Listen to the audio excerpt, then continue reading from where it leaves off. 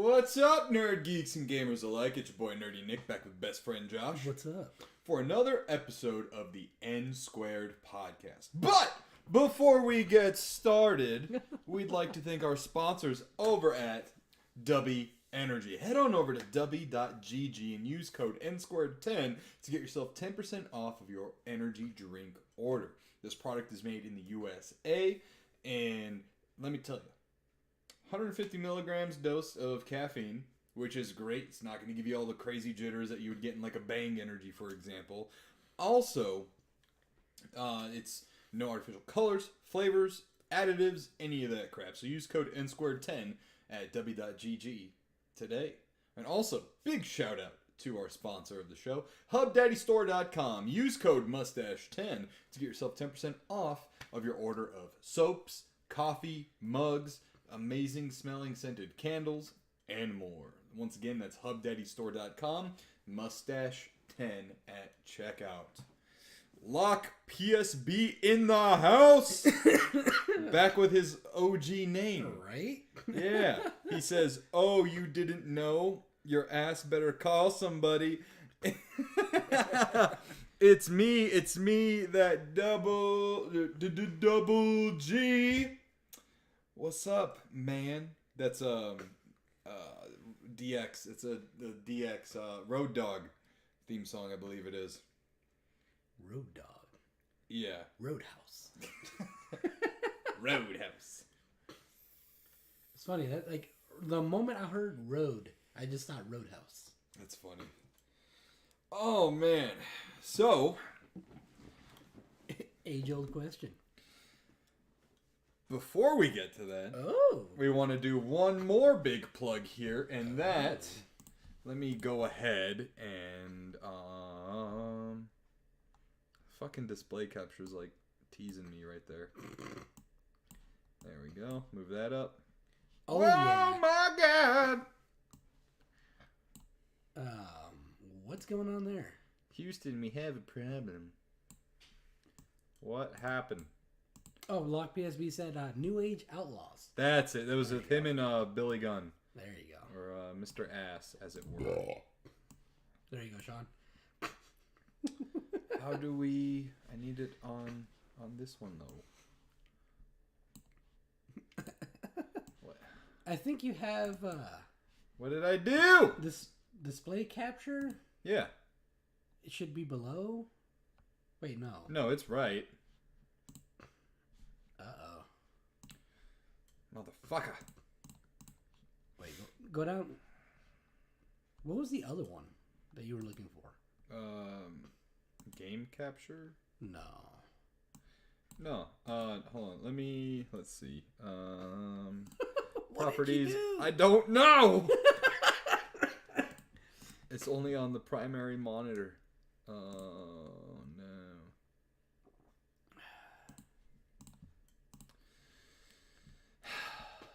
Well, here, we'll do this.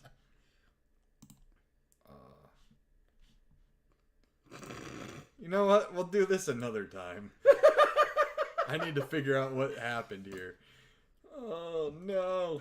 Oh, man.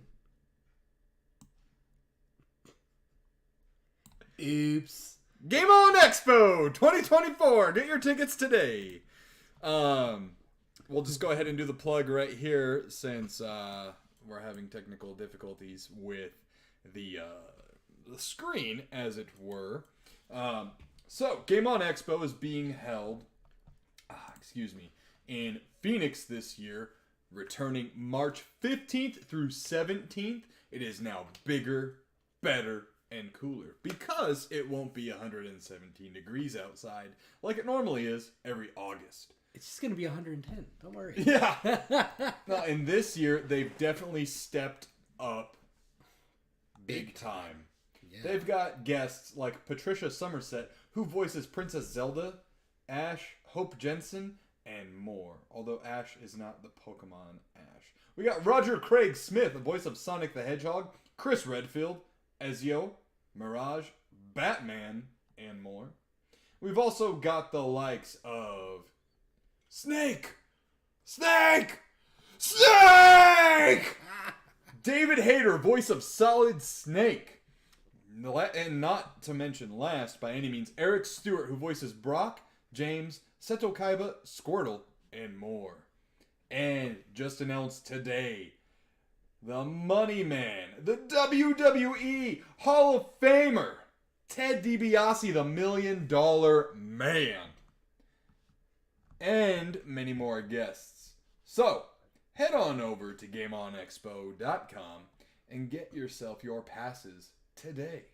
And they return March 15th through the 17th, by the way. Phoenix, Lockout. Arizona. Yeah. There you go, Locke. Oh, yeah. Elvis. Remember Elvis? The dude from the panel from New York? Oh, yeah. Yeah, he hopped back on the stream last week when I was just game streaming. And he said he's flying back out from New York to go to the expo again. Oh, it's. I really hope I get to see a lot of people that I saw last time. Yeah. Really cool guys. Oh yeah. Really cool. People. You'll get to meet John Ray. Never mind. Hasn't been announced yet. Nope. Don't worry about it. Damn, man, this cough Nothing. I has not said gone away. fucking nothing. This cough has not gone away yet. Yeah. Who the fuck is that guy? Damn. Locke says, "Damn, I would go, but I am coming back from Florida and Bahamas the week before." Damn. Well, don't go to the fucking Bahamas. It's overrated. We got palm trees in Phoenix. Yeah, we'll fucking sing "Who Let the Dogs Out" for you. Oh my god. Oh. Yeah. So, anyways, Game On Expo once again. Tickets on sale now. Yeah. It's crazy. Brittany says, "Nice save." Man, it's such a. It feels like we just went like a month or two ago. Well, we didn't go that long ago. Yeah, I know, but still. What, August was... It's been like... 4 months? 5 months? Yeah, it's like 5 months Yeah. already. Yeah. Yeah, so... I mean, Man. yeah, it was a quick turnaround for this one. Mm-hmm. And especially with it being in the North Hall this year, it's going to be even bigger. I mean, can't complain, though. The fact that it's not going to be 117 degrees outside. Yeah. Oh. Yeah. Cosplayers are going to be fucking happy. I'll be very happy. Ah. So, age-old question, what's up? What's up, what's up? What's up? No fucking around this time. All right. Oh, man. I've been playing a lot. What have you been playing? So, of course, Callisto Protocol. I think we talked about that last podcast. Yeah. Played more of that.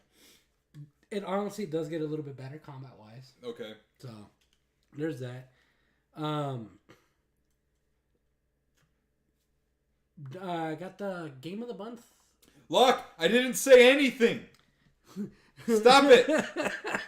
No.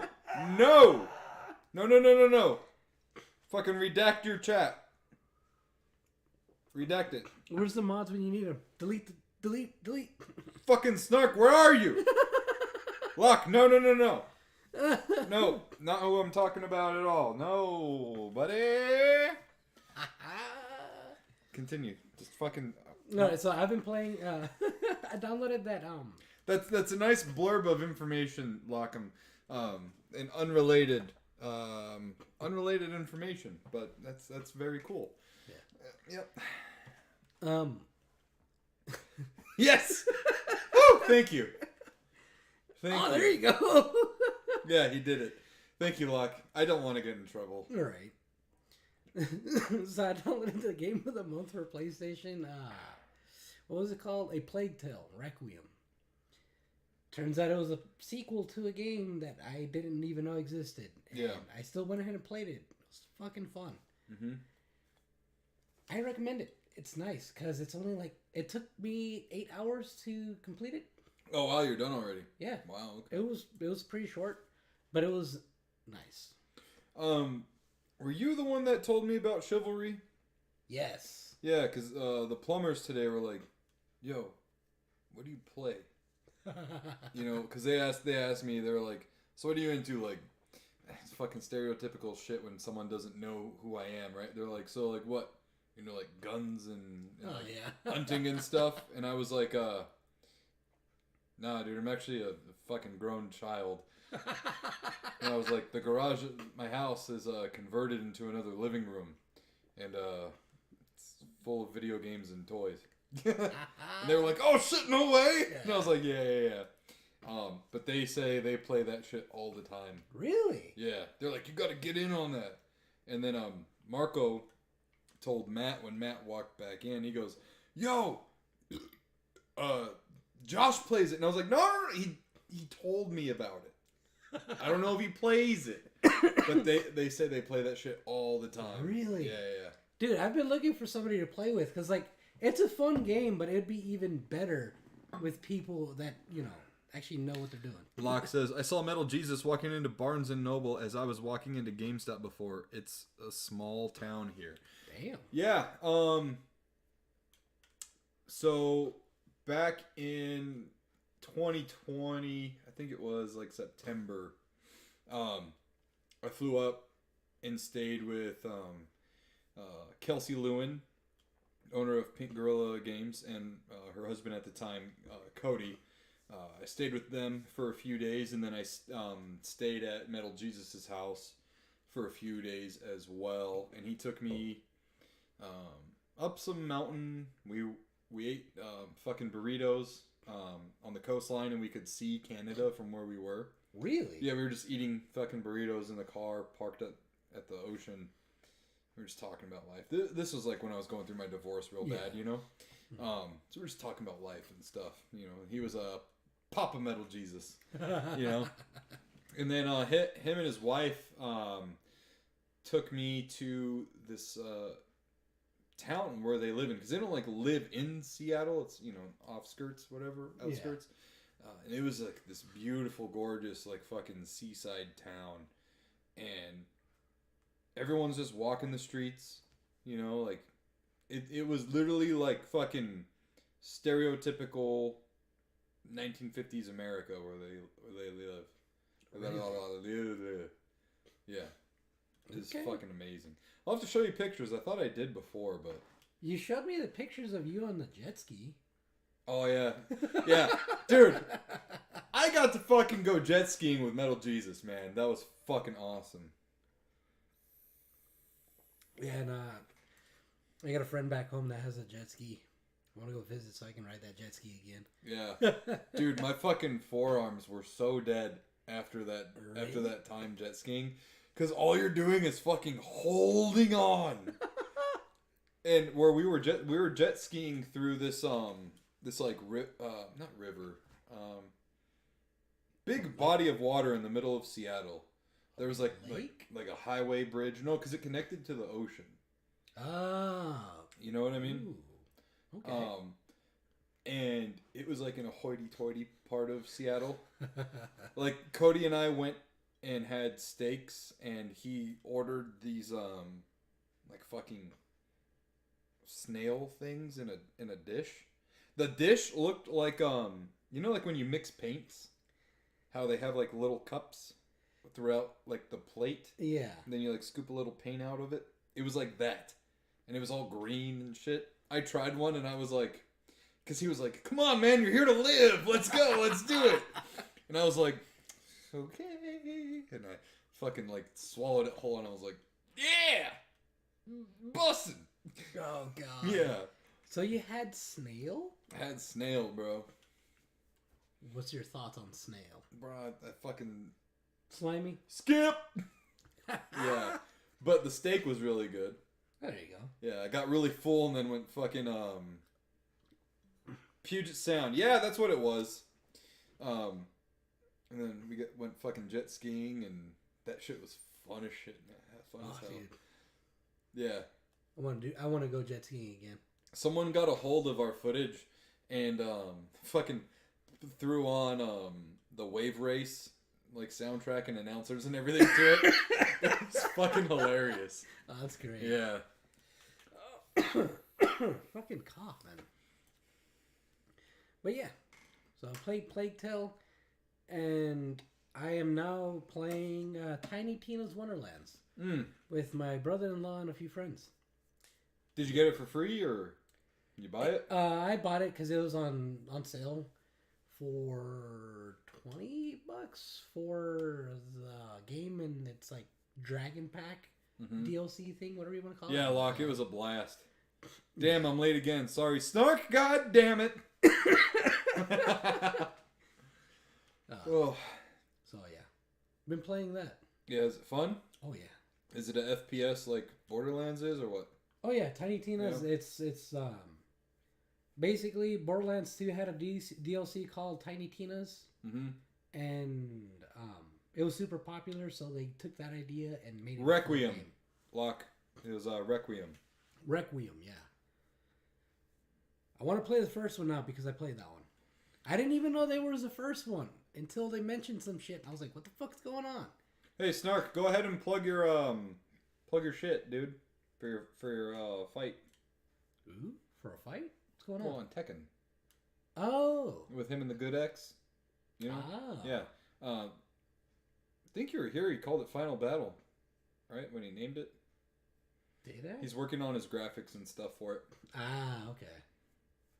But yeah, that's what I've been up to. Cool. You? Can you grab me a beer, dude? Yeah. Two. I'll take two, please. Two for you? Yeah, I'll take 2 of your finest beers, sir. Finest? We have none of that. Yeah, no, it's all fucking Miller Lite here.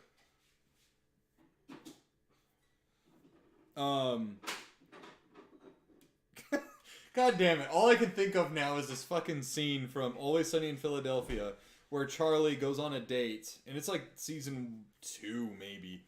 And he goes, because he doesn't know how to date, right? Yeah. And he's like, he goes out on this date, he's all fancy and shit. It's a really nice restaurant. And he looks at the waiter and he goes, "I'll take 2 of your finest milk steaks." And the waiter's like, "What?" "Yeah, milk steak, yeah." You know, and then he gets the fucking meat sweats, and the lady was like, "Did you eat a whole wheel of cheese before you came?" Like, it's a mess. It's a fucking mess. Yeah. Anyways, and then he says he's a full on. He meant to say philanthropist, but he says he's a full on rapist. And then he goes like, you know, women, children, all the kids. Oh yeah. My God. Yeah. Yeah. It is a fucking hilarious episode. Oh man. Snark says the full name is Ring of Iron Fist Final Battle. That sounds like a game in itself. Like its own game. You know what I mean? Yeah, it does. That's an awesome title. And then Locke says, I beat the first Plague Tale last year. Now I need to play Requiem. Ooh, what do you think of the first one? Because I really enjoyed Requiem. I know. I think Jim and Brian both played it and they really liked it a lot. Oh, okay. I like the fact that it was super short. Mm-hmm. You know, it's. I wouldn't say super replayable, but I wouldn't mind replaying it again. Yeah. Yeah. So I've been playing a lot of. I fucked up, and I haven't really put down Sonic Superstars. I think I'm on like World 9 now. Or Zone 9. Hey, at least you're enjoying it. Dude, it is so fucking fun. It is so fucking fun. And I'm not gonna lie, some of the bosses are fucking challenging. Really? Yeah, it's not just like hit Robotnik a couple of times and he dies. Like, there's fucking side-scrolling shooter missions too. And, Damn. Oh, yeah, it's really fucking fun. I thoroughly recommend anyone who likes the Sonic game to get it. It is well worth the, I think, like $40 or $50, whatever the price tag is. I've only been playing the missions as Sonic. There are side missions you can play. Because it'll be like, it'll tell you like Act 1, Act 2, Act, and then it'll have like the Knuckles logo next to it. Ooh. So that's like a side quest you can do. Oh. I've just been doing the standard acts. That way I can play through it again and go through the different side quest or missions as well. And I didn't realize this, but it's a 4-player fucking game. How do you even I have do that? no idea how you would be able to do that with keeping everyone together. Because I mean, you can like fucking zoom through levels, but I did notice that this game, you can't necessarily like through a level. Yeah. Because there's way too much shit to explore within the levels, and there's so many different ways you can get through a level. You know what I mean? I'd be interested to see a speed run of it. I'm sure people have done it already, you know? But I kept every time I fucking beat another act or a zone, I'm like, okay, this is gonna be it. This is gonna be it. But the game keeps going, so I'm like, I'm very happy about that. Yeah, that's always a plus. Yeah, and dude, the game opens with a fucking kick-ass anime intro of Really? Sonic and the Bunch. Yeah. Oh shit. Oh, it's so good. Oh, nice. So I've been playing a lot of that. I haven't really gotten back to A Link to the Past. Still stuck? Yeah, I think I'm just kind of like done with it for now. You know. 5 years later. Yeah, we'll return to it in another 5 fucking years. Last week on the stream, I picked up AEW Fight Forever again, and I forgot the fucking controls. Like Snark even booted up the game himself to like try to remember how to play it, and I could not remember for the fucking life of me how to dive through the ropes. Shit, if you can't, I can't. Yeah, and then I did some Stadium Stampede. Got second every single fucking time. I was so fucking mad. Same strategy and everything. Really? Yeah, but dude, people are fucking good now. What, like, they whoop your ass before you can do the strategy, or what? It'll always end up with, like, it was my luck that there would be 3 of us left as that circle kept getting smaller and smaller. Yeah. And everyone's got, like, the fucking golden bats or fucking hockey sticks or whatever. Or the projectiles, the bombs. Yeah. You know? And I would, like, try to dodge and evade and whatever. And it would just so happen as the circle, like, closed completely, I would run and, like, try to heal. But there was someone right on my ass. So I couldn't fully drink the energy drink. Oh, you know what I mean? Yeah. So, yeah, it was rough. But, yeah, I did that. And then, of course, Call of Duty. And then Saturday night, I decided to pick up Guitar Hero 3. Man, I have not heard that fucking name in ages. It's been 84 years. Yeah, I know. I picked up Guitar Hero and was quickly humbled. Why? Why do you say that? I used to play on the fucking expert mode. I was playing on fucking medium. Yeah, no, Yeah. I sucked. And what makes me mad is I know how to play like 90% of those songs on my fucking actual guitar.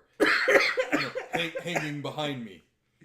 Oh. And so I'm in this weird spot where like medium is too slow for me, but hard is like too fucking like wackadoo. Like you've missed too many notes. Yeah, but I want to keep up with the song. Yeah. But like medium, like yeah. You don't get the satisfaction of playing medium. I can't get no satisfaction. Stupid. Yeah. No, every time I played it, because this pinky. You see that? I don't have a nail there. No one can see that from where you are, but yeah. I was born like that. He doesn't have a nail. The thing is, it's also shorter than my other pinky. See that? I never realized that, but I always kind of figured. You know what sucks about that? Strong hand. Luckily, it's not my strong hand. Oh man, but yeah, no, because it's shorter and I'm fucking right-handed. Yeah. I strum with my right hand and I try to play the notes with my left. My pinky can't fucking reach that orange You use button. your pinky playing Guitar Hero? Yeah. I've never used my pinky. Yeah, I can't reach the orange button. I think for me, it's because like since I play guitar, and you never use your. I mean, if you use your pinky, it's always right next to your index finger or your ring finger. I mean, yeah, because you're like you're like this. Done the wrong. Yeah, but yeah, Guitar Hero was pretty fun. I want to get down on some War of the Monsters. Oh, wow. What War of the Monsters. the fuck is that? What? It's a kaiju game on the PS2. Hold up. I gotta Google that because I fucking like kaiju shit. Yeah, it's kind of like Godzilla Destroy All Monsters that I have on the GameCube, but War of the Monsters is like a 1950s classic kind of look to it. Ooh. Yeah, and I've been wanting to play it. I don't know. I played Guitar Hero instead because I was like, I want to play Guitar Hero right now too, you know. But yeah, so that's pretty much what I've been playing. I'm pretty interested to see like what my gaming patterns are going to be this year. I know, right? It's like every year, gaming patterns change. Yeah, like who knows? You know what I mean? Like, I haven't been dying to play like NES or SNES, even Genesis games. Really, Yeah.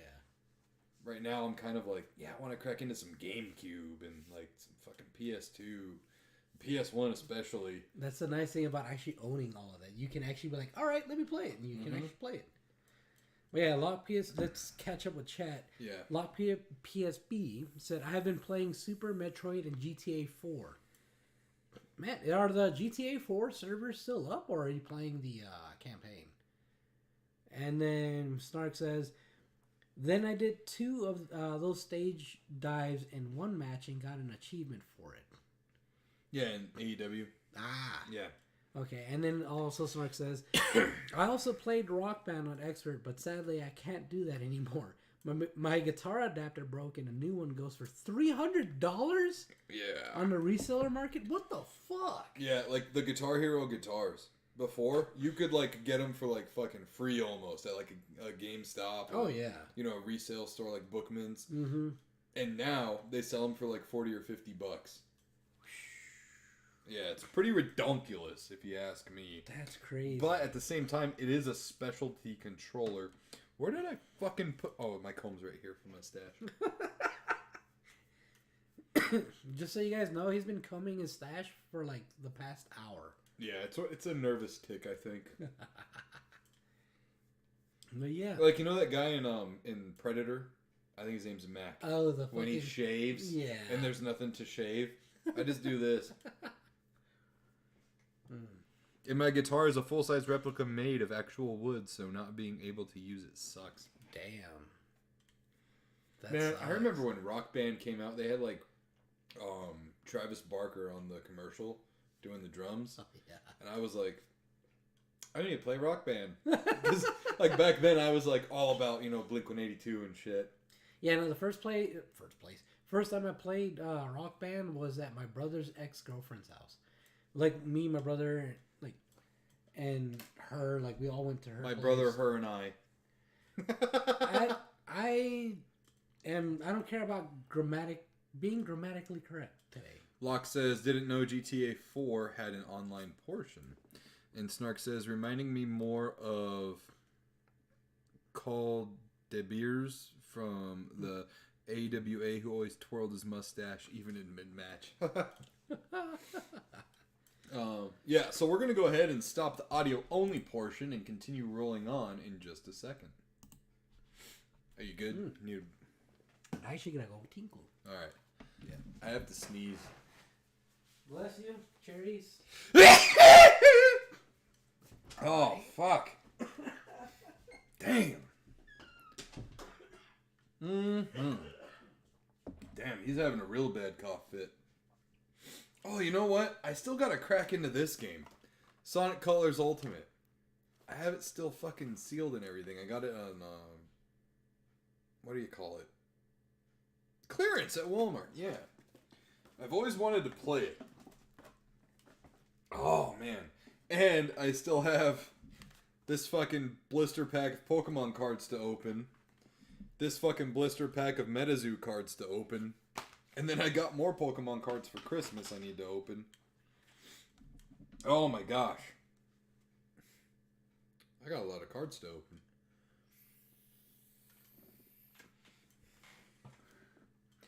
I hope you guys are excited for the news portion of tonight's podcast. I'm going to go ahead and pull up this stuff right now. That way, when we're ready to rock and roll, it's all ready to go.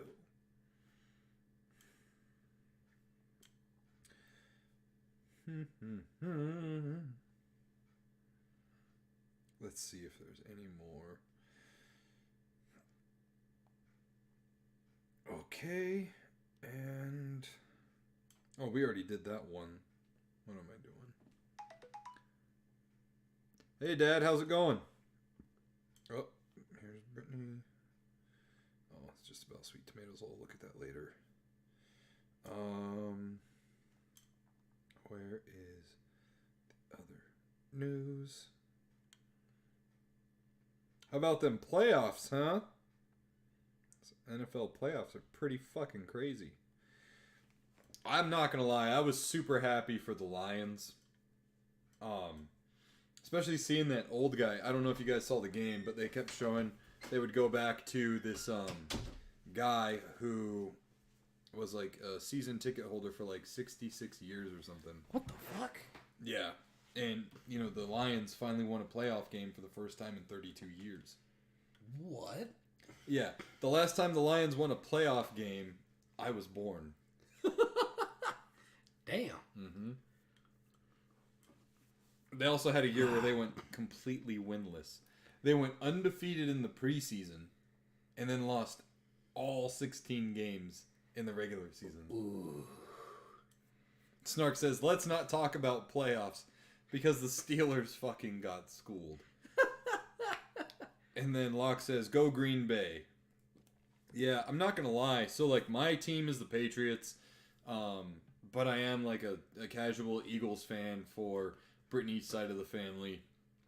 And the Eagles got fucking destroyed last night. Damn.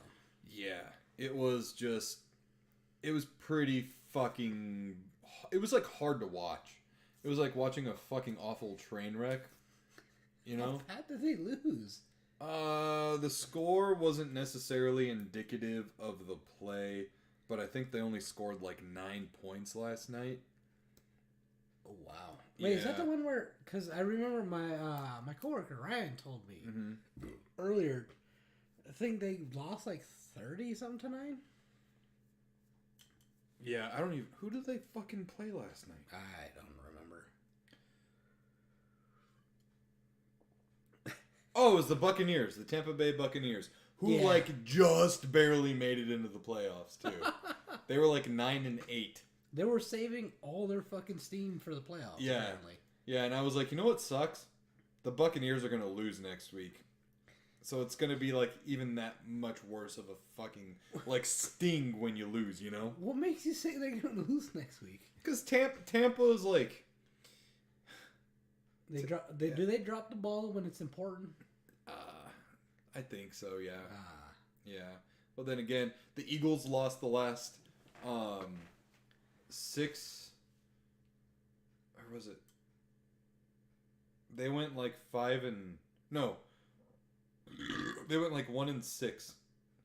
They went 10-1 and then proceeded to lose like a motherfucker until the season ended. That sucks. The Lions are one of the only teams to never go to the Super Bowl. Yeah, they won like national championships before the Super Bowl was a thing. Yeah, because in their stadium they have banners and it was like league champ or whatever, but it doesn't say Super Bowl champ. Oh wow. Mm-hmm. So they're old head champions, but not, you know. Yeah. Damn. Oh yeah. All right, so we're gonna go ahead and start recording the audio in 3, 2, 1. All right, and we are back. Oh yeah. Oh yeah. So, what? Sorry, fucking. Oh, I was trying to move and this got stuck and almost yanked it off. yeah. So this is some pretty big news coming to us. I know.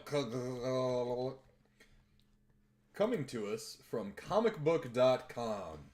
The Halo Battle Royale game reportedly canceled at Xbox. Thank the Lord. Halo's rumored Battle Royale project seems to have been scrapped. This comes to us by way of Logan Moore. This was published yesterday. So they go on to say here that a new report claimed that Xbox has recently canceled an upcoming game in the Halo franchise. Since Bungie ended its run on the Halo series well over a decade ago, 343 Studios has been fumbling the foot... No, I'm just kidding. They didn't say that. 343 Studios has been the studio behind Xbox's largest property and has developed games such as Halo 4, 5, and most recently, Halo Infinite. Despite having the primary keys to the Halo series, studio Certain Affinity announced back in 2022 was teaming up with 343 to create a new Halo game of sort. Now, nearly 2 years after this announcement, new reports have asserted that this project has now been scrapped. So, amen. Thank you. Let's go ahead and talk about this Halo Battle Royale for a second. The hypothetical Halo Battle Royale. All right. So, isn't Master Chief already in Fortnite? Right? Honestly, I'm fucking glad. I'm tired of battle royales. Everybody's fucking doing battle royale right now. Yeah. It's ridiculous. I'm tired of it. Just fucking end it. It was popular for a while. It had its fucking moment. Warzone is still going on. I'm tired of that shit. I mean, I get its popularity. You too, Dad. It's fun. What are you saying? My dad? No, Lockby is me. Locke says 343 needs to go the way of the dodo bird. Give Halo to id Software. Dude, could you imagine? That'd be wild. Fucking Doom and Halo in the same house. I would love that. Yeah, Halo deserves that kind of love and attention. I believe so. Yeah. Yeah, I think ultimately if this Halo Battle Royale was going to be developed, it is a damn good thing that it's finally fucking gone. Or that it's not going to happen at all. Because honestly, all it's going to do is diminish the value of a somewhat floundering franchise. Yeah, Halo Infinite was a great game. I completely fucking enjoyed that title and did all the side quests, the main missions, etc., etc. So there was nothing left to do other than fly around and cause havoc in the main map. Multiplayer was really fun as well, although I didn't sink my teeth into it all that much. Halo multiplayer for me, I haven't been good at it since Halo 3. Or no, Halo Reach. After that, once you get familiar with the style of a Call of Duty type of gameplay where, a couple of seconds, like maybe 2 seconds of shooting someone, they die, it really fucks with you when you go back to play Halo and there's the overshields and this and that. Yeah. I know what you mean. I had that issue when I was playing Call of Duty. And then I would play PvP in Destiny. Mm-hmm. Completely fucking different. Yeah. So much more movement. So much more abilities and all that shit. I was like, you know what? Fuck Destiny PvP. Also, there's more sweats in Destiny PvP. Yeah. If you think there's sweats in fucking Call of Duty, Destiny PvP is worse. Chancho, I need to borrow some sweats. Oh, man. So... But yeah, no, I'm glad. This egg give me no ego powers. Sorry, I had to. Stop making me laugh, motherfucker. I'm like coughing all fucking podcast. Cheaps for the orphans. I believe in science. No, I'm just glad they're not. You have now been baptized. What was that shit he said when he said when he dunked his head in the water? He just walks up behind him. He's like, "I baptize you in the name of the Father, the Son, and the Holy Spirit." Yeah. Dude, we gotta watch that movie again. Oh man, it's so fucking good. Did you see the thing I fucking sent you on Facebook? I think it was on Facebook. It was 5 dudes dressed up as Nacho Libre in the ring gear with the mask on. No. And someone this dude walks up in the middle of the night and he grabs a bowl of chips and starts eating them. And the cameraman's like, dude, what are you doing? Those are for the orphans. And there's a piece of paper on it that says orphans chips. And he goes, they'll be fine. And he eats them. And then you hear just feet kind of land. Yeah. And the cameraman's like, do you hear that? And he pans over to the side. And it's 5 guys dressed up as Nacho Libre. And they fucking attack them and shit. It's fucking hilarious. Oh, man. Yeah. All right.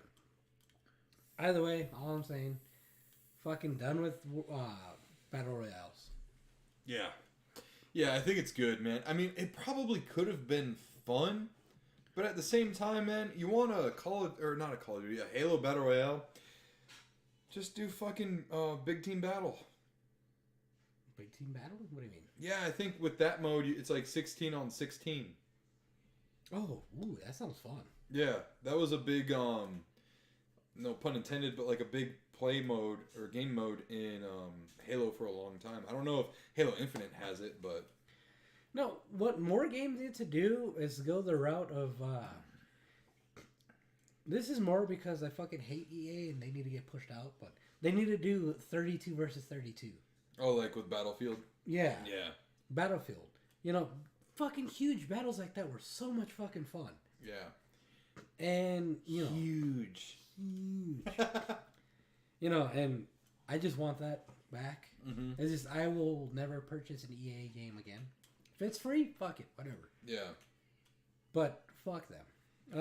Well, what about the fucking Dead Space remake? Would you ever buy that? Probably not. Mm. As much as I like Dead Space, no. I'm gonna leave my my nostalgia memories. You're really voting with your wallet there. Oh yeah, of course. Yeah, no, we need more games like that, like Chivalry, I told you about last time. It was dude, that's a lot of fucking players. It was 30 versus 30.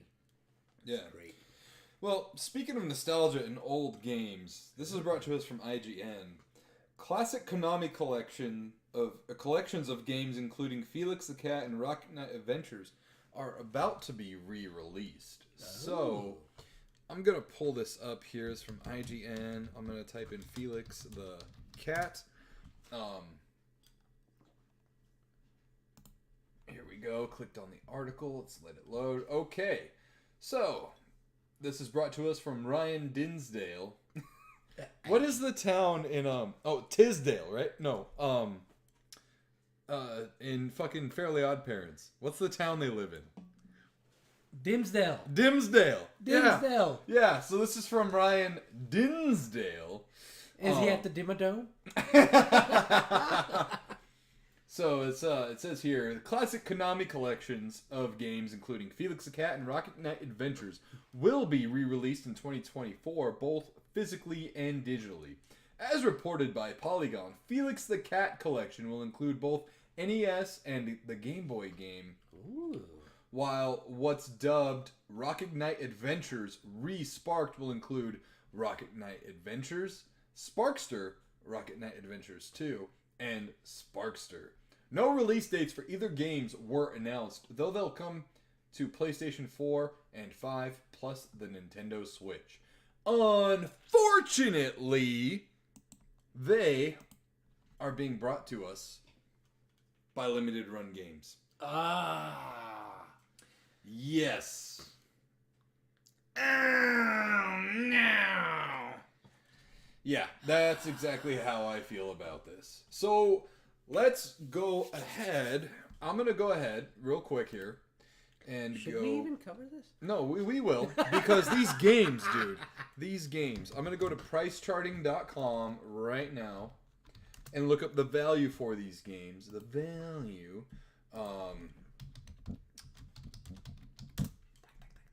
Right. So, Felix the Cat on NES loose goes for $89.94. What the fuck? Complete, it goes for just about $300. Graded goes for about $4,500. What? The box alone is $115, and the manual price is $56.12. Felix the Cat was a Hudson Soft game. It's a pretty fun platformer by all means. Remember Lucas, my friend? Yeah. He had it and loves this fucking game. But I'm more interested in Rocket Knight Adventures. So, while you look that up, I'm gonna catch up on chat. Wow. Okay, a lot. What happened? Okay. Would make sense, Locke. After all, certain affinity worked on the multiplayer side of Doom 2016. And with the exception of what Nintendo did, Pac-Man, Tetris, Mario, and F-Zero Royale games need to die. Yes. Fucking 100% agree with you there. Locke says, Snark, Mario 35 was the shit. Snark says, and I was fucking good in it too. Locke says, hopefully next year we get Mario 40. I'll buy that remake when it gets less than $20. I think he's talking about Dead Space? Dead Space, yeah. Fair enough, you know. Snark says, Felix the Het. And then Snark also says, fuck Limited Run! And then, Zombie, what up, bro? No. Fucking haven't seen you in a minute. Zombie JLT1 says, by the time your limited run order gets to you, you can save up for the real thing. Yes, exactly. Right? I think I waited... What was it, a year? 19 months? Holy shit. 19 months for this. I ended up fucking getting too impatient, and I bought the game digitally on the Switch. Because I just wanted to fucking play it. And Dude, I kept waiting and waiting. I messaged Douglas himself numerous times. We had a chat going back and forth between Douglas and I. Douglas is one of the head honchos at Limited Run. Yeah. And he kept telling me, it's getting ready to be delivered, or it's getting ready for shipment. Not too much time left now. We're going to be shipping them out ASAP, blah, blah, blah, blah, blah. Never fucking happened. I stopped hearing from him. And I was like, alright, well, fucking cool. Fuck off. And what sucks is they get all of the fucking great games. How are they still fucking in business? I don't get it. Zombie says, that's how long I waited for my Double Dragon Neon set. Damn. Yeah. I moved apartments between my order. And I was like, let's update the address and this and that. It better fucking show up. And when it showed up, I wasn't even fucking excited. I was just like, about fucking time. I mean, shit. You know? That's a year and a fucking half, pretty much. Yeah. That's fucking absolutely ridiculous. Yeah. So we went over the prices for Felix the Cat, and that game is more of a rare game than Rocket Knight Adventures. Rocket Knight Adventures loose goes for about $25.49. It's not that bad. No, the complete price is $69.69 right now, according to PriceCharting.com. The box only goes for $22.50, and the manual goes for about $30. So, this game has had its peaks and valleys as far as price goes. It's a very fun game. It's very fun. I had this one as a kid, and my mom sold this along with like 30 other of my Genesis games, plus my Genesis, for like $30. Oh. Or 25, something like that. I was so fucking mad when she sold it. She goes, oh yeah, you left it at my house, you moved out, I sold it. Blah, blah. And I'm like, what are you doing? Why? I left it here because I knew it'd be safe. Apparently not. Apparently not. And I've been spending the last 15 years of my life trying to recollect all the games I had. You know what? I bet you if you were to show her the prices of these games, you're like, look what that was worth. I had it and you sold it. It was an investment, Mom. No. Zombie says Castlevania Collection was the shortest time, but it was still long. Yeah, I think Jim and Brian, or Brian ordered it from Drink a Beer and Play a Game, and he waited about 13 months for his. Dude, that's absolutely fucking ridiculous. What's the the estimated fucking, shipment time for those. So that's what's bullshit. So when I put in my order for Zombies Ate My Neighbors from Limited Run Games, it had said that it would start production and ship out in like about 6 months. Okay. And then they took 18. They're never on time with what they tell you the time frame is. Which, I'm surprised no one's fucking sued them for false advertisement at that point. It's like, if you say 6 months and they deliver in 8 months, that's a little bit more understandable. Mm-hmm. Still fucking way too far out. But the fact that they say 6 months and it's fucking a year and a half? A whole year longer than they said? That's fucking bullshit. Yeah. So let's see here. See, this is like where it is very hard for me to not order the Rocket Knight Adventure Resparked collection here, because it's got a reversible cover. You also get a Genesis oversized retro-styled clamshell case, like the hard plastic, Sega Genesis cases. Yeah. You get a looks like silver coated Sparkster statuette. You get a full-size comic, design document collection, certificate of authenticity, a mini cartridge display case, which looks like a shadow box. You get a 2-disc soundtrack. You get a poster and a steelbook. And the pre-order window is from January 19th to February 18th. And you'll receive it in 2026. Dude, and like, I want what they're fucking offering, but I fucking hate that company. That's how I feel about EA. Yeah. Yep, exactly. And you know how I feel about fucking digital games, man. Yeah, no. I fucking hate the digital marketplace. But that might be the only way I'll ever fucking get these games. Unfortunately. Unfucking-fortunately. Snark says the Intellivision Amico says... that's fucked up. That's fucked up, yeah. And then Zombie says limited run getting licenses is like what Funko does with Pops. Yeah. Yeah. Yeah, exactly. So, I mean, look at...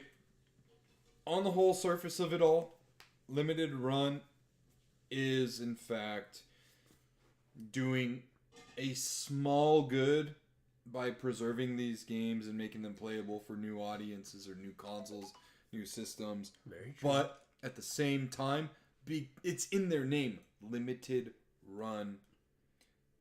They create a false or a fictitious supply and demand.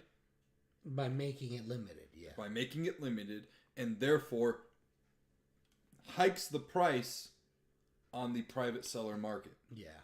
So, it's like, you're damned if you do, damned if you don't.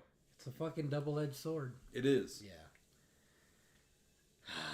But with my experience with limited run games, I will never fucking order it from them again. So look at here, not Sparkster. Rocket Knight Adventures peaked last May at the loose cartridge price of May 2022, $49.37. Wow. That's just loose too. I mean but you look at games like fucking Splatterhouse and they're fucking absurd. It's crazy because like Splatterhouse, I've never heard of that game. Like Rocket Knight, until I brought it up to you, right? Rocket Knight sounds like familiar. Like I've probably heard mentions of it or seen pictures of it, but Splatterhouse, I've never heard of it. So like Splatterhouse 2 on the Sega Genesis, loose goes for $78.99. Damn. The complete price is $269.52. I passed up on that 3 years ago at like $80. Damn. Yeah. I'm never owning them. I'm never owning them. Nope. I have it ported on the Sega Dreamcast in a collection. But yeah, I think I'm just never gonna own them. Damn. Yeah. That sucks. I fucking do a sick cosplay for Splatterhouse too. I think even the not remake, but the reboot. Dude, that fucking graded price. What the hell? Yeah, graded's fucking ridiculous. $7,200. So let's see. The complete price, even for the reboot on the PS3, is $69.99 complete, and on the that's PAL pricing. That's Europe. Let's see. And the Xbox 360 complete is going for $40. Why is it more on the PlayStation? I'm not sure. That's weird. And I have both of them. I was like, I want as many Splatterhouses as I can get. I fucking love that franchise. Zombie says never say never, and then he also said sure does one hell of a cosplay. Yeah, that was I made the mask and everything for it. Yeah. I remember you showed me. All right, cool. Mom, you can stop texting me right now. I'm kind of busy with my friends. What game? Splatterhouse. Right? Is that what you're... The remake is so underrated, says Snark. Yes. The reboot is... It got, critically panned because people kept saying, well, it's more of the same. And it's it's a fucking... They made it a... Because they said the combat was repetitive, right? And it's cool, are you going to say that about fucking God of War 1, 2, and 3? Right? Because the combat is absolutely fucking repetitive in those games. Yeah, I'm a fucking huge fan of it. I can agree with you on that shit. Yeah, and this was around that time. Fucking stupid. Yeah, and it was gory as shit. It had the fucking voice actor for Megatron do the voice for the mask. Because the mask is alive. Sentient. Yeah, sentient. Jim Cummings, I think is his name. And he was real smart ass and would cuss at you and what are you, a pussy? Like that kind of stuff. Snark says even better the glory kills in Doom 2016 were inspired by Splatterhouse. Yep. Oh shit, really? Yeah. Damn. Yeah. Ooh, backstage. Yeah. So we'll go ahead and take an audio break here and be right back after this short break. Are you good? I'll take another beer. Yeah. Snark says, no, it was Jim Cummings who voiced the mask. I don't ever recall him voicing Megatron. Wasn't Jim Cummings Megatron voice actor? I don't know. Who's... Pulling it up? Yeah. Megatron voice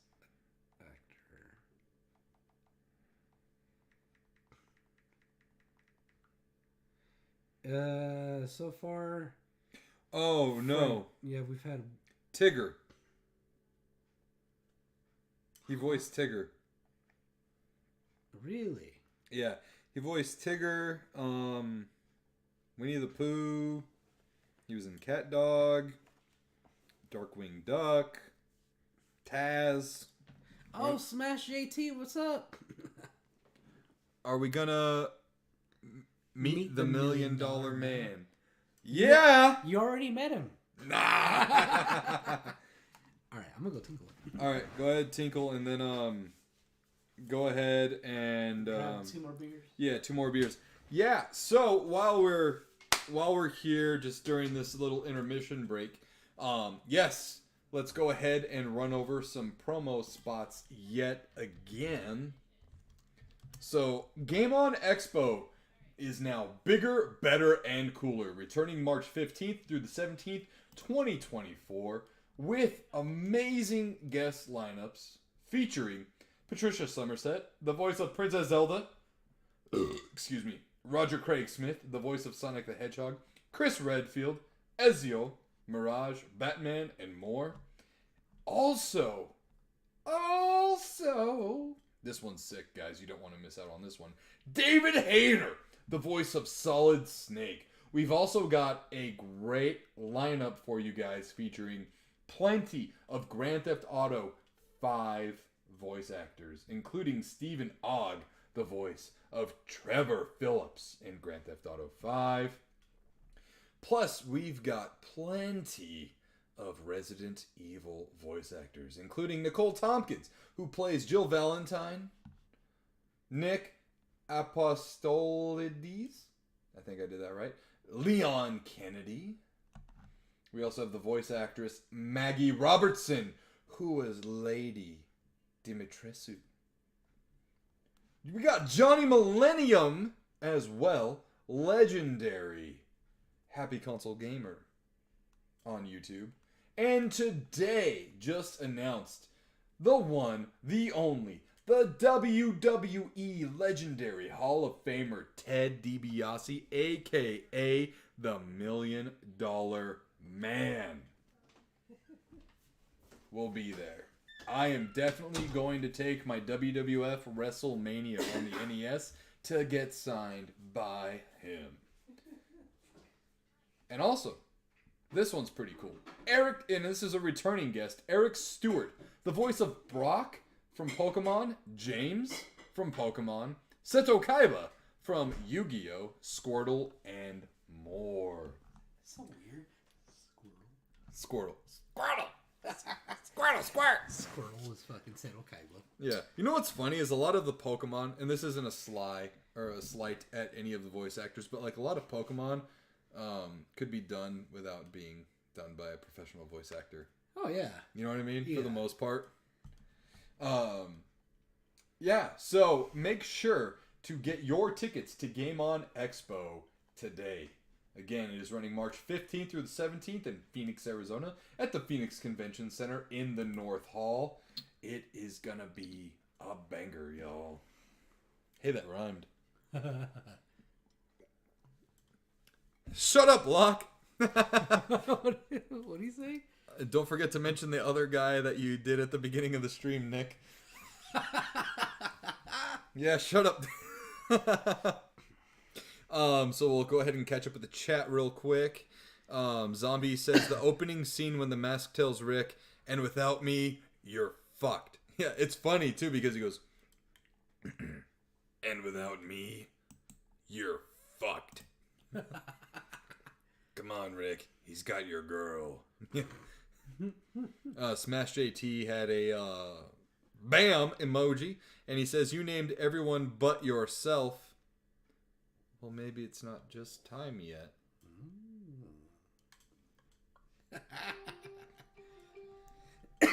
Yeah, right now they just have the big names announced. The big shoots. Mm-hmm, the big wigs. But hey, we'll see what the future has in store. Right? We'll leave it at that. Yeah, cool. Anyways. Should start the recording off with that. And then just leave nowhere with it. Yes, his father.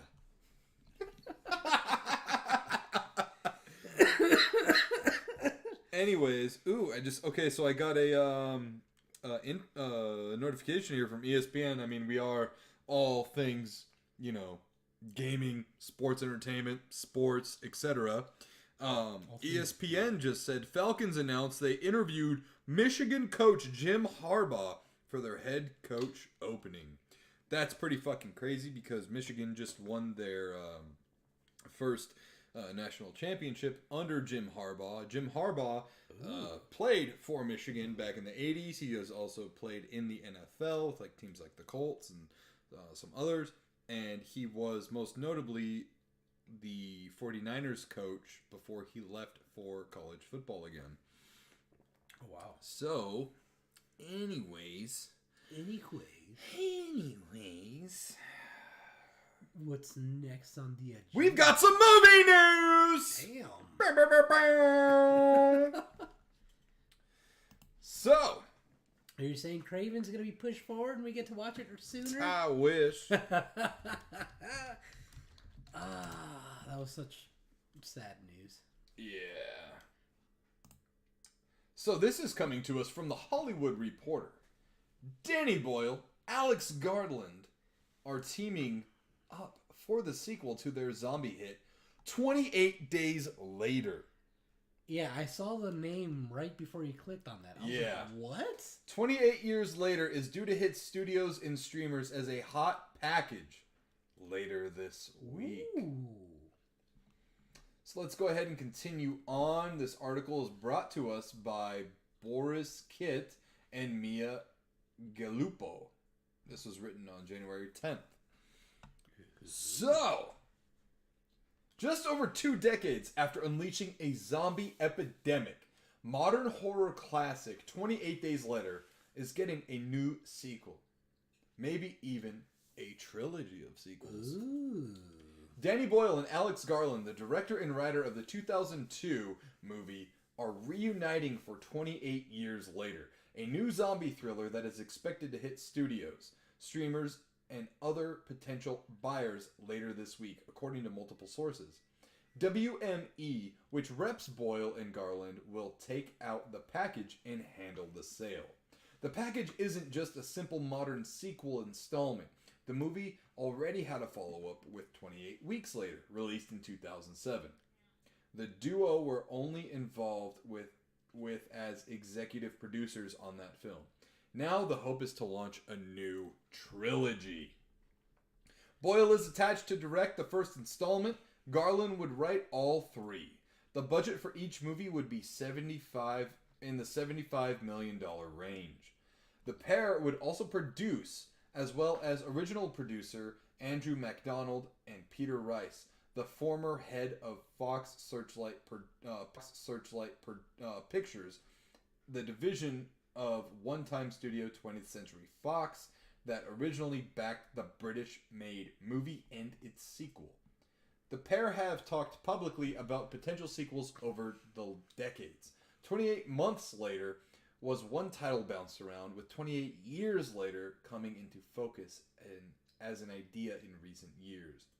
28 Days starred Cillian Murphy, the now celebrated star of Oppenheimer, as a man who wakes up from a coma after a bicycle accident to find England now a desolate, post-apocalyptic collapse thanks to a virus that turned its victims into raging killers.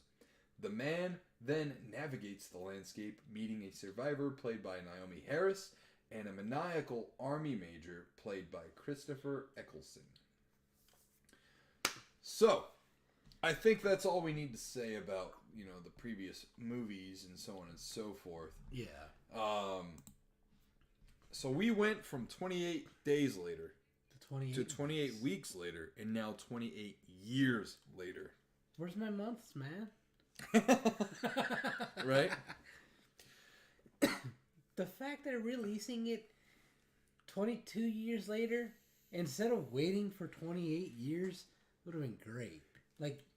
It's a long time to wait, but it would have been perfect 28 years later. Yeah. To release it, fucking... Oh, hold on. I want to do catch up here on Smash's chat. He says, all right. For the record, I was against the Pats firing Bill Belichick. Just saying. Oh, yeah, I did see him retweet it first. Yeah.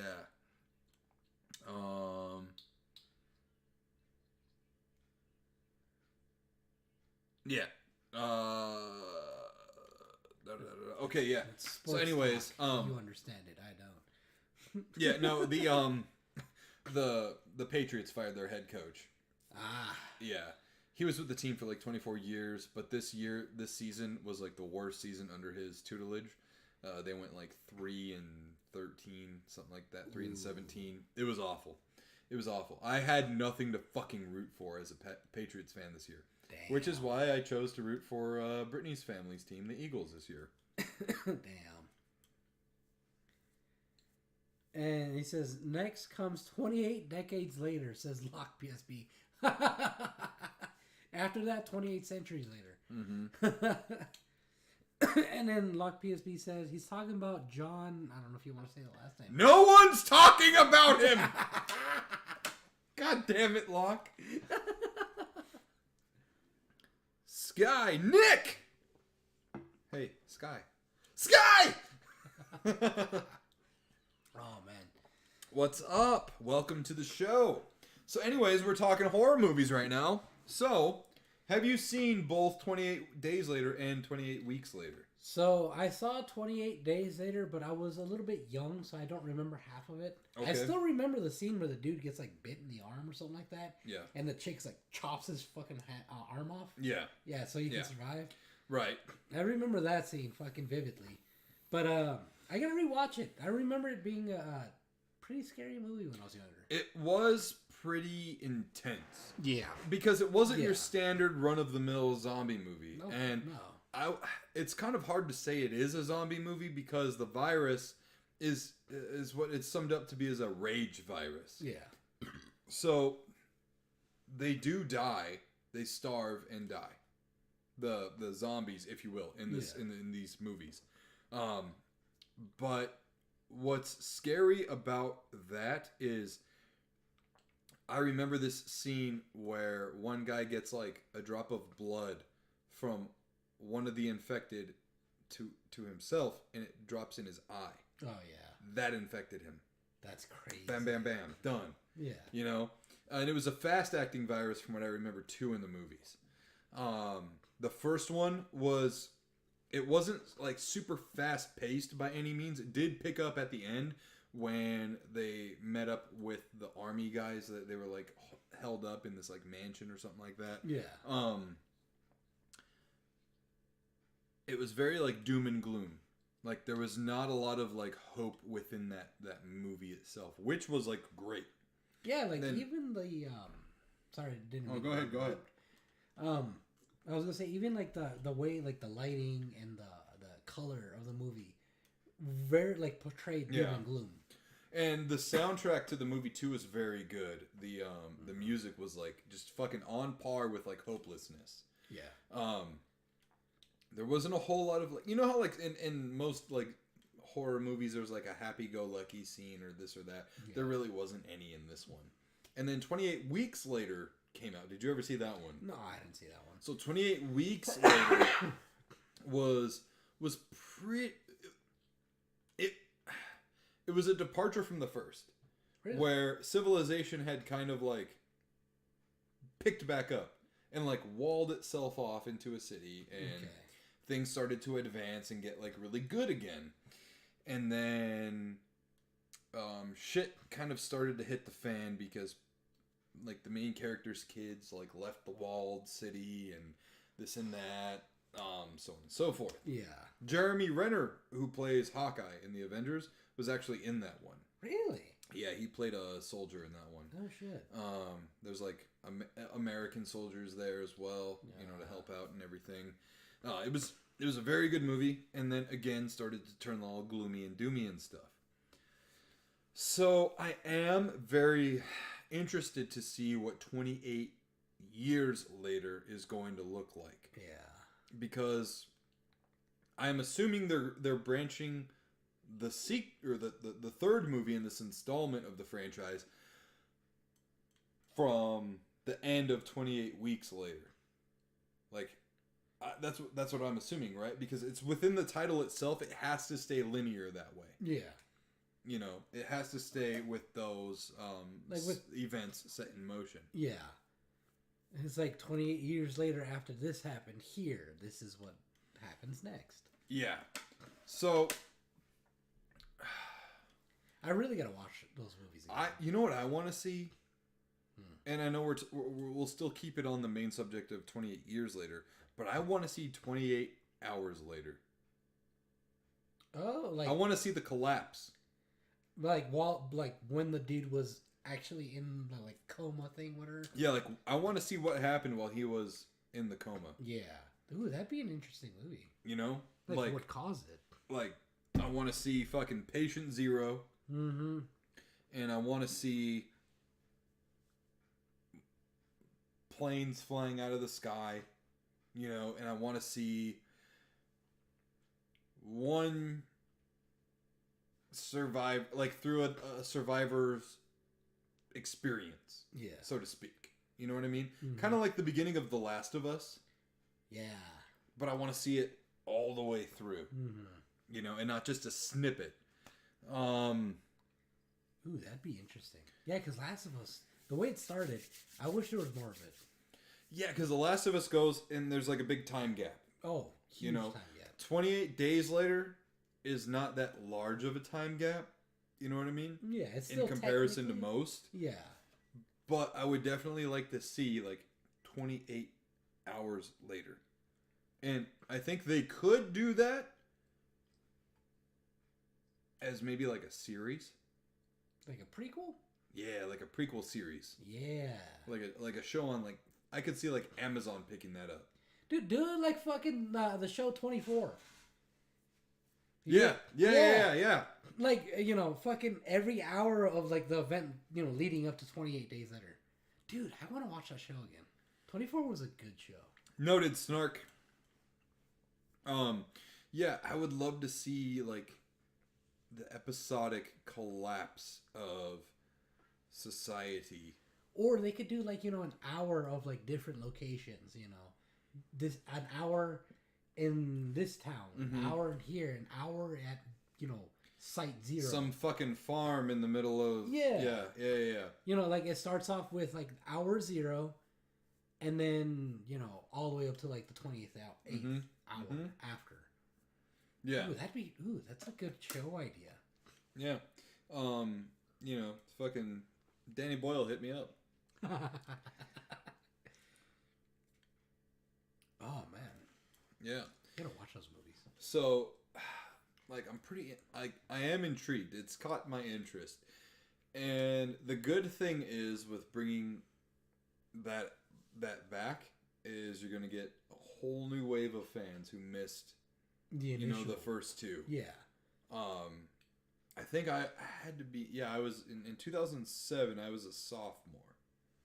Depending on what month it came out, right? I could be a sophomore or a junior. Yeah. But I definitely remember going to see that movie. That movie had a helicopter scene where the helicopter was used as like a fucking lawnmower against all the fucking infected. Jesus. Yeah, it was intense. Got some ragu needing your attention. Hold on. Yep. Another one. More ragu. Another one.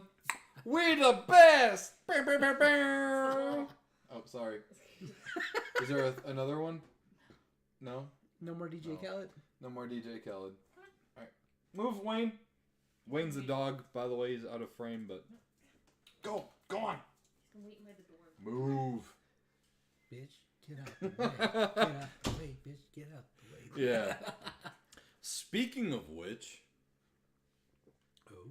We're going to talk about some Def Jam Vendetta news. Huh? Yeah, so apparently someone asked Ice-T on Twitter, like, why hasn't there been another, or someone mentioned it on their Twitter, AJK, what up? Yo, it's been a minute, where you been? Someone mentioned, like, Jeff Dam Vendetta games and how, like, they need to come back and whatever on Twitter, and Ice-T retweeted it saying that, well, maybe if they fucking paid up, we would fucking do it. And it went on into a longer conversation about how a lot of the rappers in the games didn't get really paid jack shit for their appearances. Fuck, seriously. But he was like, it's one of those scenarios where you don't want to not be in it because everyone is in it. Right? It's like, you don't want to be one of the guys who's like, nah, I don't want to, fuck it, whatever. But yeah, he was saying if I think EA holds the rights to Def Jam Vendetta. Fuck them. Yeah. Of course, that makes sense why they didn't get paid fucking well enough. Fucking EA ruining shit again. Actually, I'm not gonna lie, dude. Back when AJK says life's been busy, man. Oh, so busy. LOL. Hey, no worries. We get it, man. Yeah. I'm actually still in my fucking work clothes. If you saw my fucking bottoms right now, you'd see all the drywall dust and mud all over me. But back then, EA was doing things all right. They had like EA Big, which had like SSX Tricky, wait, those SSX games. Tricky was fucking EA as well? Yeah. God damn it. Yeah. I fucking love that game. Well, dude, back then EA wasn't what we know EA to be now. I mean, that's very true, but that's like, back then of course you can see their shitty business practices started back then though. Not paying the rappers enough for that. Def Jam was fucking huge back then. Yeah, and those games, I mean, even today, I'll pull up price charting again real quick. Yeah. I remember I went to Def Jam's website, or the game's website, and it had a countdown timer. in the middle of the screen for when the game was going to be released. Really? And this is back when I had dial-up still.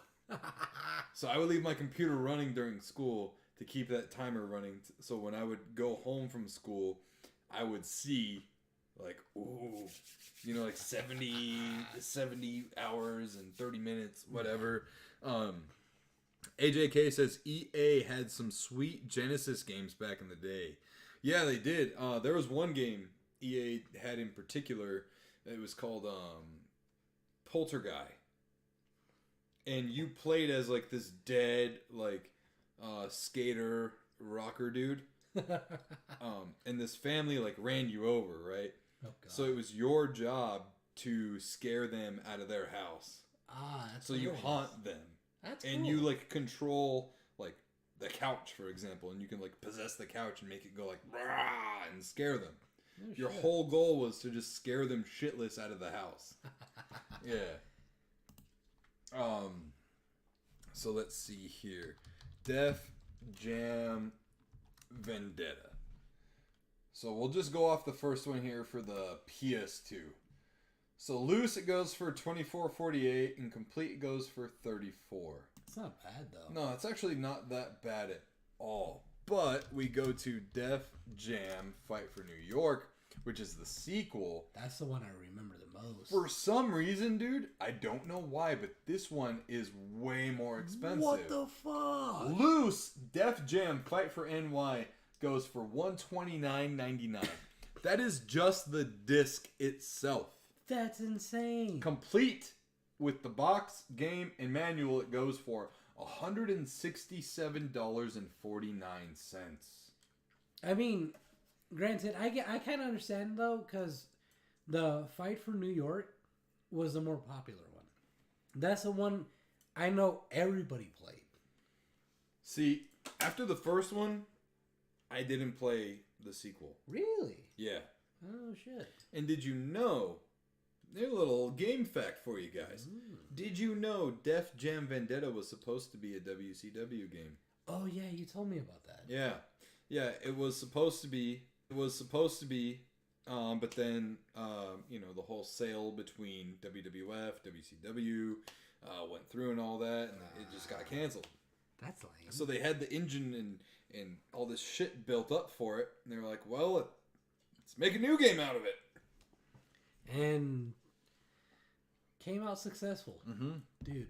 And that's why it doesn't play like a traditional, like, fucking fighting game. Yeah. It plays as a wrestling game. Yeah. AJK Dude. says, nice. Dude, I remember playing Fight for New York. Like, it was me, my brother, and a friend of ours that, we'd spend the night at his place like every other weekend.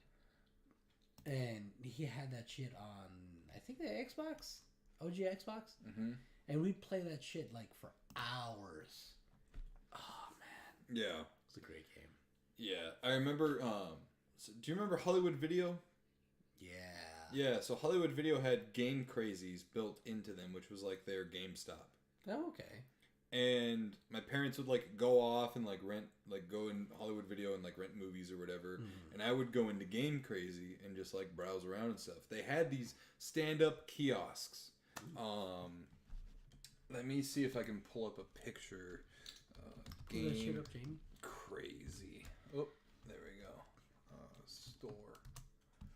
What sucks is that you won't be able to show it on the stream. I know, the fucking thing's a little stupid right now. Yeah. So this is what it would look like, right? So you'd have Hollywood Video, and then on the side of it, it would say Game Crazy.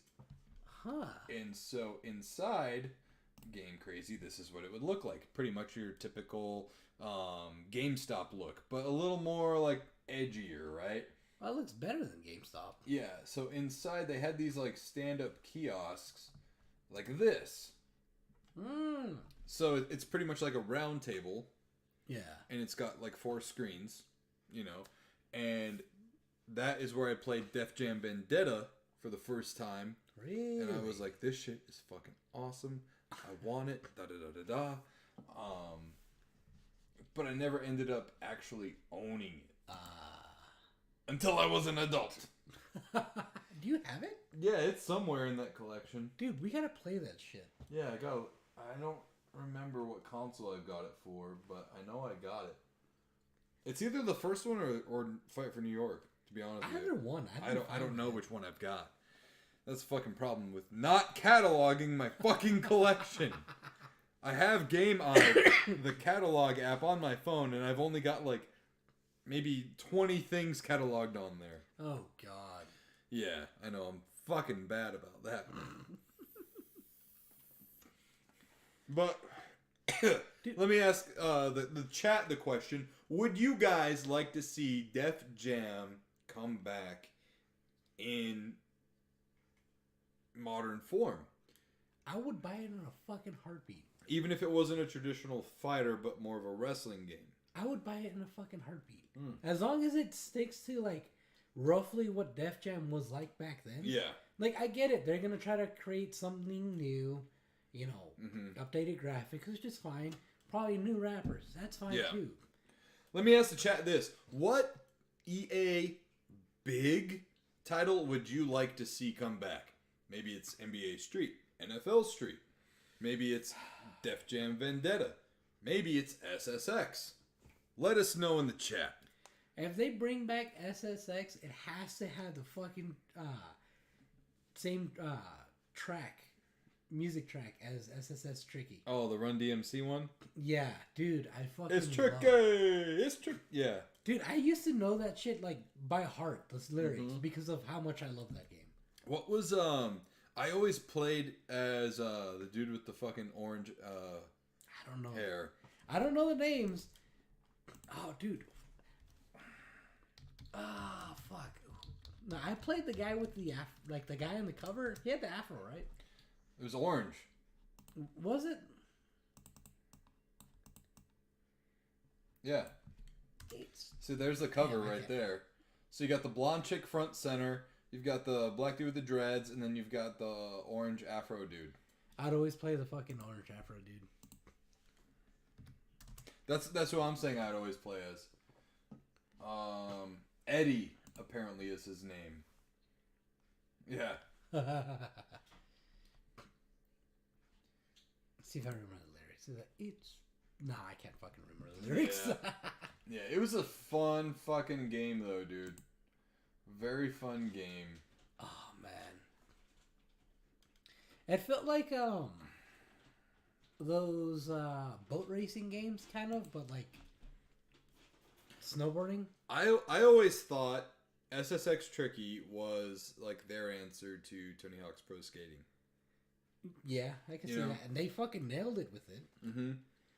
But, you know, of course they haven't come out with any new ones. That's unfortunate, but fuck EA. David Arquette voiced him? No shit. Wow. What was I gonna say? I think, oh yeah, the last one I think they did was SSX, like the good one was SSX Tour, I want to say. Oh, I didn't even know that. On Tour. SSX On Tour, that was it, yeah.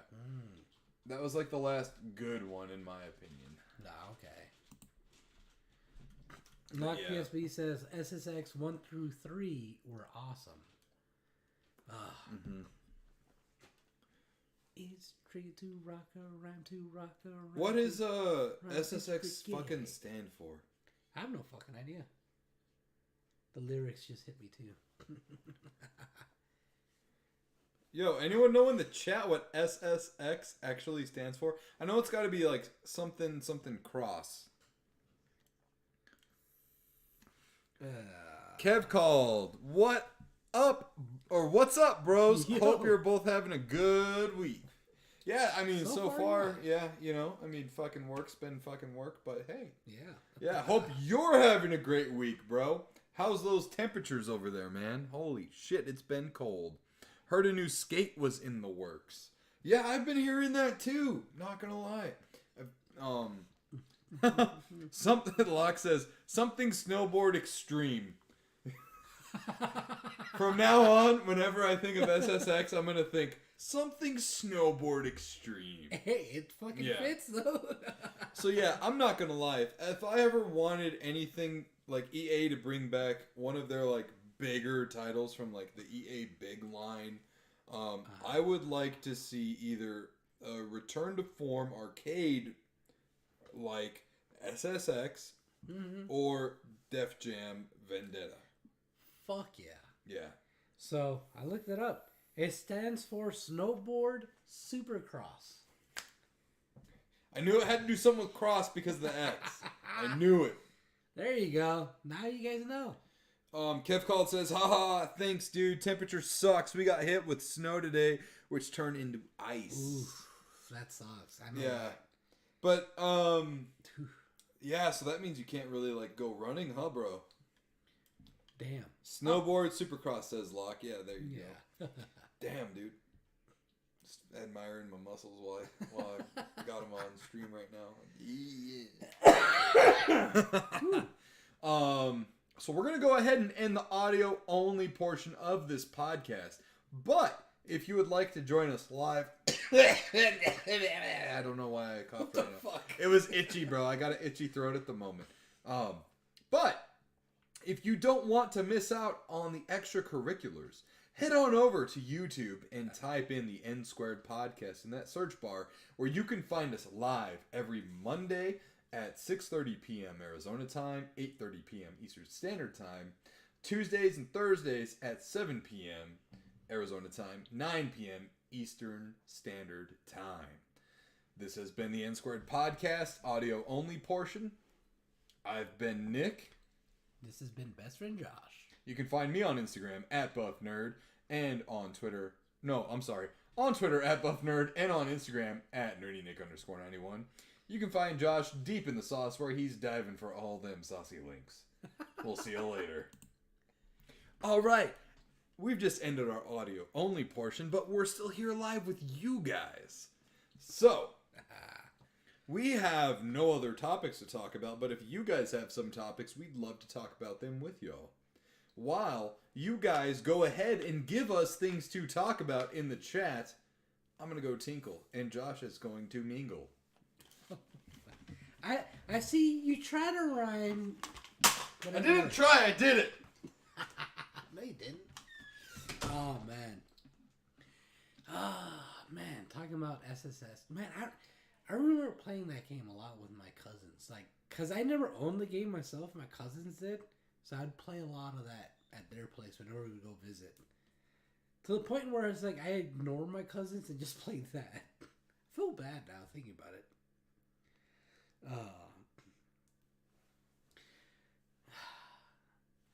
I gotta see what other games EA made. Because I remember they made a lot of good games. You know what? I want them to make a remake of Battlefield Bad Company. Because I never actually got a chance to play those games. But I heard they were amazing. And if they're going to make a remake, and if they want my money, they would have to do that. But,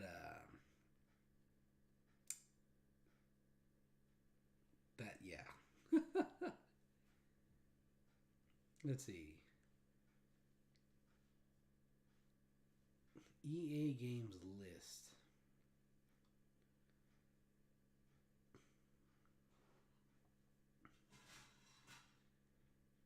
Oh, they have way too fucking many games.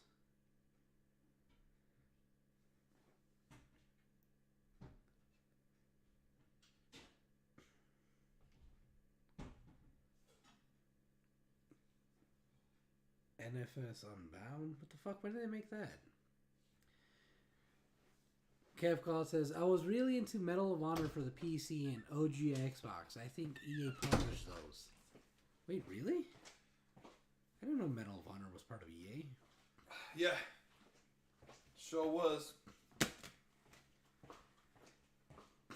AJK says, the only thing I'll give them is Jedi Survivor. I haven't played that one, but I've heard that one's a really good game. Yeah.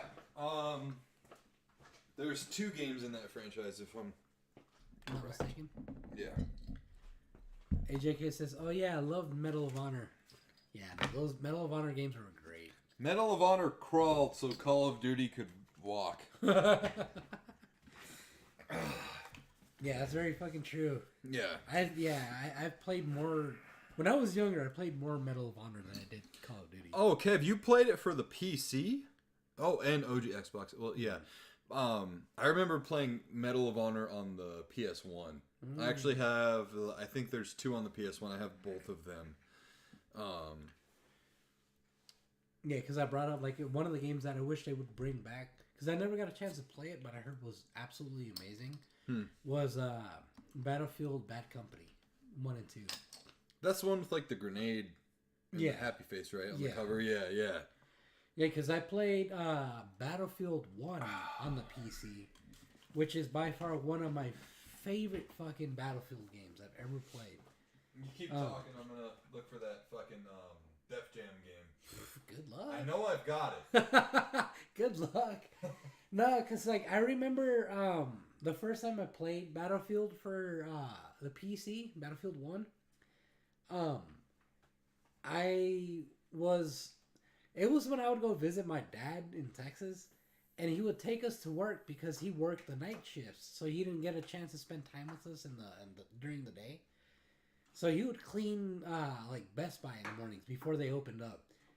And like after I finished helping him out, I would like stand at where they had the PC set up and they had Battlefield 1 ready to go and play, and I would stay there and play while my dad finished up the job.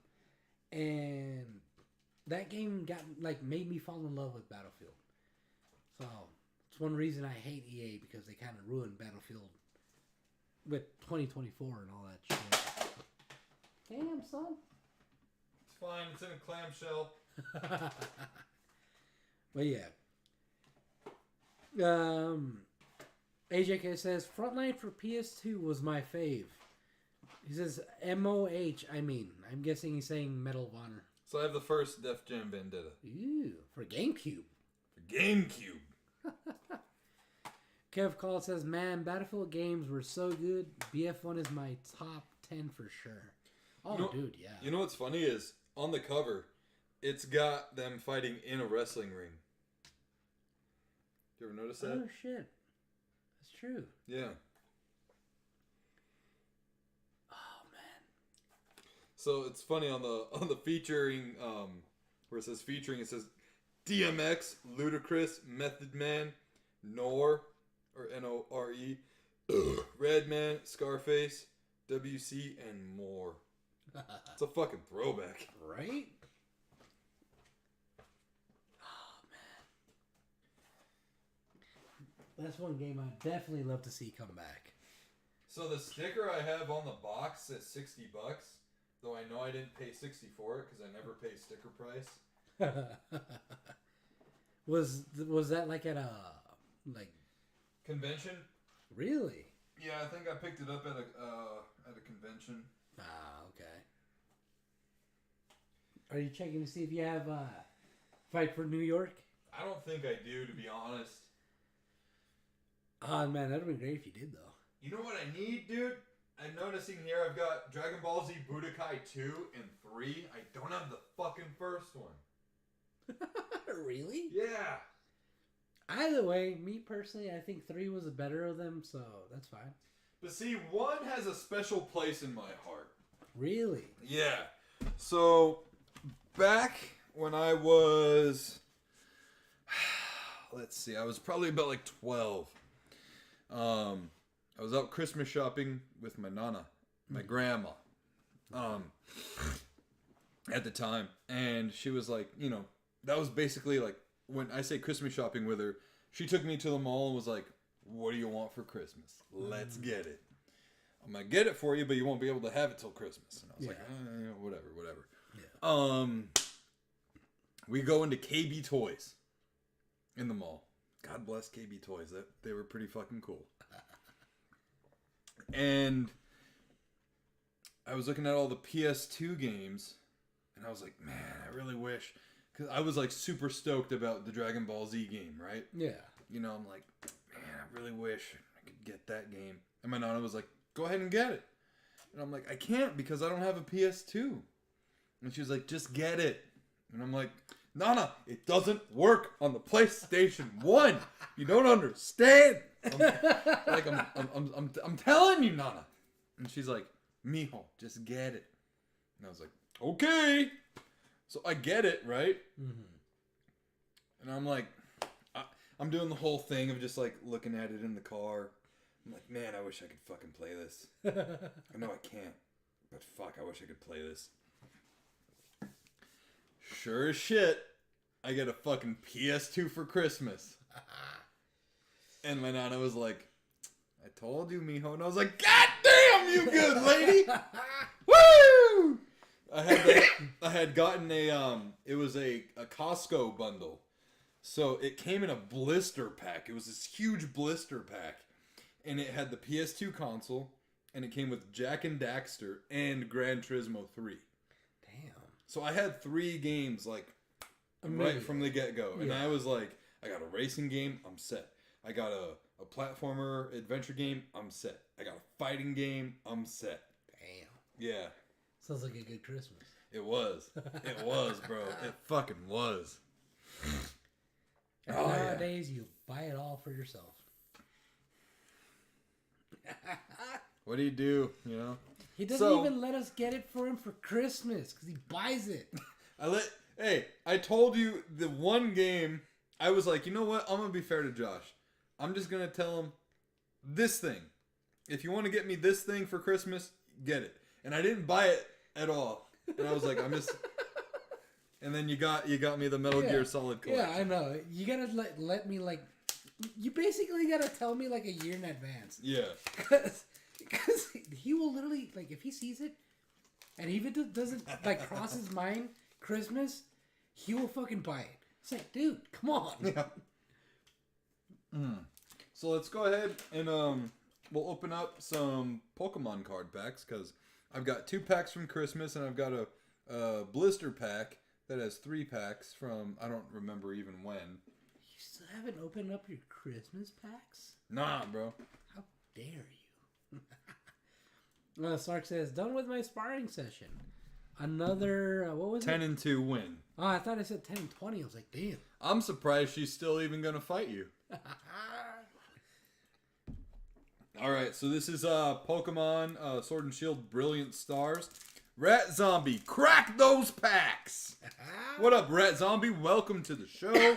The after show, rather. I know, I right? can do my blessing. I always do that with every pack. And it always comes out with fucking great cards. Fucking asshole. Don't fucking jinx it, though, bro. There you go, Sean. Okay. I pray we never forget that. Yeah. So we'll get rid of the QR code card. I think it's 3, so we go 1, 2, 3. Oh, shit. Don't show it! On the bottom. Alright, so first up we've got... Energy. Green energy. Everyone needs an energy. Get online them truckers. We got, Wormadam. I don't give a damn. Never heard of that one. I mean, We got a Staraptor. Reverse Hollow. Ew. It's a raptor bird, I guess? Yeah, it evolves from Staravia. Never heard that name either. Me neither. Milcery?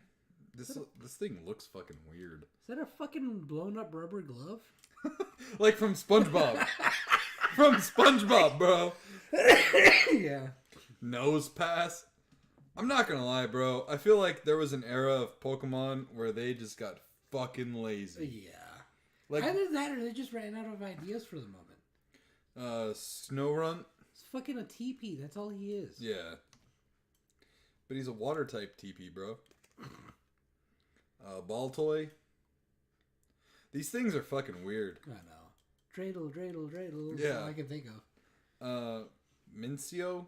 It's a little rat thing, mouse thing. Pokemon loves their rats. They do. Well, because they can fucking make them all cute, making them big old ears and round faces and stuff. Yeah, true. Clang.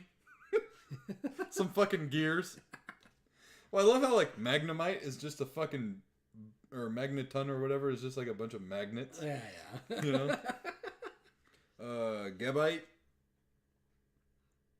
That was actually kind of cool. Yeah. And, Torkoal. We got a fucking, for the first time in my life, a shit pack. Josh, because you fucking jinxed it! God dang it, bro. You fucking jinxed it. Welcome to our world, like normal people, you fucker. Bro, that's the first time I've never gotten a fucking regular holo or nothing. Not happy with that. I'm gonna bless it and you shut the fuck up, okay? Actually, hold on. Now I'm getting all superstitious, so hold on. Oh, man. Take a sip of beer.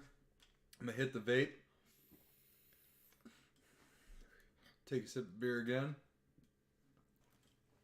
And now we bless it. Not gonna lie, bro. When I opened that pack, the front peeled away. Never had a pack to do that before. Andre, bro, what is up? What's good, man? Haven't seen you in fucking forever. Hope you're doing well, brother. I like how that's your fucking tell. What? The pack? The pack. The pack open, like, it's split in the front, and I was like, what is going on here? Here we go. This one opened up fucking properly. There we go. A little snap, crackle, pop action. So we're gonna get rid of the fucking QR code one. Evelyn calls that one the most important card. Why? I don't know. I think she likes it a lot. It's just you get a free fucking e-pack or whatever. How's everything going with you, dude? 1, 2, 3. Put those at the bottom. Alright, so first up we got Electric Energy. It's shocking. Fuck off! We got a non-holo Arcanine. He's the best boy. That one would be cool if it was holo. Right. Got a reverse holo Swirlix. This thing... It's literally ice cream. Is that what it is? I think so. It's fucking weird. I feel like this is going to be another non-holo pack. Drowsy. Bunnery. There you go, Sean. Fuck off. Sean doesn't watch us anymore. Ever since I didn't fucking burp on stream, he doesn't fucking watch us. He's here in spirit. Chimico. Come on. Give me a good fucking pull. Emolga. Sounds like a disease. Yeah. Vulpix. Nice. Come on. Primordial Altar. Some trainer card. Sunflora. Really? Really? Sunflora! That there's a sunflower Pokemon. And Worker. Damn. That's really These are the worst Worker. fucking pulls I've ever had in my whole fucking life. What the fuck, Santa Claus? Alright. We're going to go ahead and open up this booster pack. This is from the Obsidian Flames line. We got like a while back. Yeah, I got this a while back. The Obsidian Flames, we bought booster packs from the card dealer at Game On Expo last August. And he was like, these just dropped today. You remember that? Yeah. Yeah. He was over by the tabletop gaming section. Here, why don't you show off this pretty promo card it came with? Ooh. So gay. You're the one who started it. Gotta spank. Well, what do you say? Gotta spank the deck harder. I can't spank it too hard. I don't want it to burst. Oh my god. Houndstone. Look at that. I don't know if you can see the little polka dots on it. Hmm? Oh yeah, the shiny polka dots. Yeah. There you go. Andre says, keep doing you, man. Hanging in there, bro. Dude, it's good to see you, man. I haven't. Are you still doing the Real Otaku Gamer? Is that still your jam? Because Andre ran a sight for a long time. There we go. I spanked it just a little harder. Ah, there you go. These wrappers feel a lot thicker than the other ones. Here. So, like, hang on to that one. And I'm going to let you feel this fucking... Oh, god dang. I can't even... There we go. Ooh! That had a good fucking snap to it when I popped it open in the top. Had a good snack, crackle pop. I think we'll get good ones here. I kind of got a feeling in my jellies, but we'll see. Rat Zombie says, now spit on it.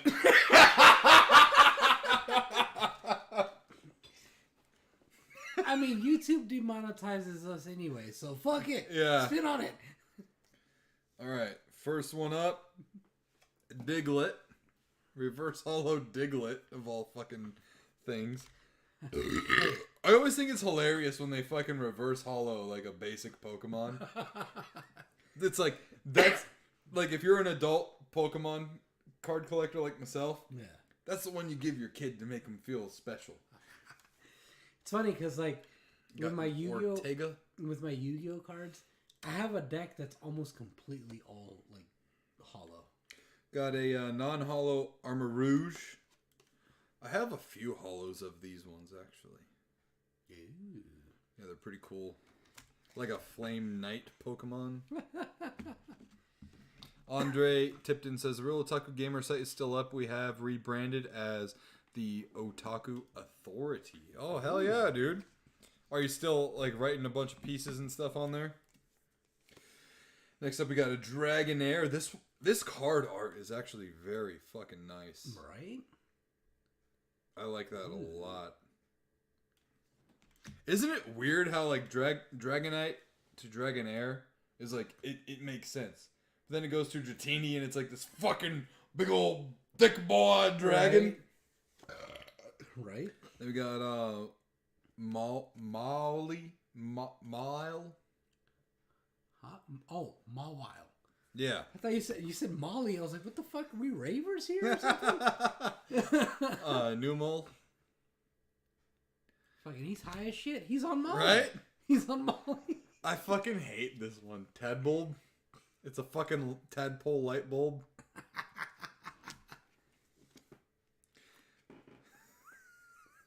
We got a fucking teacup. What is it called? Sinus tea. Oh my god. Stupid. Basic psychic energy. We basic bitches here. I don't know what this is. Oh, we got Nente! Oh shit. Bro, that's sick. Come on. It probably can't focus because of the fucking hollow. Oh, there you go. Ooh. That's nice. Oh, bro.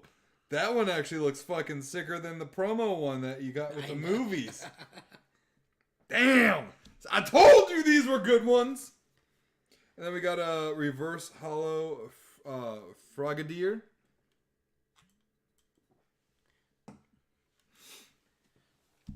See, I gotta listen to Rat Zombie more when he says, you know, a little spank it a little harder. I got a fucking Entei, bro. You know why you didn't get a better one? Huh. You didn't spit on it. All right, so feel this wrapper versus. Yeah. All right, so we opened up 2 packs of the Brilliant Stars from the Sword and Shield line, and now we're opening up the Obsidian Flames from Sword and Shield. I told Josh this wrapper feels way thinner than this one does. It looks thinner. Oh yeah, that's like. It's different. Dude, it's like half the thickness. That's a thick boy! Damn, boy! That's a thick ass boy!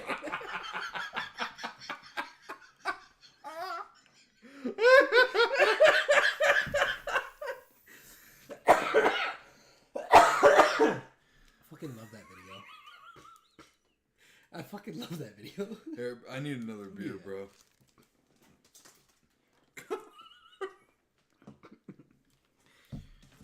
Oh, man. Oh, we got 2 more packs to open. Brittany just texted me. I wonder if she heard you.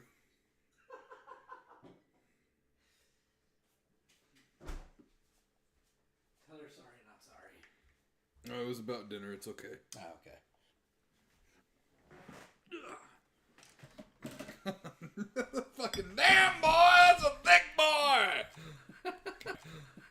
You know what? Should we play some music in the background, guys? In the chat, let me know. Should I play some little lo-fi in the background?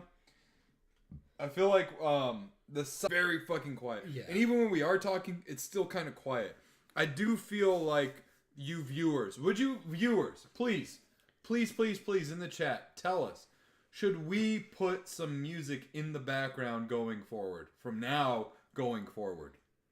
And if you do, let us know what you want us to play. Yeah, exactly. Like right now, I've got a okay. Rat Zombie says sounds good to me. Like right now, Mark says yes. On the YouTube, I've got a nostalgia playlist. It's 4 hours of chill N64 music to study, work, and relax with. So we'll just go ahead and turn this. Yeah, put them to sleep with that. AJK says, "Hey guys, I got a split. Take care." Hey, you take care as well. Man, you too. Yeah, thank you for hanging out. Hell yeah. Come back soon. Yeah, video. Oh, hold on. Video game, lo-fi, or something sounds good. Okay, let's go with Night Ride FM, synthwave radio for neon nostalgia. Dang, a banger right from the jump. All right. That zombie. So I need you guys to tell us, how the audio sounds. I need to know if everything matches up. Okay? I need to make sure that you can hear us. Okay, do this. Put a 1 in the chat if you can hear us and the audio's okay. A 2 if the music needs to go down. Lee. You know, while they do that, I actually gotta go to Tico. Andre, all right, bro, sounds good. Yeah, looking forward to hearing from you, brother.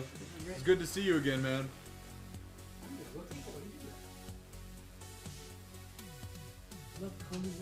Yeah.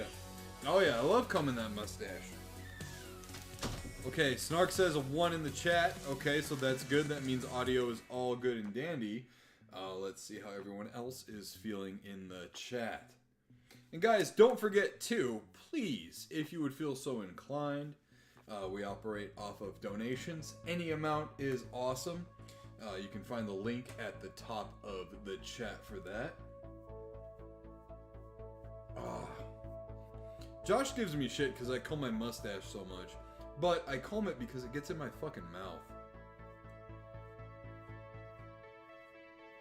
I got a very, very full stash. And I've got this like little streak of gray right here. I feel like Rogue, but in the mustache game. Know what I mean, Jelly Bean? I crack this bad beer open. Oh yeah. So yeah, guys, like literally, I came home from doing a drywall job today to literally walking right into the game room and starting the podcast with Josh. So like I was telling the podcast earlier in the show, I am literally like, here, let me take my headset off. I'm literally still covered in drywall. Like, there you go. It's like all over my legs still. My shoes, they're supposed to be jet black. They're pretty white. What the fuck are you doing? No, I'm just saying how like I literally came home and started fucking podcasting. I just see you out here fucking like this, and then you start almost like raising your pants. No, so It's not OnlyFans. AJK and Andre both had to go. Yeah. But everyone in the chat says audio is fine. Alright, it's good. Alright.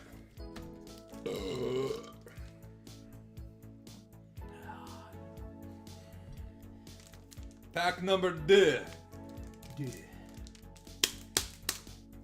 Wait, Hold on, I need to do that again. That's better, it's more firm. The third smack, the first time around, it didn't hit flat. It was like smack, smack, smack. Yeah. Smack. Okay. Woo! Oh! Perfect! That opened fucking perfectly. Rat Zombie says, there we go! Yeah. Oh, look at that. But just like, oh, fucking perfect. Look at that. Talk about that pull-out game. Well, I mean, you have another kid on the way. Oh, touche, my friend. 2, 3, go at the bottom. All right. First up, we've got a reverse hollow Cleffa. Sounds like the clap. And then now we've got a Pidgeotto. Resting, stalking, some might say, in the shade. In the shadow.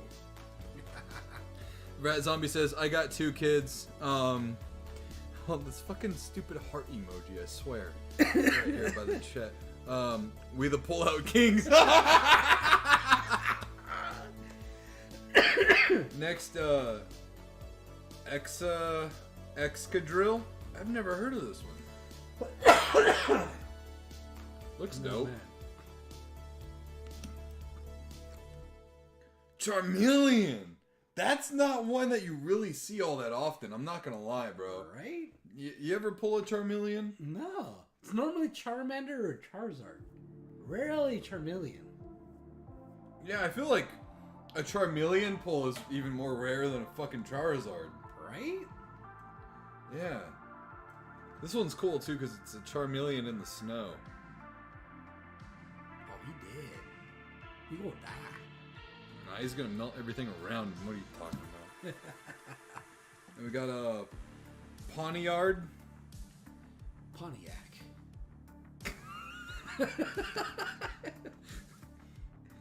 Charcadet.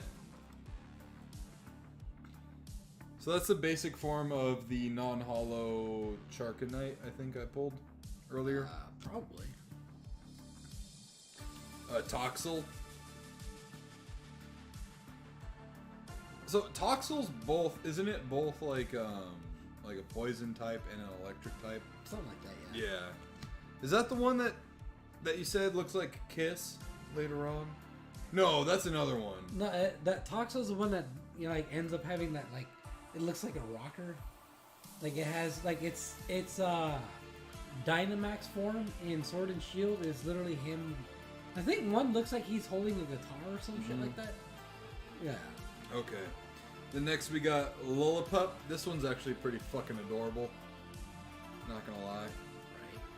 And it's a clay image one. Dude, those are so cool. I love it when they do that every now and then. Yeah. You know, where it's like you get the animated art, but then you also get like the real world art. Yeah. We got a steel type energy. Those are actually pretty hard to come by. Not gonna lie with that one. Okay, here we go. We got the last 2 pulls of this pack. You got it. You got it. Ooh, okay, Toxtricity. Yeah, that's Toxel's fucking evolution. Oh yeah, that one's pretty sick. I don't have this one. I have a few Toxtricities, but I don't have this one. That art. Yeah, this one's dope. This one's pretty cool. And then last but not least, we got a reverse hollow Wugtrio, which is the underwater version of Dugtrio. Let's just be honest. What's the remember there's the tentacool, but then there's also the plant type of it. It's just so fucking lazy. I know. It is such a lazy design. Alright, y'all. We're down to the last pack. A Charizard pack. Everyone bless it. What do you think? Flick your screen 3 times. Bless the pack. I'll hold it up for a few more seconds. Bless it. I bless it. 1, 2, 3. Oh, look at that! A blessing came through. 1, 2, 3. They ran out of ideas for Pokemon. Yeah, they kind of did. I mean, there's that one Pokemon that's literally a trash bag. Mm-hmm. Fucking stupid. I mean, there's the other Pokemon that's a fucking lay. Oh yeah. You know? Yeah. I'm not gonna lie, dude. The anime for Sun and Moon is fucking goated. Really? I fucking love that one, bro. Okay. Summer Nick, all day with that one. And the first season of that anime, Yeah. has like the coolest fucking song. It's all fucking ska punk and shit, dude. It's so cool. Red Zombie says done, and then says ice cream cone. Yeah, there's an ice cream cone one too. All right, here we go. Ooh, that one was good. That was like Eddie Kingston chop level good.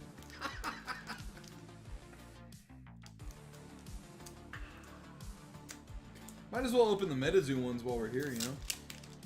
Wait, you still have MetaZoo ones that you haven't opened? Yeah. Oh shit. If y'all don't know what MetaZoo is, this is myths, tales, and legends. Cryptics. Yeah, Cryptids. Yeah. Trading card packs. And I'm not gonna lie, if you guys are fans of collecting Pokemon cards from back in the day, these packs are the same packaging from the old school Pokemon card booster packs. Yeah. So when you tear into these, it feels like you're tearing into an original Pokemon booster pack. And the artwork for those is really good as well. Ooh, we got another good pullout game. Look at that. Look at that. Says, "Oh, that's sick. Where did you get that?" So I got the MetaZoo cards originally at a gaming expo, but they're available at Target by me every now and then. You can head to I think it's MetaZooGame.com and check out their availability. You can order like a lot of their decks and booster packs on Amazon as well. Yeah. Stick around. Like seriously, after this pack, I'm gonna get right into these and I'll open those up. They are really fucking cool. I have one binder for Pokemon cards plus a shoebox full, and I've started a binder for my MetaZoo packs. I've also started collecting the Dragon Ball Z card game, and I've started recently collecting Digimon as well. Yet he won't collect Yu-Gi-Oh with me, fucker. You never asked, bro. I'm just fucking with you. Alright. Trust me. I would, though. Trust me, you do not want to. What? That fucking... Knowing me, I'm gonna pull every fucking card you want. Oh, you know what? No, that's a great fucking idea. Dude, I know a guy who actually bought his fucking house from selling Yu-Gi-Oh cards. That's dope. Because that's how fucking expensive they are. Well, see, and like... Fuck the Yu-Gi-Oh community for that. Look it. So, for example, here, I'll hold off on showing these real quick, and I'll show off, like, these Dragon Ball Z cards I got those recently. Dope. I've shown these off on stream before, but... So, like, here, for example, like, I've got Cell Max. Let me pull some of my holos here. This is from the last run. Okay, here we go. So this one right here, it's called Sacred Water. It's kind of hard to tell, but it is like fully holographic. That shit looks dope as fuck. I have no idea what it's worth. I have no idea. This is just one pack. I have, I don't know, maybe like 10 packs worth of cards. Damn. And I have at least like 13 or 14 holos in that. Shit. Because I pull holos like a motherfucker. Oh, yeah. With Dragon Ball. Oh, yeah. But if I were to start collecting fucking Yu-Gi-Oh, I'm sure... I mean, for fuck's sakes, on Digimon, I was like, I hope I pull a fucking this card, and I pulled it. The card on the fucking packaging. Yeah. Alright, so we've got a reverse holo Darmantian. I have never seen this Pokemon before, Josh. Yeah, me neither. What the fuck? It's like a little fireball Pokemon. Evolves from Darumaka. We got a Floatzel. I believe I have this one already. We got a Wiz Khalifa. Whiscash. Wiz Khalifa. 24/7 synthwave with all your favorite artists. A Kangaskhan! Do you remember that episode? This is The little kid? Yeah. This is Arcade High. I'm Alex, aka Highway Superstar. This Got a Wiglet. is Night Ride FM. Man, I can't hear that and not think of another word that I can't say. What? Starts with an N. Oh, Wiglet. But, yeah. Yep. Got a Rockruff. I don't think I have this artwork one yet. Oh, that one's cool though. Yeah, it looks like paper. Like paper mache? artwork. Yeah. Oh, that's sick. Where did you get that? Yeah, he said. Oh wait, no, yeah, he said that already. Yeah. We got a Rhyme trainer card. Never seen this one before. The fuck? It's on her head. No, it's the background. It's like the light fixture Oh. in the middle of the ring. I thought she had like a weird like headpiece on. There we go. Yeah. A Glimmet. Is that a balloon? No, it looks like a seed or like a sprout. What the hell? It's even weird. Okay, fire energy. There you go. Okay. I'm kind of scared because I don't want to be let down. What do you think? Ow, fuck, I just hit my tooth with the beer bottle. Been drinking too much. Yeah, you'll get a good card. Alright.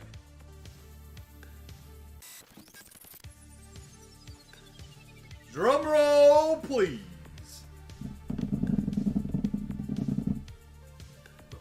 Oh, shit! Oh shit! Woo! We got a Pidgeot EX, motherfuckers! Dude, that shit looks dope as fuck too. My camera can't fucking focus on it. I know, it's too fucking shiny. Hold on, I wonder if I turn the light off. Let's turn that light. Ooh. It's a little bit better. Yeah. Bro. That is fucking gorgeous. Right? Oh, hell yeah. Could you imagine pulling a fucking Pokemon card with 280 HP back in 1999? I know, right? Nobody could be fucking beat you with that. And then last we got a Drillbur. There we go. Bro, that's sick. I know. Oh, that is so good looking.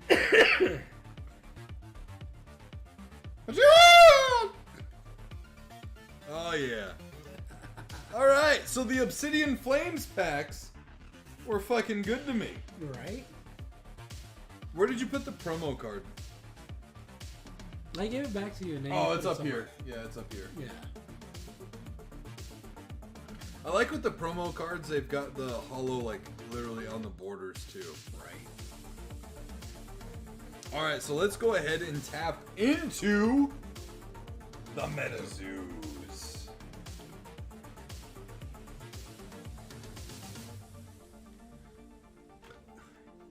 So this is the native line. Oh shit. I hate when this happens. Got some good pulls tonight, man. Right? Dude, I'm trying to look up like Yu-Gi-Oh prices right now. So this comes with a promo card and coin. The promo card is the Jewel of Uktena. I like how in these cards too, because everything is kind of like unknown to the common person, right? Unless you're involved in like the whole, you know, cryptid legends and stuff like Bigfoot and whatever. You don't know. So it says here, also known as the Ilun Sudi to the Cherokee people, this jewel is almost impossible to acquire and grants great power. So this is like fully hollow. Really, wow. Oh, there you go. Look at that, Josh, on the screen. That's a good fucking picture right there. Ooh. All right, so that's the promo card, and the coin has the stone in it. Oh, that's cool. Yeah, and then on the back, it says Metazoo.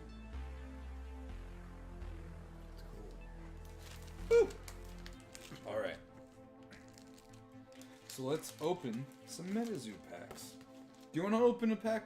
I feel fucking bad for not asking. I don't give a shit. Are you sure you want me to touch those unblessed cards? Alright, I'll bless them. You just gotta, like, point at the pack you want to open. Alright, I'm gonna go blind and just... You even took your fucking glasses off. You're going that blind, huh?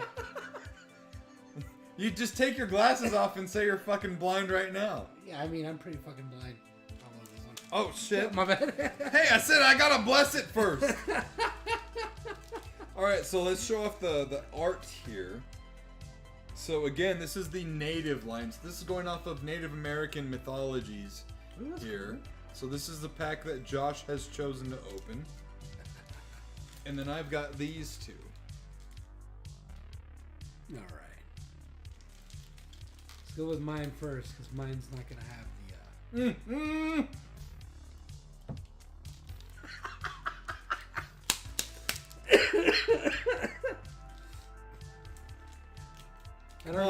I don't have the finesse that you do in opening packs. But I'm gonna try. Watch, you're gonna get like a card that's worth like a fucking $1 million right now. Right? Oh no. Doesn't that feel exactly like what the old Pokemon packs felt like? They do. They do. I fucking love whatever packaging they used is so fucking good. So yeah, if you go to www.metazoogames.com, you can order their packs over there. Ooh.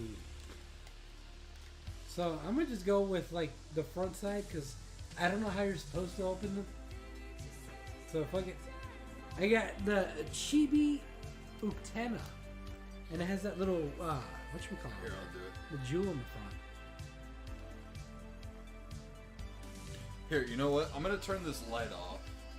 I feel like the light kind of fucks with the focus right there. Yeah, it kind of does. Oh yeah, it does got the fucking jewel on it. Yeah, that jewel. And then I got the. What is that? The Haka. What are those? Haka Painese. I don't know. I'm butchering that. But it's a cricket. Akapanichi?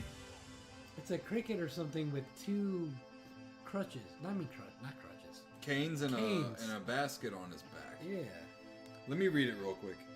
It says, Hakapaniji. He lures children with his kind voice, only to put them in his basket and eat them as dinner. What the fuck? What does this one say then? Damn. It's on the very bottom right corner. The Chibi Oktenu. Or no. From Cherokee. Oktenos spend their first days learning how to stand upright due to the weight of their jewel. Okay. Yeah. And then prepare for the hunt.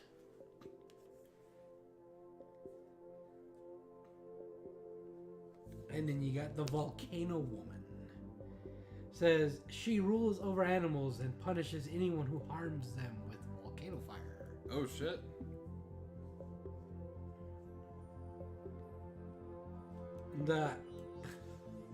This one actually looks kind of cool, but it's weird. The Ask We Deid or something like that. The Ask We Deid. Okay. Asquiadi. There we go. He embodies the fires that fall from the skies, and like an ominous comet, he brings misfortune into the lands. Ooh. Kind of cool. Yeah, like on the bottom of where it has the descriptions, it gives you like the pronunciation. Like how you should pronounce it. Yeah. And there's Mini Washitu. This beastie is a legendary water monster of the upper Missouri River in the Dakotas. That one looks crazy. This one looks pretty cool, man. Right? The Panty. What's cool too, also, I'm just gonna say this real quick, about all of the MetaZoo cards so far in the packs, is they're all American legends. Yeah. Like, if you were to go to the Dakotas and ask someone what is a mini washitu, they'd be like, "Oh, how the fuck do you know about that?" Right? You know what I mean? The Pantene. The Pantene. That's how it's said. Huh. From Chickasaw. He is fabulous and fluffy, always smiling as he exchanges his perfect teeth for the lost teeth of children. So Oh, it's like, shit. so it's like the Tooth Tooth Fairy. Native American Tooth Fairy. Right? Ooh.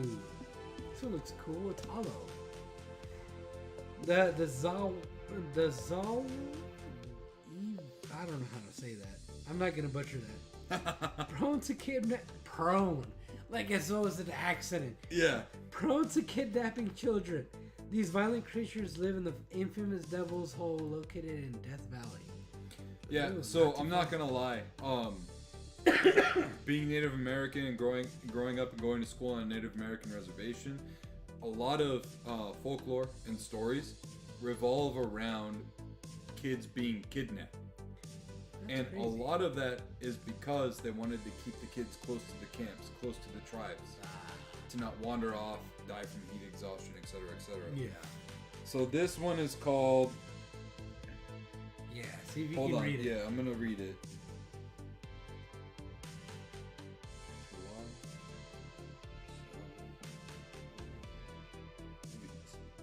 Dwaus, Dwauvita. Dwauvita. No, Dwauvitz.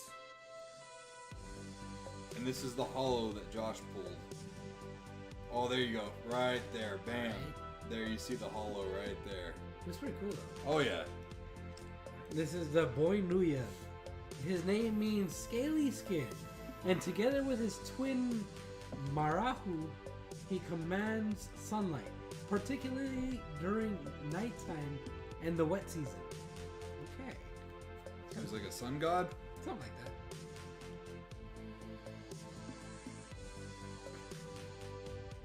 It looks like one of those like Magic the Gathering like land cards. Mountain. Mountain Lake token. Yeah, so Yeah. these are like the energy tokens, Yeah. Essentially, for Right. energy cards. What I like about all these all the artworks, it looks like they're fucking watercolored. Yeah. They've got their own distinct look to them. And then this is what the back of the cards look like, by the way. Yeah. Definitely. Oh, what was that one game called? Cause it's not Magic the Gathering, it's another one. It's very similar to that. Pool of Stars, Meteor Shower. Bless you. Thank you. And then you have the Water Aura. Not to be confused with the Water Temple. That everyone fucking hates. Bro, could you grab another beer, please? Yeah. Alright, so I'm gonna open up I'll open up this one next. Bless that bitch.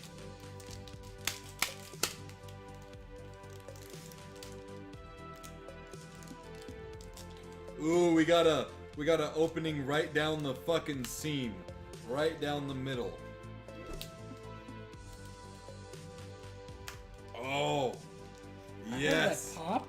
Oh yeah. I'll put that right here. Look at that fucking open.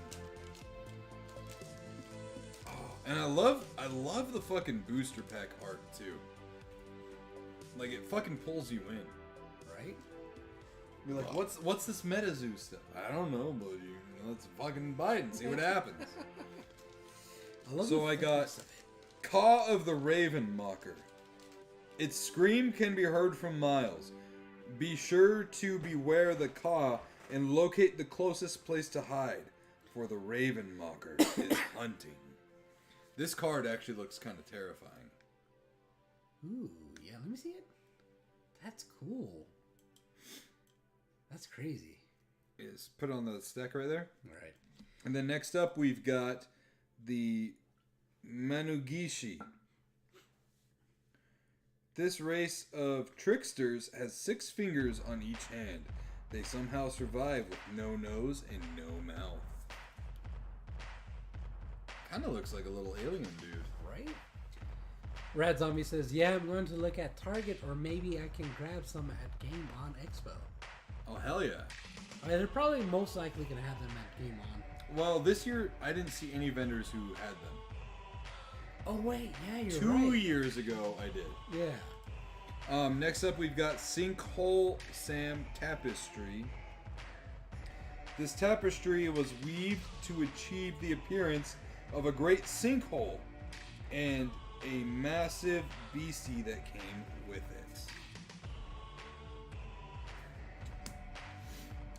Next up, we've got Token Pot. The pot consistently produces an ominous humming sound. It appears to send offensive or protective shockwaves against certain kinds of artifacts or beasties. So this might be like a trainer card. Yeah. Next up, we've got Akeyini from the Inuit languages. There we go. He is the ghost of Alaska, always playing music, dancing, and causing waves and earthquakes on the physical world.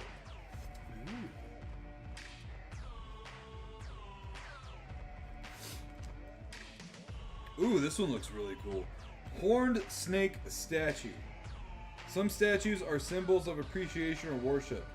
Casters dedicated to their craft put special care into the creation of these statues. Ooh. Not gonna lie, it also reminds me of Fruity Pebbles. Next up, we've got Nunu Nui. Nunu Nui. His impenetrable skin is made of stone, and with his magical cane, he controls people's minds. Oh.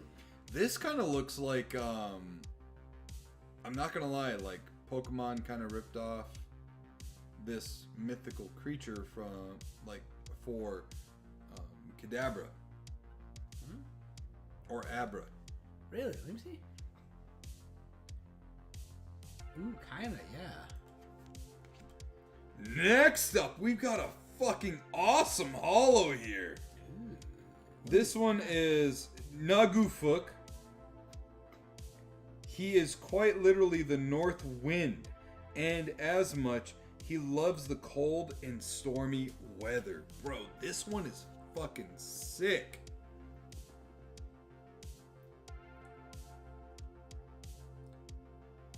Look at that. Look at that fucking holo, bro. That is fucking sick. I love how the fucking the holo is all throughout the fucking lightning strike. Yeah. I want to show that off one more time. Oh. There we go. That's a good look. That's a good look right there. Wow, that's fucking awesome. Next up, we've got Nanook. And this one's also rare as well. So, like, there's a little star down there. You see it? Yeah. Yeah, that indicates if it's rare or not. Let me read it here. It says, he decides whether hunters will succeed or face starvation based on their principles and morals. Oh.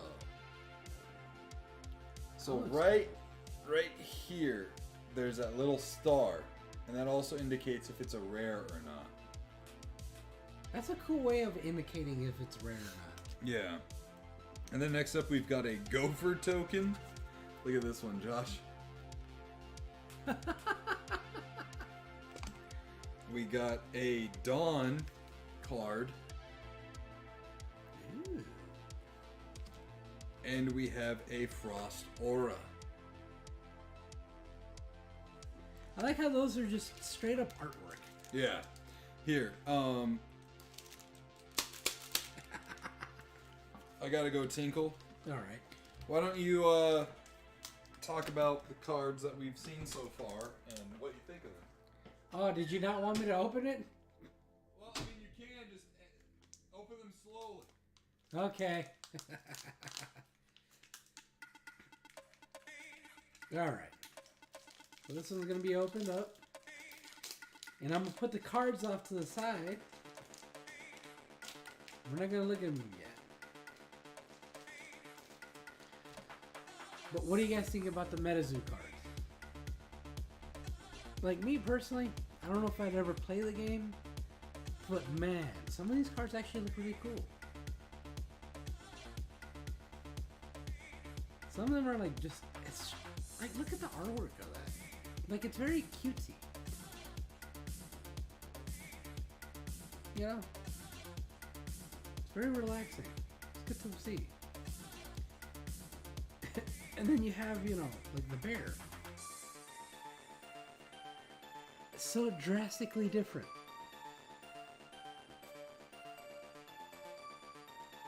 I don't know, these cards are kind of cool.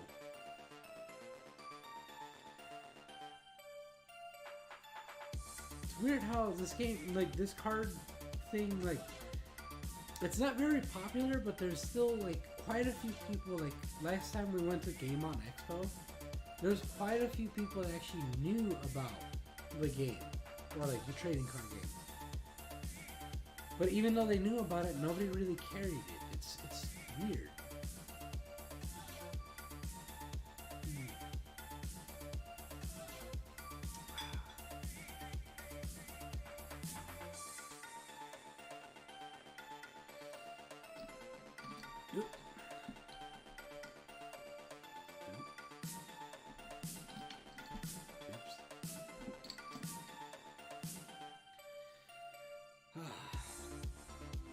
Cheers, guys.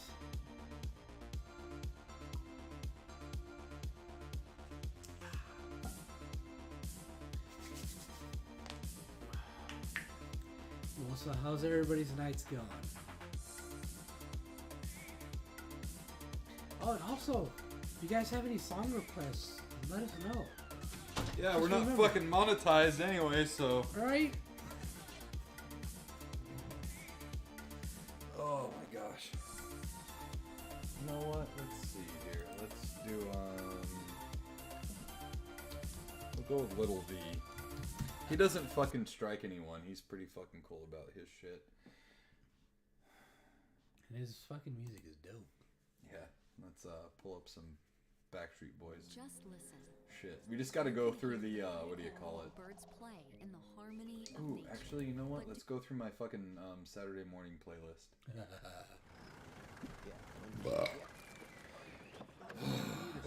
I haven't looked at him yet. Okay. Rat Zombie says they look really rad. Oh.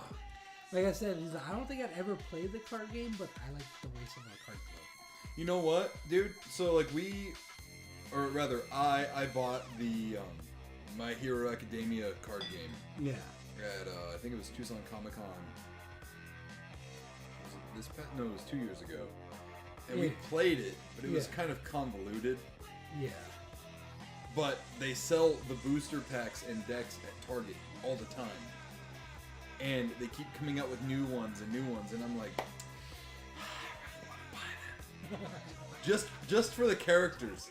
Yeah. But I'm like, that game was kind of fucking hard to play. Yeah. You know, the directions weren't like crystal clear either. I think that's what fucked us up. Yeah, and the thing is, like, as we played, it's like, oh, we came into situations where it's like, oh, in the little pamphlet, it's like, oh, by the way, this is how you do this, and it's like later on. You remember Yeah, that? yeah, exactly. And it's like, why don't you fucking just teach us how to play the game properly instead of like, Yeah. it's like, oh, this is a And beginner shit. we went through like YouTube tutorials too, and it was Yeah. still like, jeez, what the fuck? And it's funny because, like, when I used to play Yu-Gi-Oh! In my friend group, I was the one that was able to interpret the rulings of cards pretty well. You know? Like, we rarely had to Google things, and when we did, like, what I you know, the rulings I dictated Yeah. were pretty close to what, you know, rulings in official tournaments were. Because, like, I understood the cards well. Mm-hmm. The fucking ruling in that game was like, I didn't fucking get it. I think that one was Bandai Namco too, wasn't it? The My Hero? I don't I don't remember, but it was like pretty fucking confusing. Mm-hmm. All right. So next up we've got Uwanyo,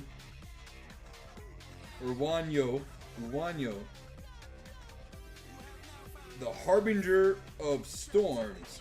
He is the guardian spirit and protector of all fresh waters.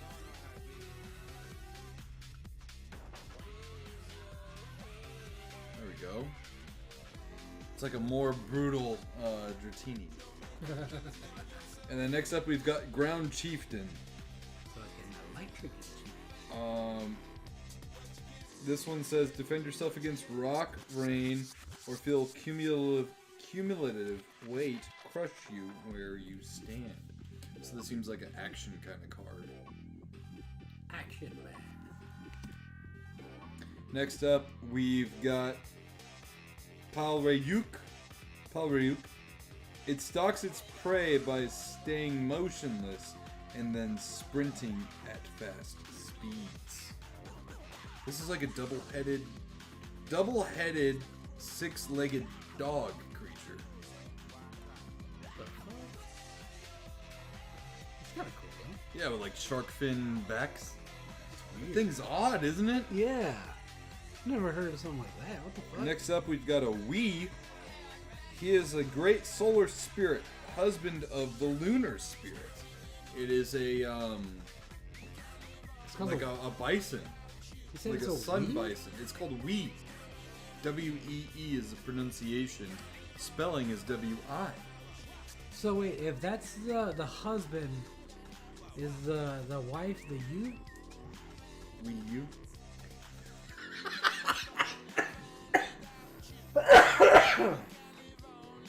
Oh man, I know, stupid That's jokes. fucking dumb, Josh. God damn it. Here, we're gonna skip Dare by the Gorillas. Why? Because I like the next one. Their Oh, AI. okay. Not this Intercom's ad, AI. but The leader in Obviously. AI for custom- I've got, dude, okay, so like my Saturday morning playlist is also my cleaning the house playlist. It is great. It is Basement Jaxx, Where's Your Head At? The Gorillas with Dare, Daft Punk, Around the World, Groove Armada, Super Stylin', Fatboy Slim, Right Here, Right Now, Fatboy Slim, Ya Mama, The Prodigy, Firestarter, Dirty Vegas, Days Go By, Stardust, Stardust, Music Sounds Better With You, Beastie Boys, Intergalactic, House of Pain, Jump Around, Fatboy Slim featuring Bootsy Collins, Weapon of Choice, The Prodigy, Breathe, Gorillaz, Feel Good Inc., Daft Punk, One More Time, Bloodhound Gang, The Bad Touch, Limp Bizkit, Nookie, Crazy Town, Butterfly, Beastie Boys, Sabotage, Fatboy Slim, Praise You, Daft Punk, Harder, Better, Faster, Stronger, Alien Ant Farm, Smooth Criminal, Electric Callboy, We Got the Moves, Electric Callboy, Techno Train, Bloodhound Gang, Untis, Fatboy Slim, Rockefeller Stank, or Skank, and Limp Bizkit, My Way. Dude, That is my, and like, I've listened to those videos so much that YouTube created that playlist. But that's literally my playlist on my phone as well, just about. So anyways, go ahead. I was gonna say that sounds like a fucking like Saturday morning. Yeah, it's like you're like drinking in the morning, just having fun. Playlist. Yeah. I mean, that's pretty much what I do. I'll chug like a gallon of water, Yeah. and then I'll have a beer by like 10 a.m. Alright. I get it. Tinkle. So I gotta wait now. Guys, you can hate on Josh Yeah. for the anticipation of revealing the last, I don't know, 5 or 6 cards or so of this pack. Do you guys have playlists for your weekends, your morning routines? I know I do have my own chill morning playlist. It consists of 4 songs on my phone. I had a very stressful job when I decided to make this playlist. I'll reveal it to you guys here. My chill morning playlist consists of Kid Goku by Mitro. It's a very chill song. We've got the opening song to Ape Escape for the PS1. We've got Here Comes the Sun by the Beatles and Hyperlink by Eiffel 65. You know what? Let's go ahead and we'll do that. We'll do Kid Goku. Oops. Nitro. And we'll play that song for you guys here on the show.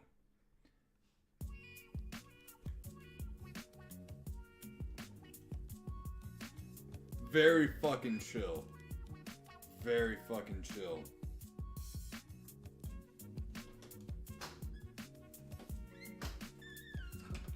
I'm showing them my chill morning playlist. It's when I have like when I was working at like the Arches and whatever, and I was very stressed out. Yeah. Opens up with Kid Goku. Oh, I remember this one. And this is off the album Dragon Ball Wave. So it's all lo-fi Dragon Ball themed music. This just matches the innocence and like carefreeness of Kid Goku. Yeah. To name it Kid Goku is like chef's kiss on the spot. Like if this were my alarm to wake me up, I'd just keep sleeping.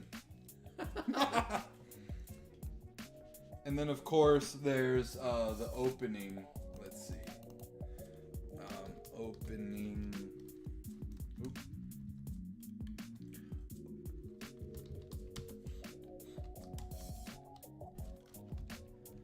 The Ape Escape theme song. The opening for it is just mwah, chef's kiss. With Asana. Oh, it's of course advertisement. I know.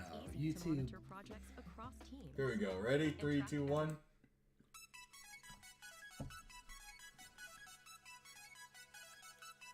I'm gonna turn this one up.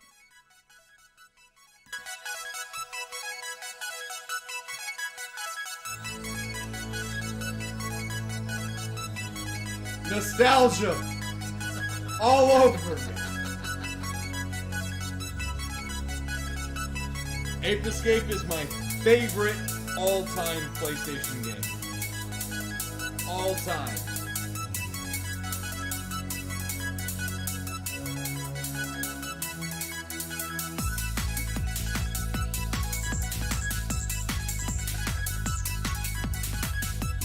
Wait till the horn kicks in.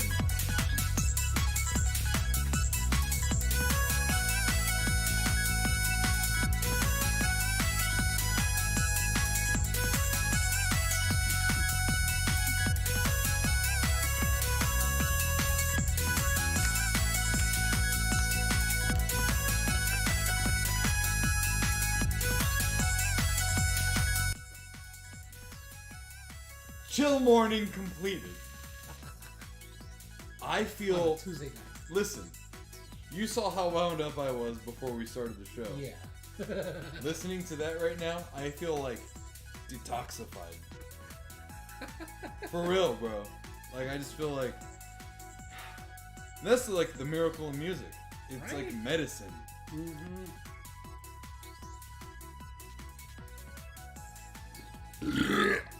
Alright.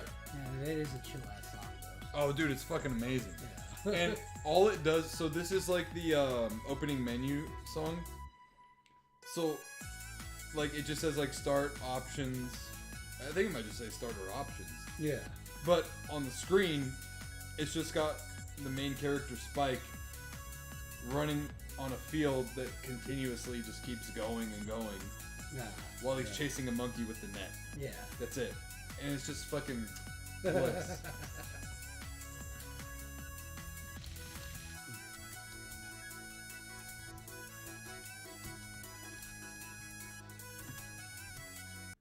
Here we go. And I will do, let's see, which one? 3, 4, 3, 5. We'll do this one. What's going on? Eiffel 65. Eiffel 65, I don't give a fuck what anyone says. They're goated. Fucking goated. This might have been the second album I ever bought in my whole life. Really? Yeah. I can't get past the fucking music videos that you showed me for these though. Oh yeah, they're Oh fucking my hilarious, aren't they? God.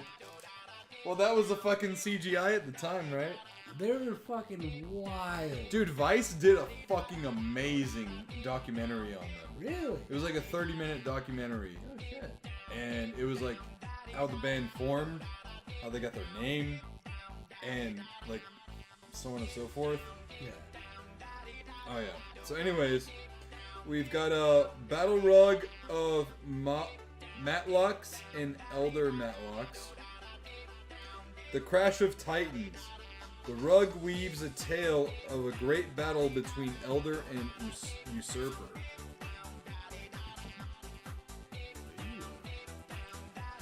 Snark says, it would have been hilarious if the Blue World Order and ECW had Eiffel 65 as their theme music.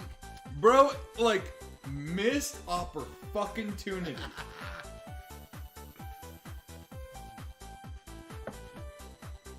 Bro, this is fucking chill as it gets, bro. You know what? This, like going through the music, of course, music of a certain kind makes you very nostalgic. And music can get you deep in your jellies, right? Yeah. And you know what I miss the most of moving from my last apartment to here is the summers at the pool at that apartment complex. Because we had all of our friends, you know, like Sammy, Tony, Peter, Angie, all living there. Yeah. And then us and Evelyn and her friend at the pool. Like, I'd just be floating on my fucking pizza slice, you know, inflatable, and all the happenings going on. It was like the mesh of a perfect storm. Yeah. You know, and it's that shit that doesn't happen too often that you really, like, have to hold on to. Because you don't know when that's ever going to happen again. Yeah. You know? And unfortunately, I kind of feel like in my personal life, I feel like it's going to be a while before that shit happens again. You know what I mean? Yeah. And it's like the ebbs and flows, I think is what it's called with life. Yeah. And music. So we got another horned snake statue. What'd you say it reminded you of? Fruity Pebbles? Fruity Pebbles. We got a tomahawk. A weapon that requires great precision and accuracy. Multi-purpose, dangerous, and beautiful. The tomahawk is one of the most recognizable artifacts of Earth casters. Yeah. That's very true. Yeah. Ooh, next up we've got a medicine stick, and this one is hollow. This one says, crafted by hand to use in ceremonies. These sticks of tree and animal are essential in traditional dances to promote good spirits.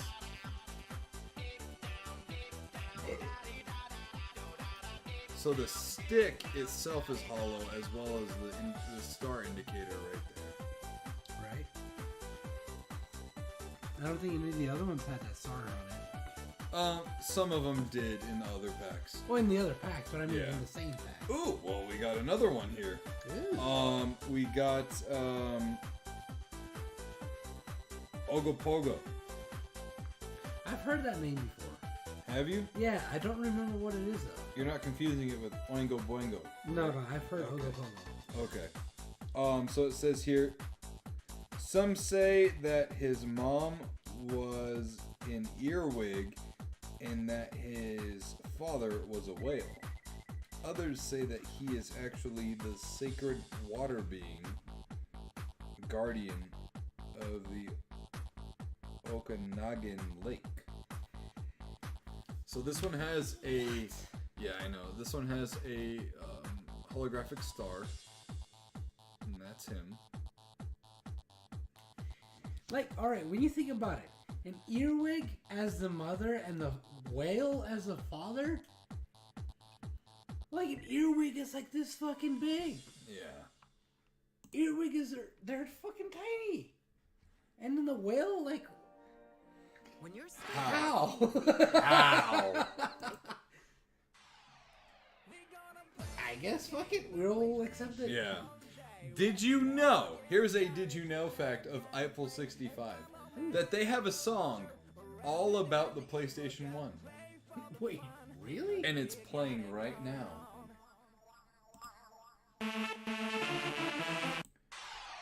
I'll start it over. The PlayStation all day with Metal Gear Solid to Tekken 3 and from Omega Boost to Resident Evil. Just play for the fun, cause we got it going on. What?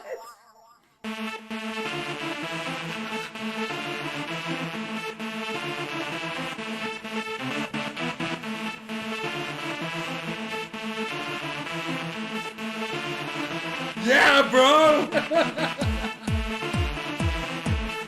Oi, oi, oi, oi, oi, oi! These are rage.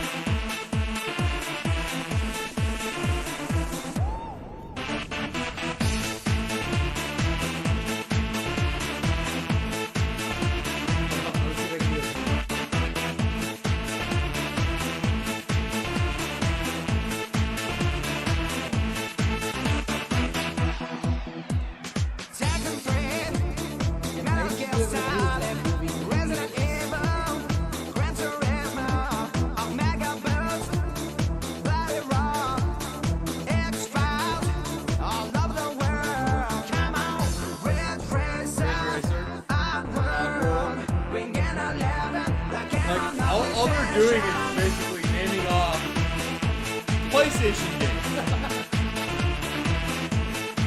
But they mention I have to speak louder because the volume's up.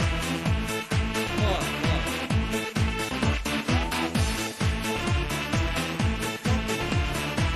It's hard, right?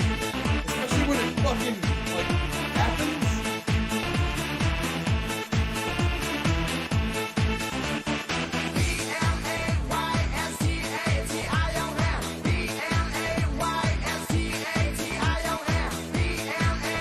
You're spelling PlayStation. A-Y-S-T-A-T-I-O-N. Tekken 3.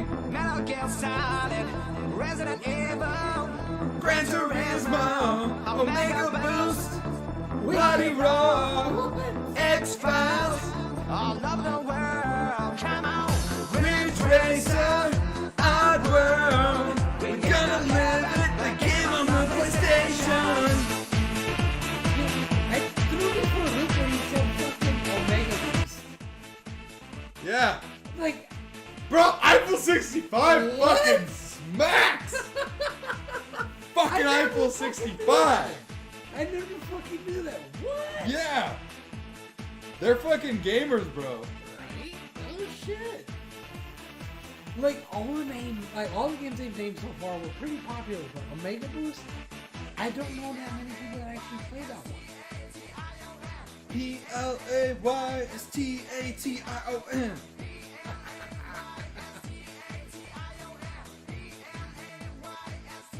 The song's called My Console. Yeah. Metal Gear Solid, Tekken 3, and from Omega Boost to Resident Evil. Just play for the fun, cause we got it going on. Ridge Racer, Oddworld. Dude, it's so good. I bought this album when I was 9. Really? When I heard this song, You were like, I'm buying it. no. I didn't know this song was Oh, not played really? on the radio. Oh, so you bought the album and then you heard this I song. bought the album because of Blue. Ah. And Wait, then, this came on the same album? yeah. Oh shit. Yeah. So, bro, what? Okay, I'm sorry, guys. We're kind of derailing. This is the after hours. This is the after hours. Okay, so look at On a Tuesday night. when this song popped up, like on the album, I was just listening to it, right? So I listened to Blue. As soon as I bought it, I think I bought it at fucking Walmart, of all places. On the way home, I put it in the fucking CD player in the car, with my mom. And I was just listening to the songs, and then I got home and put it in my boombox, and I was like, okay, what track did I leave off on? Okay, this one. And then I play it, and it starts like this. We're gonna play the game, the PlayStation. I paused it, and I was like, did he say PlayStation? And then I pressed back, and then I played it again, and he says, we're going to play the games the PlayStation, oh yay. Yeah. And I was like, oh, did I just find my new favorite musical artist? But bro, like the fucking drop in this song too is like, yeah, good. Like, check it. All day with Metal Gear Solid to check and play, and from Omega Boost to Resident Evil, just play for the fun, cause we got it going on. And then this, the sirens.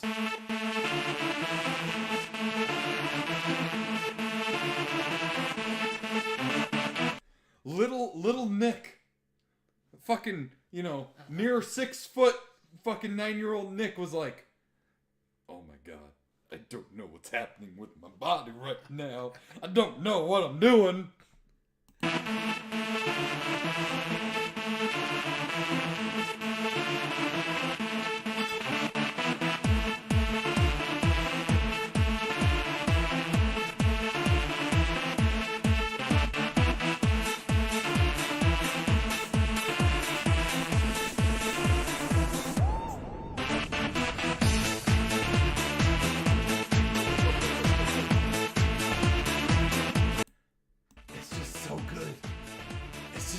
Good.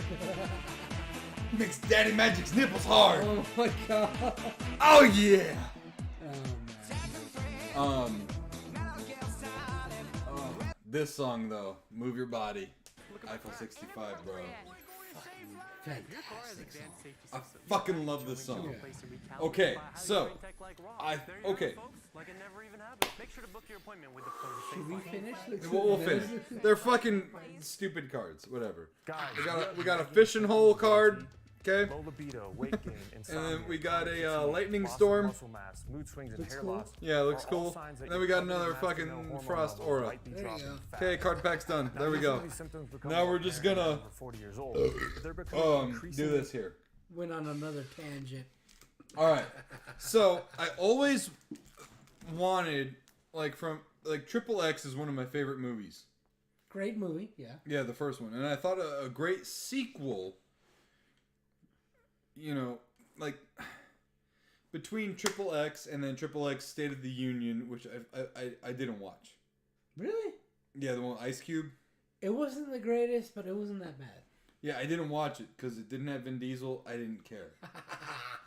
I've been that long of a fucking Vin Diesel stan. All right. For that long, right? Okay. Hold on, I need another beer, bro. Before we continue, I need another brewski. All right. I need another brewski before we get the Eiffel 65 party. Keep trucking along. Dude, they're gonna think we're fucking alcoholics. There's that song by Little Big. I'm okay. I'm not alcoholic. I'm okay. I'm okay. Anyways, bro, it's the podcast time. Who gives a shit? Right. We're friends with a channel called Drink a Beer and Play a Game. Touché. Yeah. I don't really care about public perception as it is. So anyways, I thought, okay, so you're going to have to hear me out on this and travel with me on this little journey here. Okay. It's more of open your mind here in imagination. Open your third eye. Yeah. All right. Got mustache hair in my mouth. Hold on. So, imagine this. The song starts, and you get the opening, New Line Cinema, and it fucking goes away. Mm-hmm. And then you get whatever production company, and then it goes away. Mm-hmm. And then the intro to the next movie starts akin to the first one. Do you remember the first one? With the opening, it's got like that agent and he goes into like a Rammstein concert. Yeah. Okay, so this one Fantastic. opens with this song playing and you got the logo popping up, going away, logo popping up, going away. Yeah.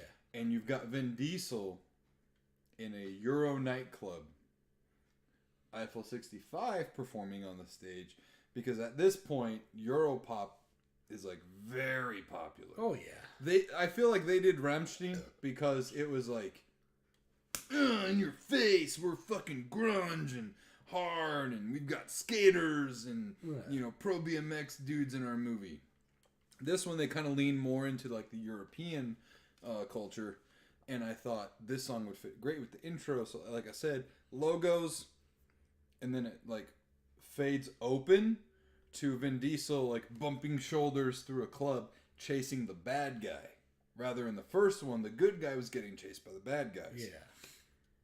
And we gotta watch that movie again. Oh, so good, so good. Series of summer cinema. There you go. Yeah. So anyways, here, let's do this. Okay.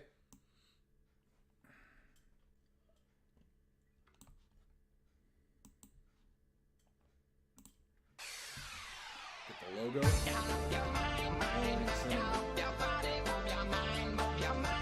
In production with, in association with, black screen, Triple X. And then in this part, Vin Diesel's, it's all kind of like slow-mo, and you see the strobe lights and people dancing and shit.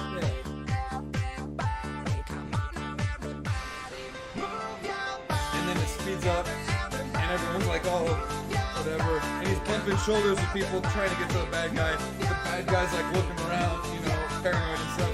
He sees Vin Diesel in one spot, the lights are flashing. He sees Vin Diesel in another spot, lights are all flashing. You see the band, on the stage. You see the dancers doing their thing. You see Vin Diesel on his little communicator thing, and he's like, da-da-da-da. The bad guy mixed with a coke check. And then now it cuts to motorcycle chase with the song still playing. Right? So they're chasing each other and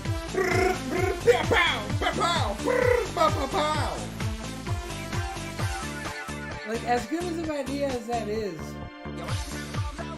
you know what it reminds me of? And I hate to say it, Darude Sandstorm. Have you seen the music video for that? No. No? I don't know, there was a music video Yeah. for Sandstorm. It makes no fucking sense. But it's fucking, like, iconic. Okay. It's literally, it has nothing to do with a song. Yeah. But it's literally this dude with a suitcase running away from agents. Okay. Yeah, and like as you were explaining that, all I could think of was Darude Sandstorm. Yeah. See, you could even give the bad guy a fucking suitcase. You're right there. But bro, doesn't it work? Yeah, no, I can see Listen. that.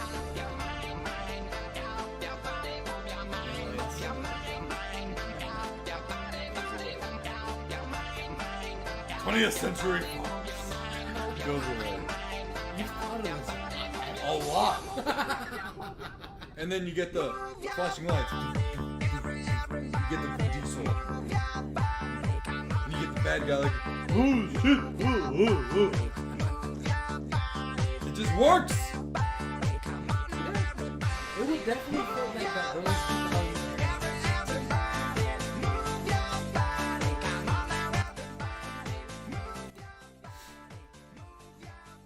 One of the things I really wanted to be growing up as my mind was changing was a director. There you go. Yeah, it makes sense. Yeah. Yeah. Yeah. I don't know. I think with this part that's playing, the motorcycle chase on like a fucking snowy European fucking highway or whatever would just look fucking dope. Yeah. You know? That I got inspired by Daft Punk, What is this song called? It's after Like One it's- More Time. Arrow. Like it's like right on the tip of my fucking tongue. It's Arrow something. Yeah. Because it's in that treacle of music videos. Because there's One More Time, Aerodynamic, and then Harder, Faster, Stronger. Yeah. Where the blue people are performing, they get captured, and then they get turned into regular people. Yeah. Yeah. I haven't seen those in a while. Where was the first time you saw those? With some friends. So I have some friends back home.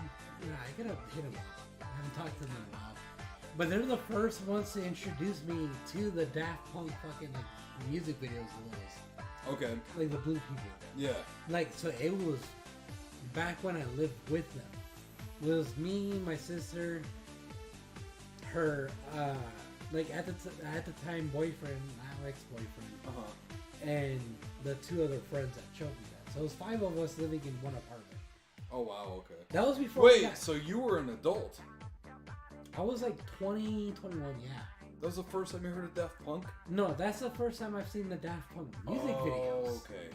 Yeah, I heard of Daft Punk way before that, but that's the first time I actually seen the music videos. Okay. Yeah. So I first saw the music videos when Toonami premiered them. Really? Yeah, Toonami, because they were all about like the lo-fi music and shit. Yeah. They were really big about music as well as the animation. So Toonami had exclusive rights to debut the music videos for Daft Punk and the Gorillaz. Wow.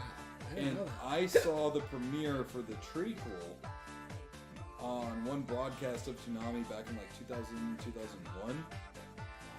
Like on a midnight on like a Saturday.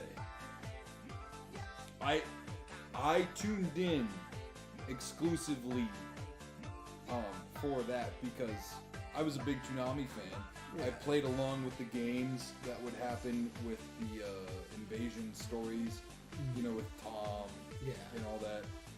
I would call in and vote and whatever. And they said they had a premiere for a new music video and stuff. I was like, I want to make sure to stay up. Yeah. You know, fucking 10-year-old Nick. Yeah. Yeah, and I saw those videos and I was like, this is fucking storytelling. I mean, it was. Yeah. You know? Like those music videos, the animation was like fucking awesome. Yeah, because they first introduced me into, like, I didn't watch it, but like they told me about it, and they showed me clips of it, like the fucking movie that they have. Yeah. You know, Daft Punk. I was like, what the fuck? Yeah. And they were just wild looking. I was like, what the hell? Yeah. And now I think about it, I gotta watch this boys. I haven't seen them. They showed me clips of it. I was like, what the fuck is this shit? But it looks cool. And like the Clint Eastwood by the Gorillaz. Boom, dun dun dun dun. Love that. I saw that on Toonami as well. Really? Yeah. Oh shit. Yeah, Toonami was a fucking goat! I miss Toonami, man. I mean, it's still around, but it's not the same. Yeah. You know? Like, Toonami was an after-school program and late-night program. Yeah. You know? Dude, I remember this one time they had this fucking Dragon Ball Z marathon that lasted I don't know how many fucking hours. Me and my brother literally stayed up all fucking night watching that marathon up until the sun rose. Yeah. Yeah. Yeah, I've done that shit. Oh man, we were fucking like in a trance pretty much. We were just like watching Dragon Ball Z. Yeah. Channel Awesome did a really good video on Toonami, as well as Jordan Fringe. I don't think I could ever do Toonami justice, even though my feelings could. Yeah. You know, like, I can't edit the way they edit, and, you know, et cetera, but,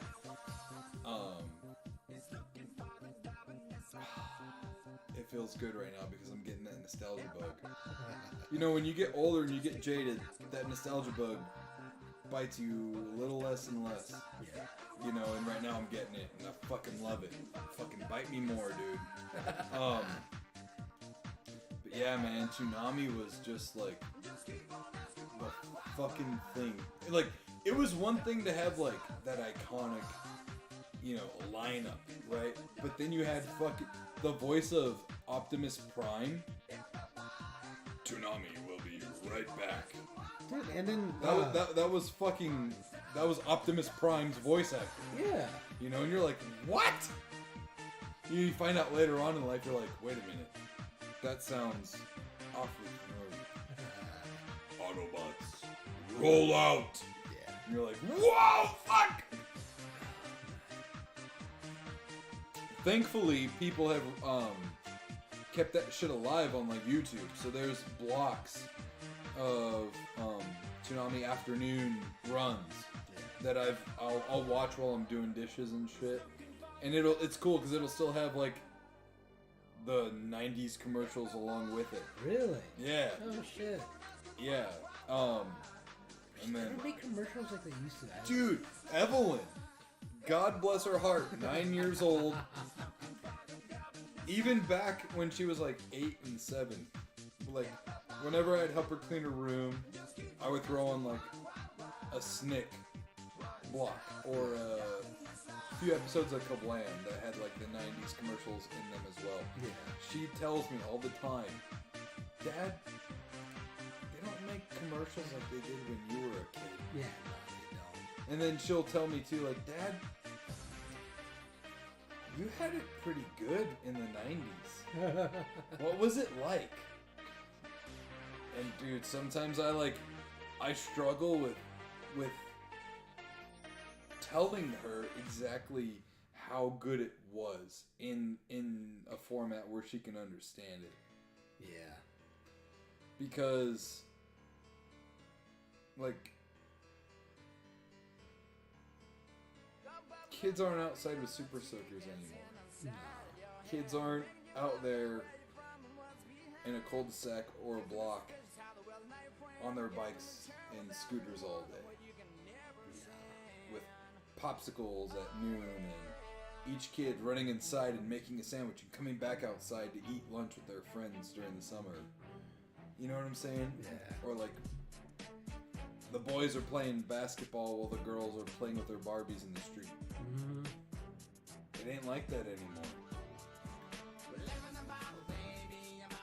Nope. There's a song by Eiffel 65, because they're from Italy. They're all Italian. Except the singer. He was like born in New York and then raised in Italy. I say raised, but I think they say he moved when he was like 10 or 11. But anyways, they're all Italian. And there's a song that they have, because they have a album called the Italian album, and it's all in Italian. Really? Yeah. Oh, shit. And there's a song called Non è per sempre, which means nothing's forever. And it's about embracing the now and your past and holding on to it as long as you can because nothing's forever. Yeah. And dude, that song means more and more to me each and every year it goes by, you know what I mean? The older you get, the more you understand shit like that. Mm-hmm. Yeah. Mm-hmm. Cause like, bro, like remember when you, Cole, and I would watch like the PS1 commercials in my office when I was the supervisor? It's bitchin'. Yeah. Yeah. It's bitchy. Yeah. Remember the Tekken commercial with the old couple for Tekken 3? And he's like, "Hey, stupid! You call this a meal?" And the wife like throws the fucking plate. He ducks. Yeah. Oh man. And they're like, Tekken 3 has done wonders for our marriage. You know, he's like, and they're playing the game, and he's like, "This is what you get for 30 years of macaroni and cheese." You know, like, Yeah. Oh man. it is crazy. I mean, you've just entered your 30s this past year. I mean, I sometimes get jealous of like Brittany and her youth. you know, she's 27, and I'm like, if you only knew how fucking good you have it right now. And I get it now. I feel what my parents told me I was going to feel. But when they told me, I was like 5 and didn't comprehend.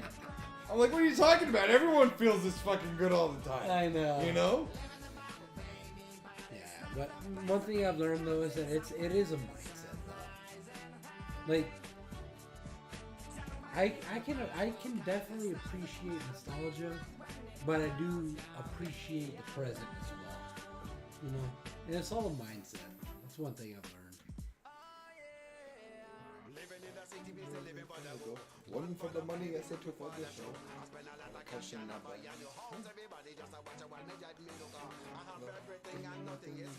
I spend all my time hugging and kissing. Yeah. So I was trying to think of follow me? Yeah. I like still remember the lyrics, you know, for the most part. Never magazine. It is a mindset, but I think when you recognize that, say, like 2040 is closer than 1998, that kind of stops me in my tracks, and I get scared. You know what I mean? Yeah. And I don't know a generation like ours that is so nostalgic for the past that it keeps trying its best to keep it alive and bring it back. Yeah. And I think the reason for that is because of the fact that just during our generation, things advanced way too fucking fast. Yeah, I mean, you know, back when we were kids and you heard of like an old person, right? And they had seen so much happen in the world. And you're wondering how to get from step 1 to guess The one. advances and so on, and like the wars and stuff like that, right? Like World War II is nothing to like fucking shake a stick at. Yeah. You know what I mean? Like to live through that's fucking insane, because I'm sure back then people thought that like everything was gonna come to an end, right? Fucking right? Yeah. Like when we dropped a nuclear bomb on Japan, like sure,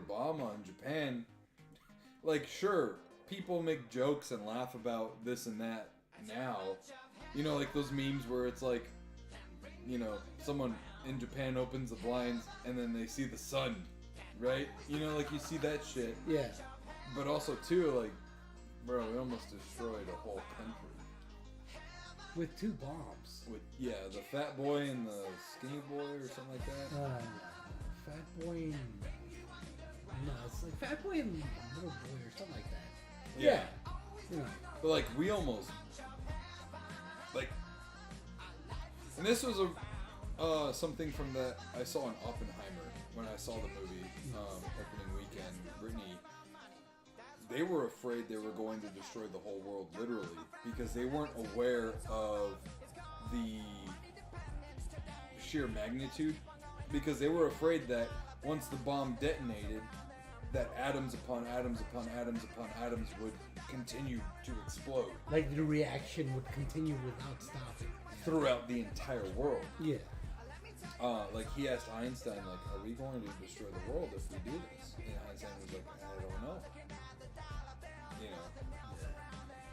And when they tested it, he was, the general was like, so are we good? And he goes, there's a 99% chance or whatever. And he's like, so wait a minute. You know, like, but like, Which, I haven't seen Oppenheimer. What do you think of that? I wasn't a fan of it. I felt like it was way too fucking long. And it was kind of like, it was, the movie trailers were very misguiding. They made it seem like it was all about the war efforts and this and that, but it was like, more of, it was a political drama. Okay. The stuff that they show you in the trailers is about like 20 minutes worth of the movie. And I heard the movie's over 3 hours. yeah, that's what I heard. Yeah. That's ridiculous. Yeah. Oh, we got a new chat in. Locke says, I was thinking about this shit the other day. I was just thinking about how my grandpa was born the year before the Titanic sank. And that was... Oh, I need to fucking bring the mouse over here. And that was 112 years ago now. What? That's fucking crazy. Here, you don't have to be an alcoholic, but can you grab me another beer? I want to respond to Locke. Locke, please don't leave the chat yet. I want to respond to what you have to say. I have actually something very funny to... Not funny, but coincidental. We can just say great minds think alike. Last bottle? Oh wow, that was an 18 pack. How many I drank? 1, 2, 3, 4, 5, 6. 1, 2, 3, 4, 5, 6, 7, 8. I think I had like a couple this past weekend. But I did buy... There's 2 more tall cans in the mini fridge. I'm gonna take a boy beer. Actually, talk to Locke. Alright, so... Well, I kind of want you here for it. So hurry up. No. Go tinkle, bro. Don't hold it. Don't hold it. But Locke, yeah, please stick around, bro. I am gonna bring up a good point here. To the chat. So normally these kinds of conversations that we're having with you guys right now is something that Josh and I normally have after the show. When we're just hanging out, having dinner, because normally we have dinner after the show, and just hang out and chat and look at YouTube videos or play video games together. So these kinds of conversations aren't necessarily typical of the NSquared Podcast, but this is the NSquared Podcast after show, aptly named. Not gonna lie, like some of these subjects that we go over get really like sentimental or kind of like in your jellies, so to speak, and can be a little like tearjerkery, even. You know, like we obviously do have like a very serious side to us as well. You know, we're human and all that stuff, but you know, it's like NSquared Podcast After Dark, you know, where we are a little more serious and so on and so forth. As you like fucking come busting in the goddamn door. What's going on? No, I was just saying how like these kinds of conversations are normally like what you and I have like interpersonally. Oh yeah. You know. So Locke says, still here. Damn man, I wish I didn't have to work. I'd crack open a beverage and join ya. Work tomorrow, that is. Yeah, so, well, I've got fucking Eiffel 65 still going. You know, I'm fucking jamming here, bro. Right? Normally, I don't start to crack open into Eiffel 65 until it's like spring. Really? Yeah, because like, you know my birthday playlist? That's like the playlist I play at like the pool or my birthday. Yeah. It's like my summertime playlist, more necessarily. Yeah. But like I have a lot of Eiffel 65 in there as well. Really? Yeah. Oh, shit. Them and Yeah. yeah, like Little Big, fucking a lot of 90s music, you know, like OMC with How Bizarre. Oh, yeah. Fucking love that song. So anyways, Locke, going on to the point here, because you brought up grandparents.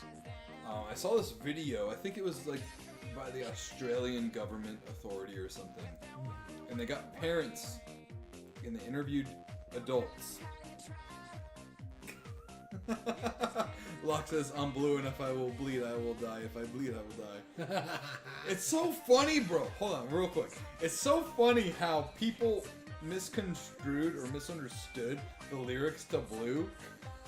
And me as like a fucking 9-year-old in the back car understood it perfectly fine.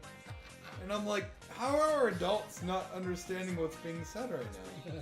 Even my mom was like, what does your lyric book say? Is it talking about death? And I'm like, it says dabba dee dabba die. Like, here you go. Because like back then, you know, like my parents were like, what do the lyrics say? Yeah. But so anyways, Australian government authority or whatever like did this like family kind of video, right? And I think I saw it on Instagram of all places, like on a reel.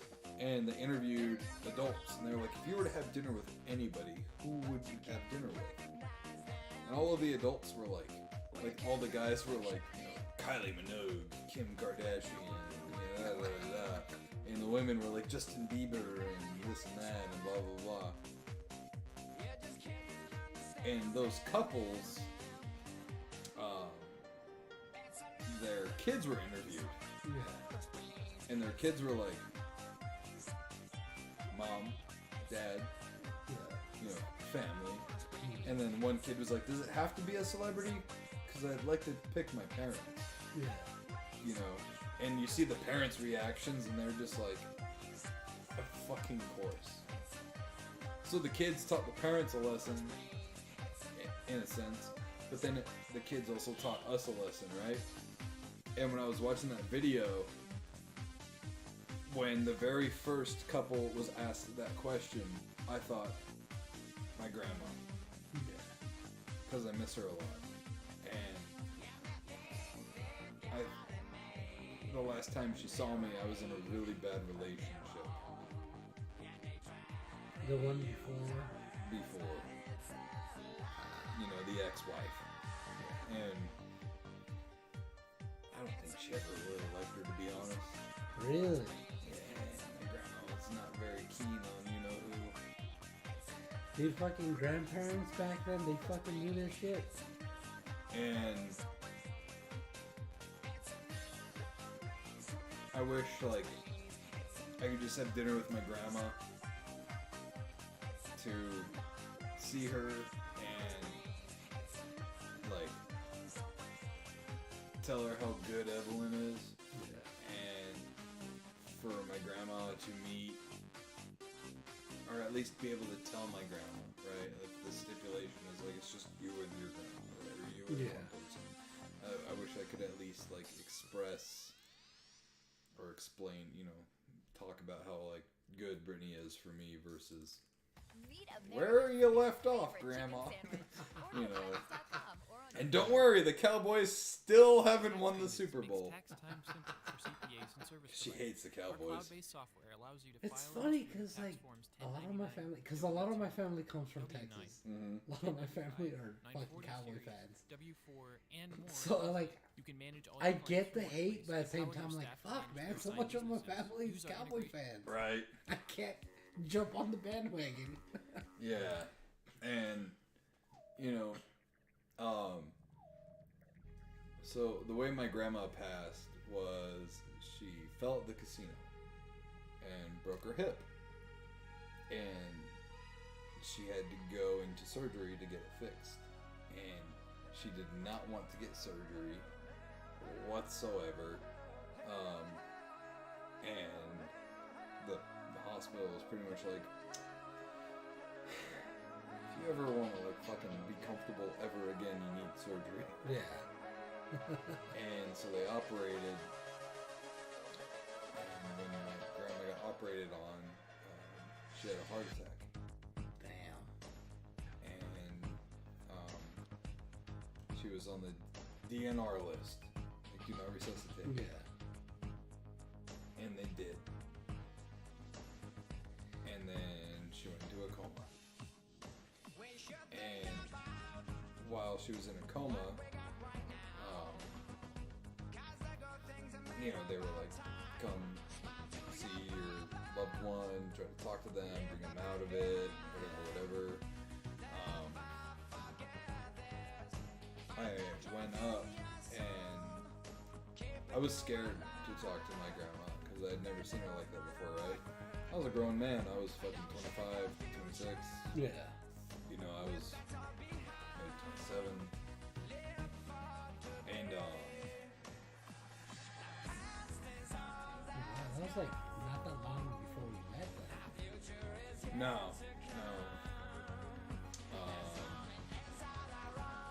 And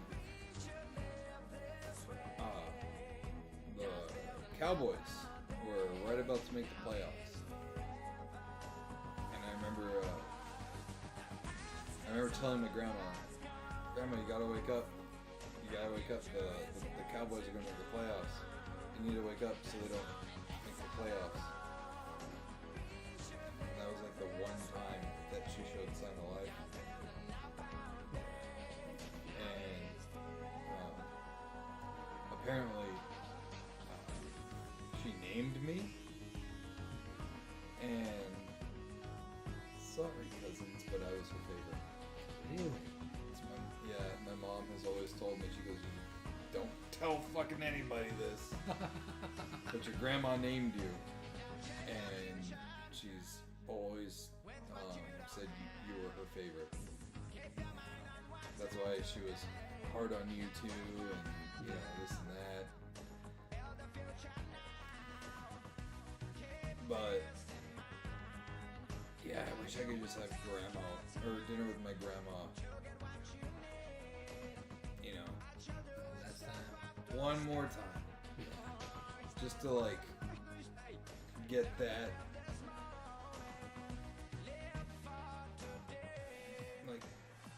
goodbye. Yeah. And it's not fair in life that you don't get a send-off. Like when you finish a game, you get a send-off. Yeah. You get a goodbye. When a wrestler retires, you get that goodbye. You quit a job, you get to say goodbye to everybody. Yeah. But when somebody leaves, you don't, more often than not, you don't get a goodbye. Yeah. And that sucks. But that also makes you appreciate so much more of the people who are around right now. That way you can make more of a difference. Like when I saw that video, it made me feel good about like this last week. Because obviously Evelyn's not here this week. She's with her birth mother this week. But I always feel like I could have done a little more. I could have taken her here, done this with her, or played this with her, or whatever. And watching that video made me feel good about this last week. Regardless, I worked a lot last week. To the point where Evelyn was like, Dad, you're working too much. But yesterday was Monday, right? Yeah. Yesterday, I didn't work. And we woke up, I made her breakfast. She didn't have school because I'm on River Kingdom. And we played Luigi's Mansion 3 co-op for a couple hours. I took her to Lily's Market, which is like our Asian grocery store here. It's fucking the size of Walmart. Damn. Yeah, it's huge. Shit. She bought what she wanted, and then I dropped her off and went about my day.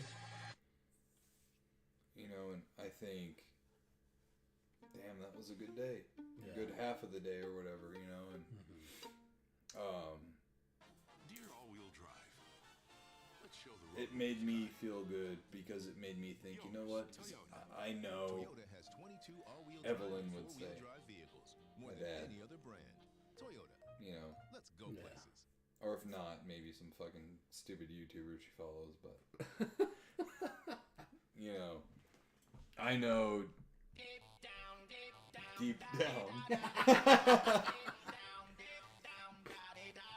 she would pick me, us or whatever, but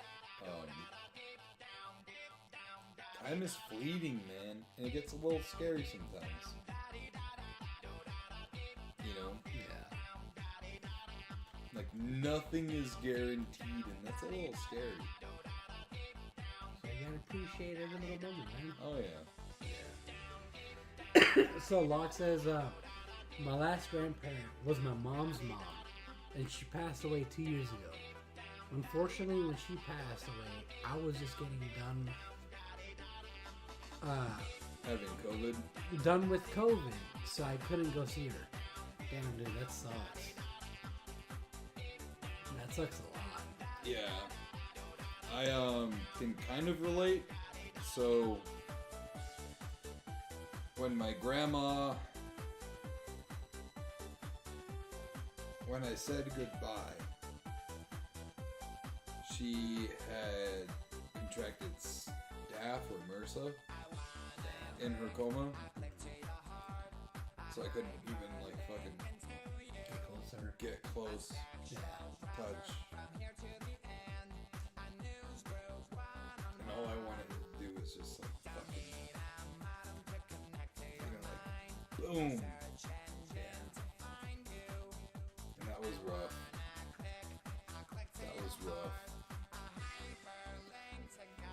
Sorry that happened. I superficially hope for your sake you weren't that close. That way it didn't hurt that bad. But if you were close, man, I'm very sorry. Oh my god, how did we fucking get here? God damn it. It's the power of Eiffel 65. Nostalgia is what it was.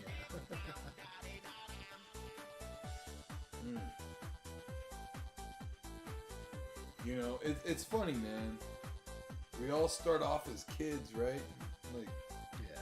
And then here we are now. Sometimes, dude, I do fucking wonder when I'm fucking working my ass off and busting my back and stuff, literally. I think, how did I get here? How did I fucking get to this place where I am right now? I know the sentiment, man. I know the sentiment. You know what I mean? Like, yeah. Like, where did little Nick go wrong to get Big Nick where he is now? Or where did medium Nick? You know what I mean? It's more, I'm not gonna lie, more or less medium Nick's fault. Fuck that guy. Fuck that guy. Medium Nick was more worried about being funny and doing good in sports in school than he was about where he was gonna go in life.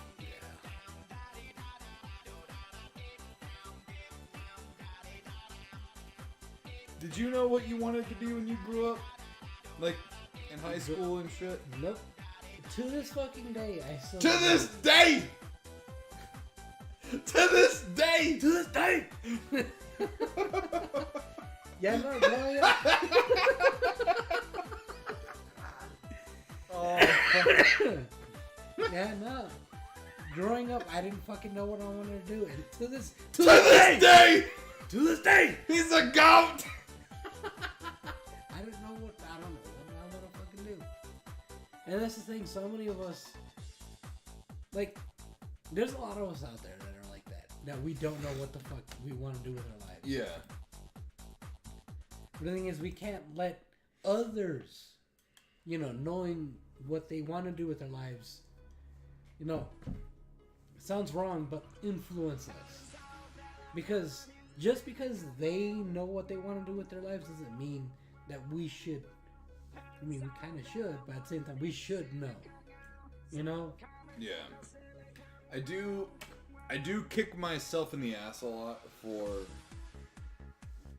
past me. You know what I mean? Yeah.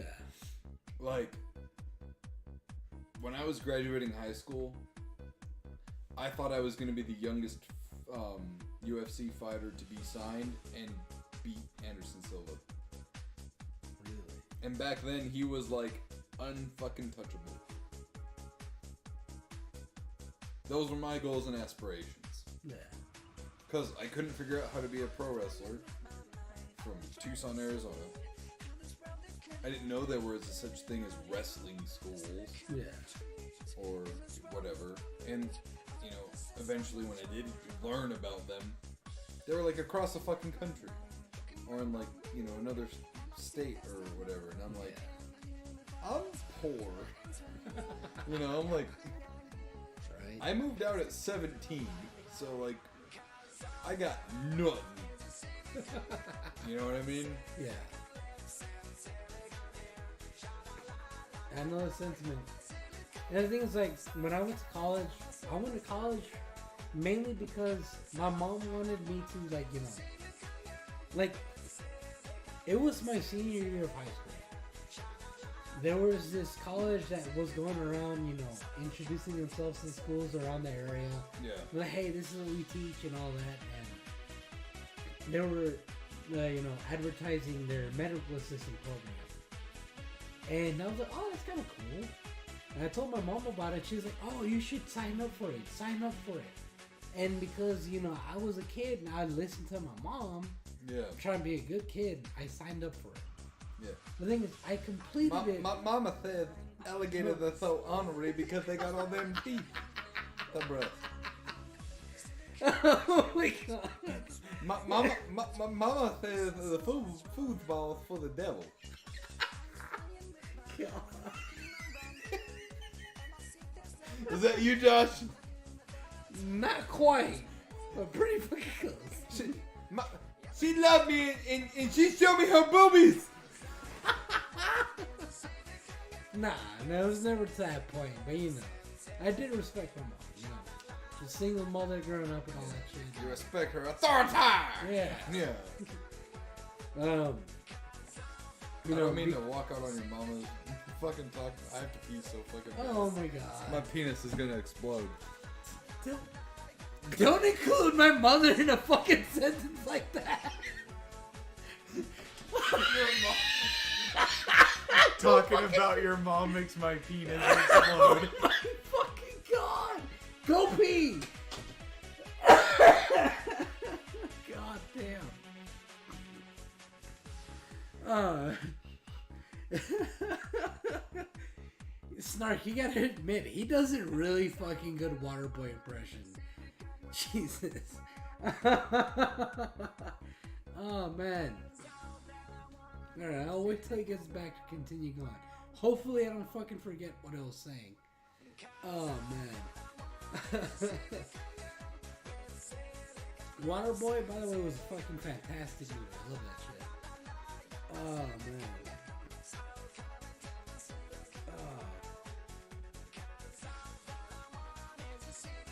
Whew.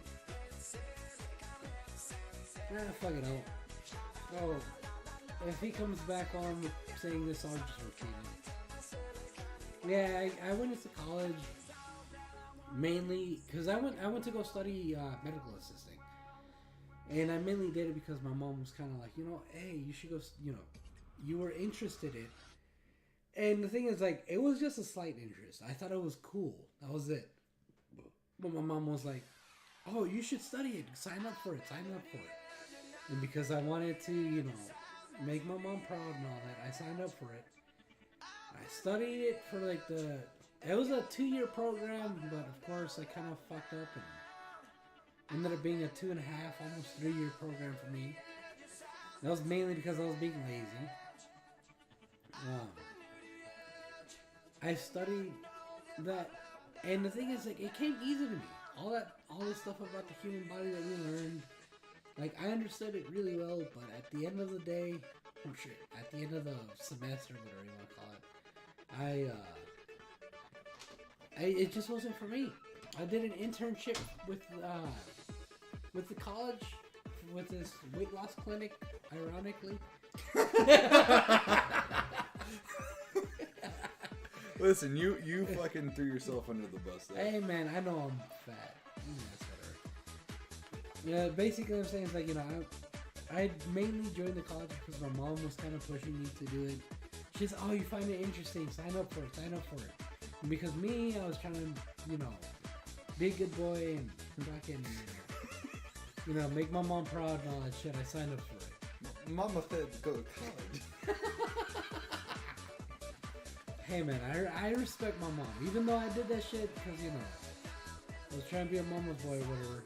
I did that shit because I was trying to, make my mom proud. Yeah, I get that. But at the end of it, I only did it because of that. It wasn't because that was my passion. You know? Passion. Yeah. It was supposed to be a 2-year program. It ended up being like a 2.5-year program for me because I fucking was lazy. I'd never do my homework. Yeah, I mean, I partied my way out of a junior college, so there you go. Yeah. But the thing is, like, that wasn't what I wanted to do, you know? And, like, the fucking college came easy to me. All the shit that they taught us, like, I understood really easy, you know? Yeah. But it wasn't something that was for me. Yeah. You know, that movie Grandma's Boy? Yeah. That's what I wanted to do with my life. Same Like, here. in 6th grade, I thought I would be, get this, I thought I would be a pro skating professional chef game developer. Wow.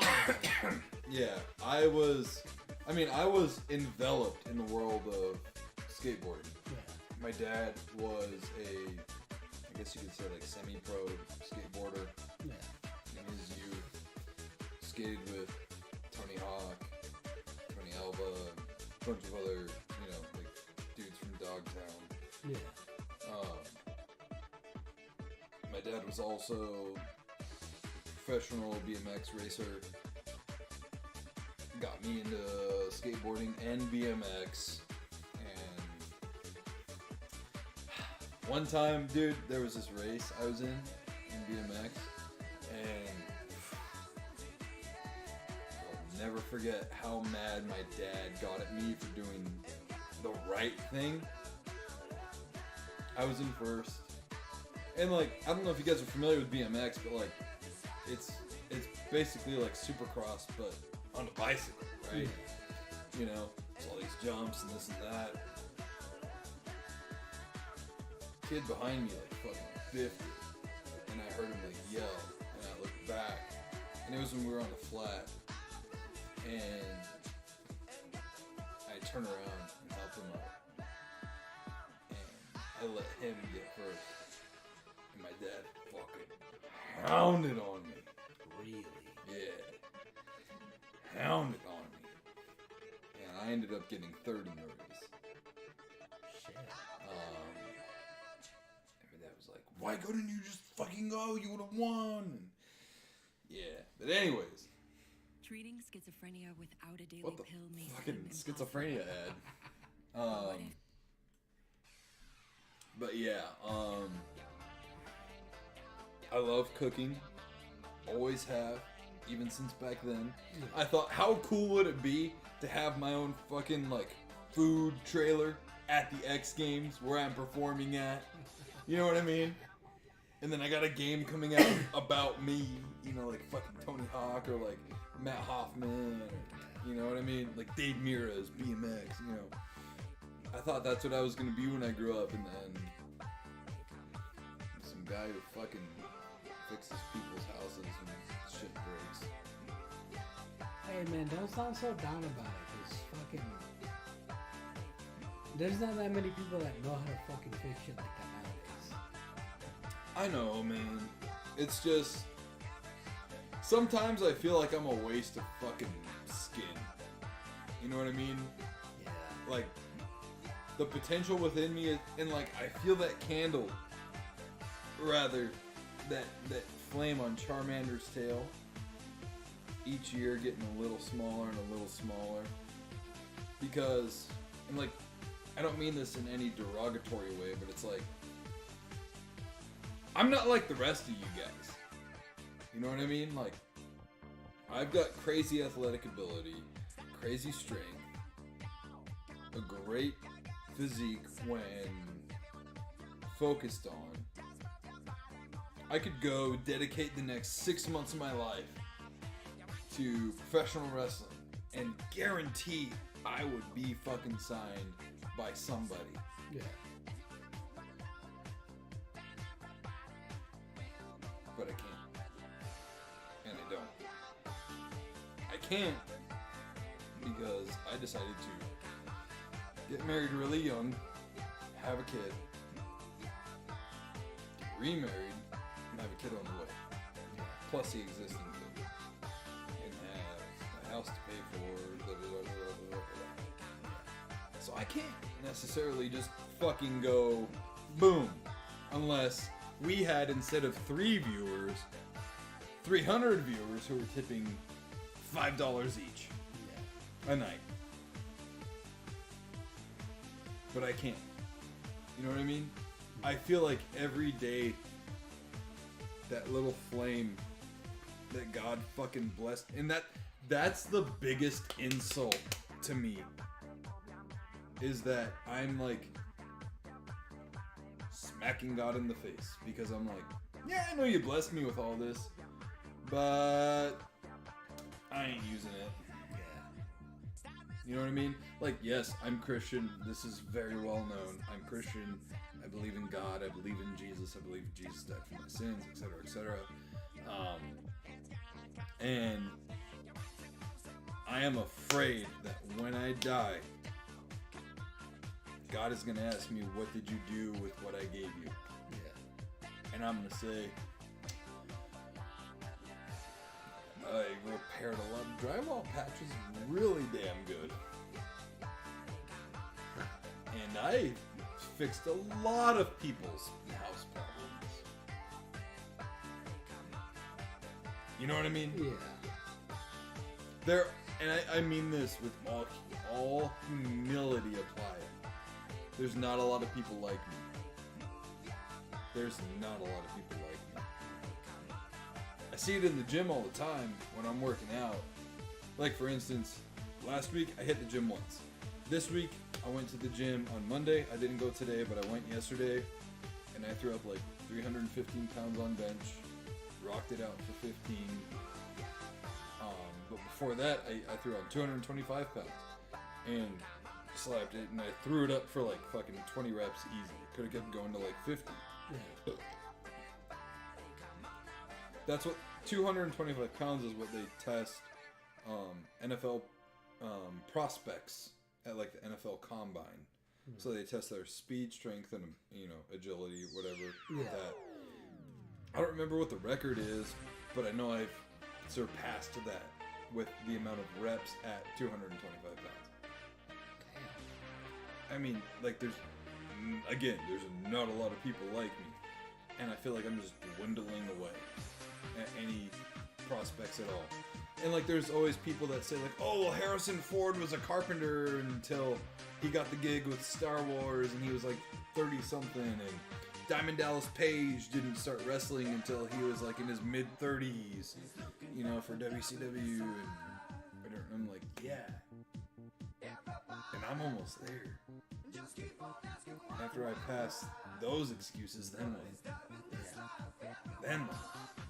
I'm just gonna be some fucking 40-year-old podcasting, trying to be cool and relevant, and I'm getting deep with you guys. I'm getting pretty fucking deep with you guys right now.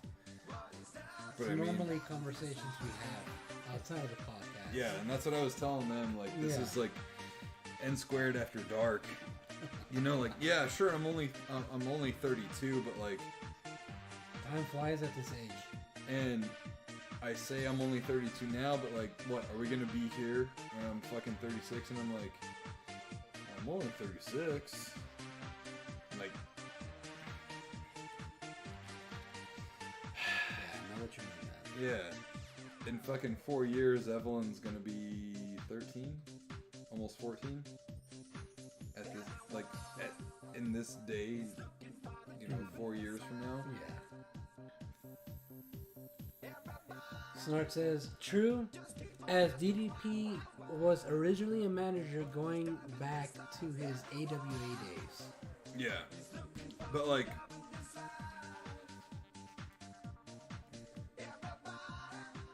again, he was already in the business, as a manager. Like, I don't know. Like how there's like you've seen Rick and Morty, right? No? No. Okay, but are you aware of Rick and Morty? Yeah. Are you aware of like the multiverse within Rick and Morty? Yeah. So like how there's like tons of Ricks And and tons of Mortys. Mortys. Yeah. I feel like there's so many other universes where I'm doing what I should be doing. And I am, unfortunately, the loser in the multiverse of my... You're preaching to the choir. Locke says, I'd kill to be 36. Oh yeah, Locke, aren't you like old enough to be my dad? I'm not trying to be facetious. No, shut the fuck up. I'm not trying to be facetious, but I remember Locke told us how old he was once. But yeah, no, and see, that's what I'm saying, bro. And that, to your credit, Locke, that's what I'm saying. I don't want to be one of those old guys in the gym that tells me I used to look like me. Yeah. I get old guys in the gym all the time telling me, oh, you know, I used to look like you, or oh, I used to be as strong as you. And a lot of times I take that as an insult because, again, I'm not like a lot of others. Yeah, no, for real, you're not. You know? And, like, but also, too, I feel like those old guys are saying that in, like, anger towards themselves. Yeah. You know what I mean? Yeah. Snark says, try hitting 50 this year. You're gonna be 50, Snark? Dang. You know what, Snark? I don't think I've ever seen a photo of you. Now I think about it, because a lot of your profile pictures aren't of you. Now I'm like realizing, fuck, I don't think I've ever seen Snark before. Locke says, I'm not that old, I'm 46. I said my 23-year-old son was dating a 39. Damn, dude, look at him going all fucking specific on that shit. And then Snark says, yep. Well, Snark, I hope one day I get to see the fucking face behind the fucking text. Either way, man. Yeah, it's like, are we being catfished? No, I'm just Either way, Snark, nowadays 50's the new 30. You're fine. 50's not that old. Bro, you're talking about women, though. You sure? I've seen some women that were 50 look like they were 80. I mean, I don't know. I feel like that term, or that turn of phrase of like, this age is the new this age, is really more or less delegated to like women. Well, okay, women say that because they want to feel younger. I say that because it's fucking true. A lot of older people nowadays just don't look their age. Bro, can you give me a tall can out of the fridge? Yeah. No, like for real. A lot of like older people nowadays do not look their age. That's true. That's true. And then like when you look back at like say for instance the cast of Cheers, a lot of them were in their fucking early to mid 30s when that show started. And a lot of them back then looked like how your parents would look nowadays. And it's crazy to think that way, but it's true. Like, it's kind of mind-blowing. And I'm not sure what is a contributing factor to that, but it is true. It's probably just the way we look at things. Because I'm pretty sure, like, once Evelyn gets old enough to, like, look at you and be like, oh, you're, like, in your 50s, she's gonna think you look old in your old pictures. You know what I mean? Because, like... Right, because, like, I look in my, like, yearbooks every now and then, right? Yeah. And the seniors, when I was a junior, will always look older to me. Even as I am now. I can be 32-year-old Nick, crack open my junior year yearbook. Yeah. And the seniors will still look like they're older than me now. Yeah. It's weird. It's just something in your mind that just makes it seem that way. Like we're older than the cast of that 70s show. Oh yeah, back when Like, they were back when it original- was airing. Yeah. But they Like- still kind of look older to us. Yeah. You know what I mean? Like, they still look older than us to us. Yeah. Yeah. Like, I've seen my mom's, like, yearbook photos. I'm like, you look just as old, like, now as you do back then in high school. What the fuck is going on? My mom looks like a different person. And today, it's still today because it's 11:07 here. Today's my mom's birthday. I think she's... I struggle. I don't remember the year my mom was born. Hey, I remember the day, alright? I remember the day. But... I think it was like 85 when she graduated high school. I think. I know I was 5 years old and my parents were 29-ish. So you do the math there, I'm 32. I don't feel like doing math, even if it's basic. I don't feel like doing it right now. I don't feel like doing that. You know, we're in front of a PC, I could fucking use a calculator right now, but am I going to? No. My parents are, my parents are 24 years older than me. I'm 32, do the math. It's 56. Nah, I feel like my mom turned 56 last year. Their platform. Well, I mean, it Well, depends my on- mom's 1 year older than my dad. Service platform. To 57. So she's probably 57, yeah. Yeah.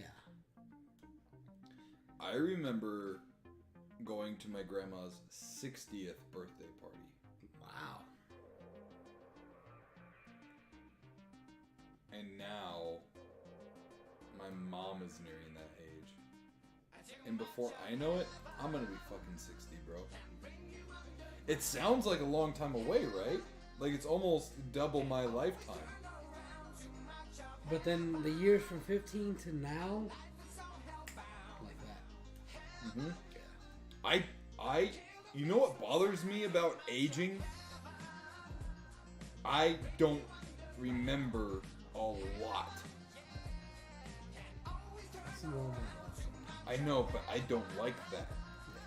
Like, I'm me. I am the same human being that was born in 91 that is here today. How do I not remember so much of my life? I think it has to do with the fact that as you grow older, not many things impact you as much as when you were younger. You know what I mean? See, I get what you're saying, but you're more impressionable at a younger age. So more things would be more impactful to you then versus now. It's true. It's true. That's some profound shit, motherfucker. Locke PSB says that, yeah, that shit is weird where you look some people who were only 30 or who are... Wait. Yeah, that shit is weird where you see people who are... Oh, I fucked it up a little bit, sorry. Who were... You're screwing us up, Locke. Sorry. Yeah, that shit is weird where you see people who were 30 only 20 years ago, but they still look older than you, even though you're currently older than them. Yeah, exactly. Sorry, that R before word threw us off so much. So, like, here, let's do this for instance. Spider-Man, Tobey Maguire. Okay. So that movie came out in 2002, okay? Yeah. Tobey Maguire is currently 48 years old. Okay, just keep that in mind. I don't want you to do any fucking math in your head or whatever. Just stay with me. Okay. So, 2024 minus 2002 was 22 years ago. minus 48. He was 26 in that movie. Yeah. I feel like he, when I watch that movie, is older than me still. Oh, yeah. And what's crazy, Brittany is only a year older than him. Really? Brittany's 27. He was 26 in that movie, playing an 18-year-old. Right? I mean, he did look young though. But see, I can say he looked young, like young enough to believe that was a senior in high school. But it's only because my mind said, yeah, he's older than me. Yeah. Oh, Locke says he was 24 when they filmed Spider-Man. I think they filmed in 2000. Okay. Yeah, so that makes even more sense. Yeah. Yeah. That's crazy. Yeah, it's knuckin' futz.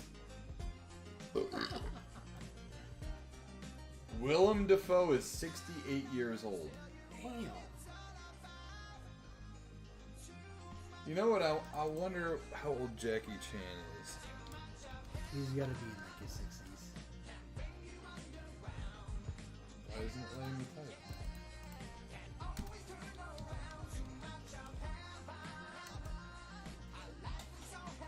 $69. What? He's only 1 year older than Willem Dafoe. And he looks fucking fantastic for his age when you think about it. Locke says, my bad, 25. It started filming in 2001. So like, bro, whenever I think or see Jackie Chan, I always think of Rush Hour Jackie Chan. Right? Although, have you seen...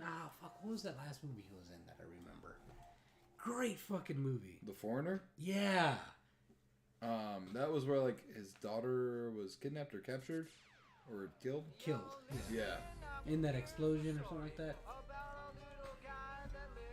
Yeah. That was like, what, 2020? 2019? No, it was way before that. Really? Yeah, let's see here. 2017. Holy crap. Yeah. Do you remember the tuxedo Oh my god. with Jennifer Love Hewitt? That movie was absolutely ridiculous. Oh, dude. Or there was another one, The Medallion. Did you ever see that? I might have. I don't really remember that well. Oh my gosh. He's in Kung Fu Pandas? And like fucking Shanghai Noon? Shanghai Nights as well? Yeah. Lock PSB says, when they filmed Spider-Man, the Twin Towers were still standing. I think they had to edit them out of the movie Yeah. and the marketing materials. Yeah, there was a commercial advertising the movie where he like saved a helicopter in between the towers, and they had to stop using that. Makes sense. Yeah, the medallion. Here we go. Oh, yeah. Yeah, he like got this medallion and gave him like crazy ass powers and shit. But see, like that's the Jackie Chan I will always think of when I think of Jackie Chan. Right. That or Jackie Chan Adventures. Yeah. Yeah. Yeah. Lock One PSB. more thing. Locke says, my favorite Jackie Chan movie was Jackie Chan's First Strike. Oh my God! Locke! You are my fucking man! You better find it after all that fucking yelling. On VHS, motherfucker! My favorite! Yes! This was like the most fucking James Bond 007 Pierce Brosnan style of movie for Jackie Chan in the fucking early 90s. I even have it on... Oh, sorry. Dropped my headset. I have it on DVD too. I don't know where the DVD is at the moment. Down here. Oh, here it is. Also on DVD, motherfucker! He said, have that shit on DVD. He said, I had it on VHS.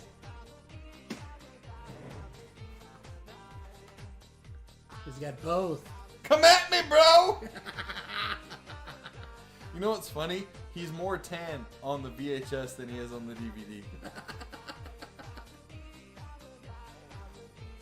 Dude, have you ever seen this? I might have. Let me see. You gotta watch it. You gotta fucking watch it. Oh, I did, but I gotta rewatch it. It's been so fucking long. There was like a fucking triple cross in that movie. It's been so long. Oh my god, dude. This is the best fucking Jackie Chan movie ever. Ever. Says I have Super Cop on VHS. Okay, I don't have that on VHS. Yes, dude. Fucking Jackie Chan's First Strike is the best. Effort, and requires enough tools to fill an entire kitchen drawer. With Mosey, you'll now be able to brew and drink a perfect cup of tea anywhere. Here's how it works. Simply fill the sieve with your favorite tea and secure to the lid. Next, add hot water, attach the lid, and flip upside down Keep for the talking. appropriate steeping time. Finally, flip it right I was side up actually and just enjoy. about to say Our it drinking with spout vegan. is inspired by ancient Chinese teacups. An homage to Yeah, Luck, bro. You are the, like, you and me, bro. Let's go. You're the fucking man. I fucking love that movie. I don't know what it is about that movie, but bro, it's just mwah, chef's kiss. All the 90s Jackie movies were great. Yeah. There's what's the one with the okay, there's like a raft. Air raft that like goes through the middle of the city. You know what I'm talking about? There's like an air raft chase or aircraft chase, something like that.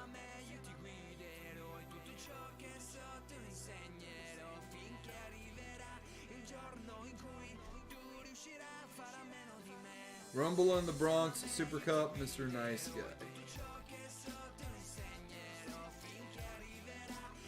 I always loved watching the bloopers too at the end of the movies. Those are the best.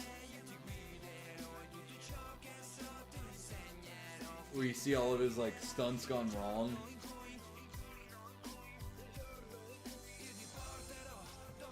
Let me see. I'm gonna try to Google that shit to answer my own question. Jackie Chan aircraft scene.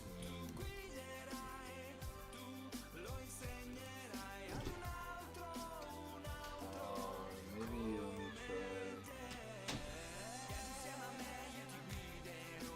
try. Josh, what are those things called? Where they're like Chinese chicken? No.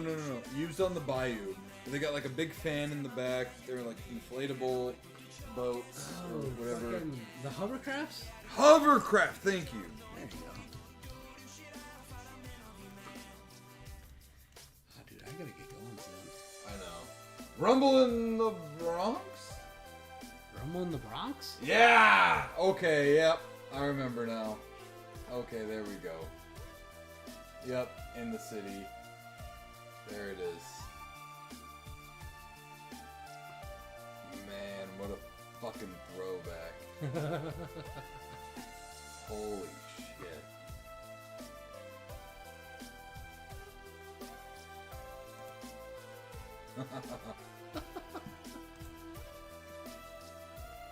Let's buy that, Josh. Probably not that expensive. 2-person hovercraft. You gotta work like that? Just about $20,000, Josh. What do you say? Work weekends for that? Yellow and black, bro. That's the way to go. What was that song? Black and Yellow? Yeah. Especially, so I was talking about how, like, at the end of every Jackie Chan movie, there's always, like, the bloopers. Oh, where yeah. There's, like, all the stunts gone wrong. And Oh, he goes, yeah. especially the ones where he hurts his nuts. And then he says, I was thinking that that was Rumble in the Bronx. That was the one that got him really big here in the States. Yeah. And, like, Rumble in the Bronx was, I think, the third or fourth movie in the cop story or police story franchise. Really? Mm-hmm. That's good. I mean, Jackie Chan was like huge back east. Oh yeah. Well before he made it big here. Oh yeah. My favorite one, like of his old movies, was the Drunken Master. Oh yeah. Damn, that's old. Yeah.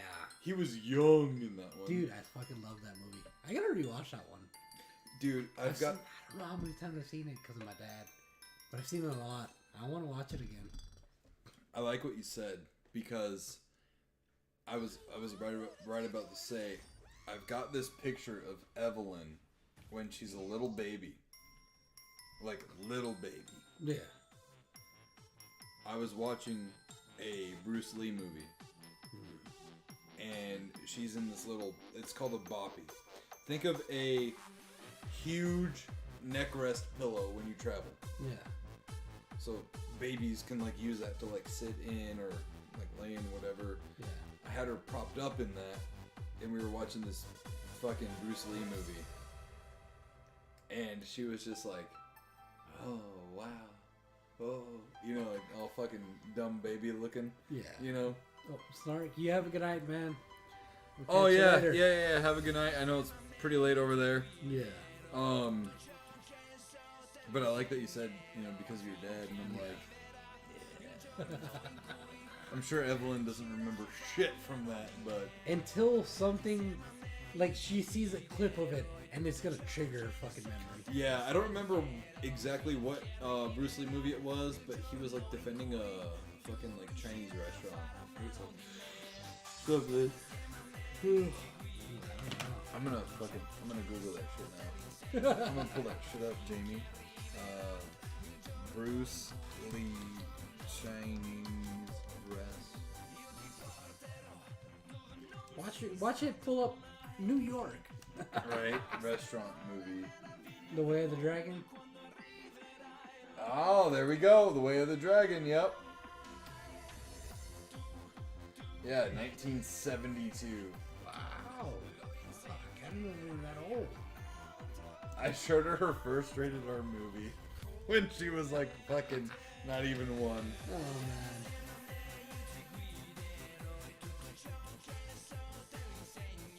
Oh, this is their Italian album. It's weird because it doesn't sound Italian. Like I've heard of Italian before, but like it's weird hearing. Here, let me.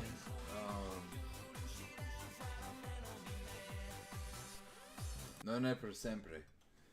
This is the song I told you about earlier on the show.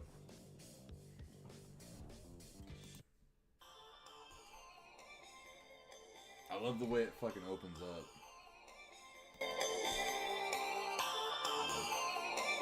It sounds like it's playing through like a cup at first, you know what I mean? Here, let's go ahead and we're going to talk about and review the song Non è per sempre from Eiffel 65.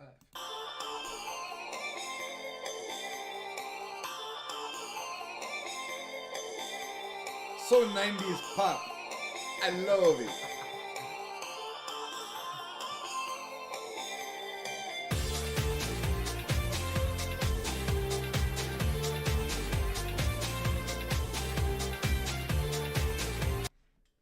Now look at the phones I have.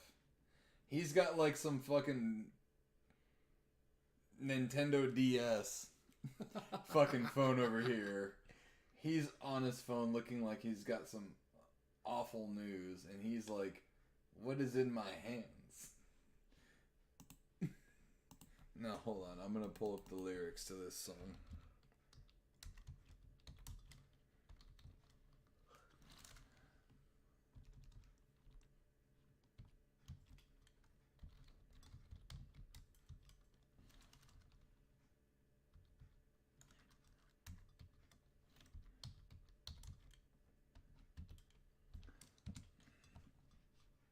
Okay, whatever. Translate to English. There we go. Thank you, Google. It's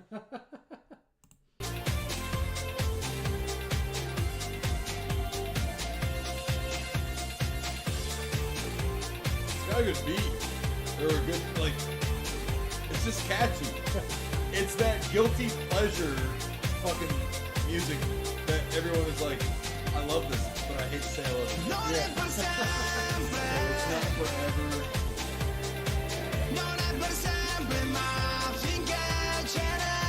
It's not forever, but as long as there is, we don't stop and we keep going. They've already told us to follow what we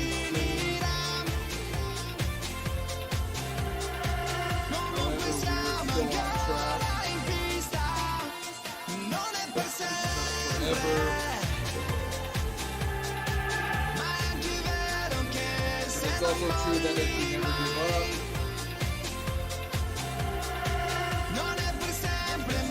forever, but as long as you can,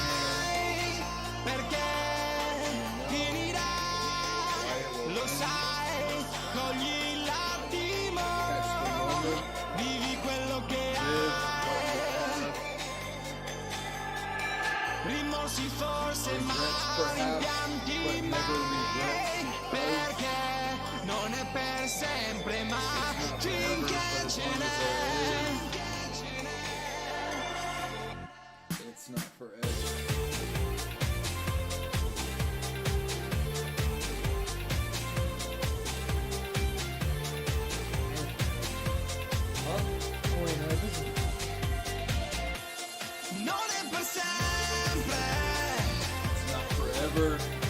Non è per sempre, ma finché c'è. But as long as there is,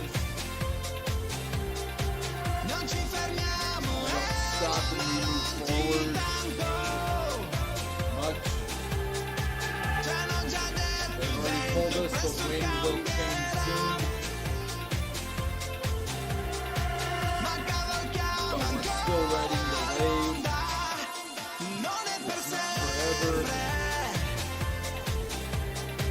forever.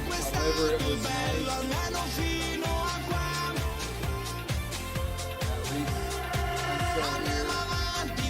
Keep going as long as there is.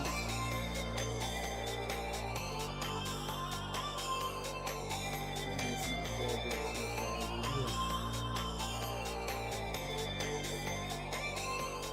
Non è per sempre.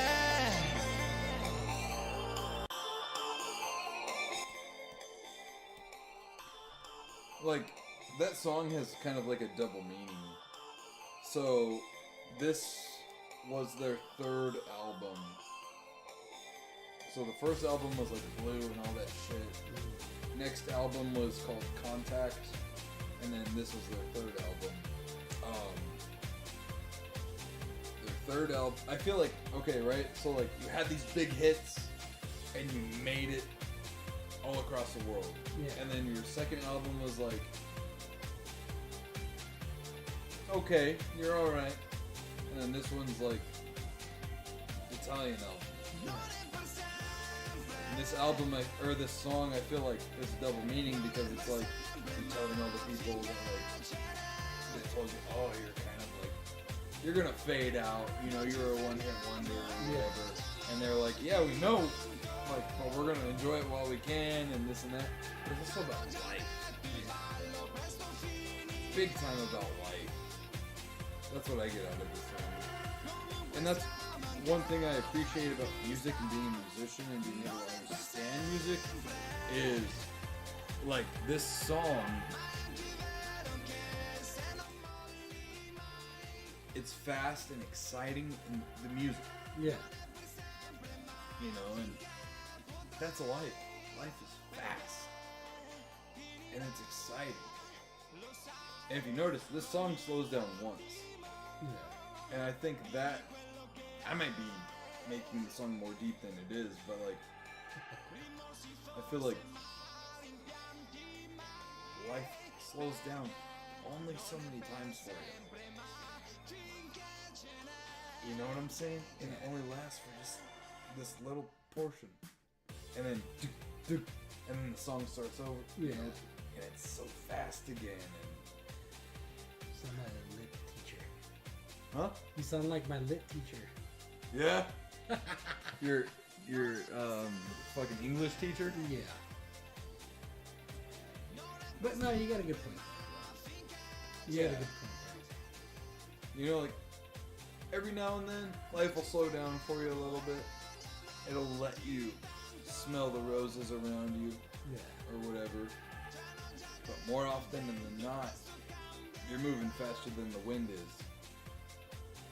and you can't even catch that breeze. Spitting facts. I really hope they have Taco Bell in heaven.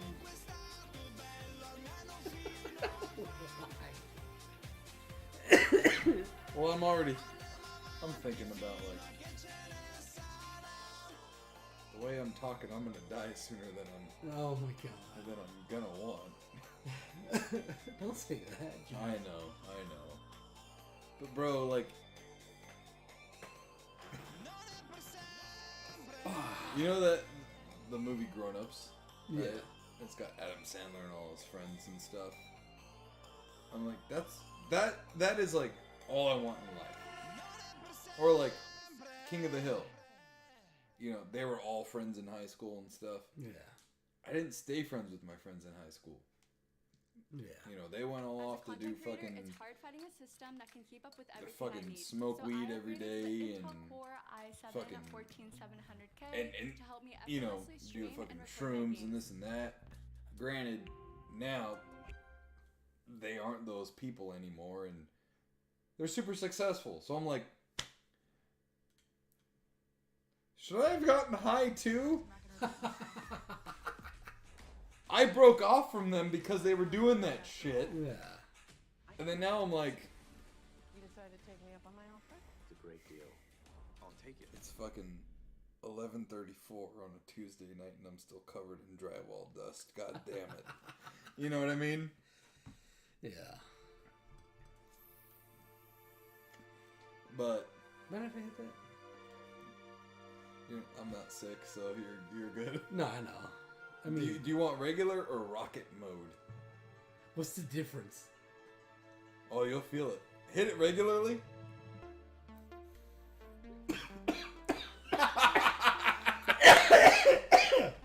That hit hard. That was the regular. Oh, man.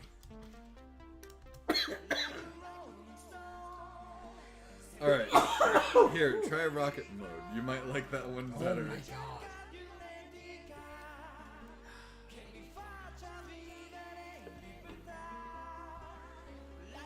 Honestly, rocket mode hits smoother. Yeah, it's supposed to, Okay. but it's more concentrated. Really? Yeah. That makes no sense. Yeah. So anyways, we'll wrap up here with this song called Johnny Gray by Eiffel 65.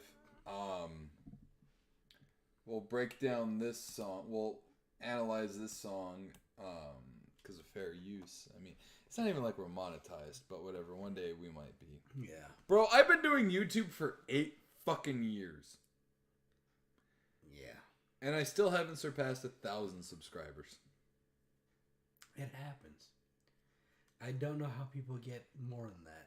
You know that video that that one guy made of me? Yeah. He was a rising star and this and that. And he said I was criminally underrated. Yeah. And granted, like, you're involved in this too, right? But like, True, but you have a lot more prior to me being involved. I was gonna say, like, you're involved in the one of 8 years, right? Yeah. Like, and he said criminally underrated. I'm like, fucking thank you. Thank you. Someone fucking sees it other than me. Because I think I'm way more like entertaining than a Markiplier or a PewDiePie or this or that. I'm just not devilishly handsome and white. Okay, but you never hear me complain about that. Except today. Today! But, Every day. To this day. Oh man. But you know, like, oh, and I don't have an accent. Yeah. Touche. Yeah. Yeah. Yeah, like a PewDiePie's got an accent. You know Right. what I mean? And I don't start off the video like a crazed maniac, like a Mr. Beast and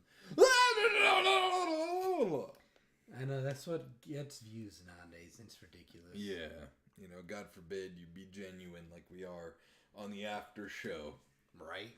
you know, I think I am tomorrow though. I'm gonna watch the East Coast airing of Dynamite because I get both East and West Coast channels of TBS and TNT, and I think I'm gonna go live right after Dynamite ends on the East Coast and try to do a AEW after show or post show.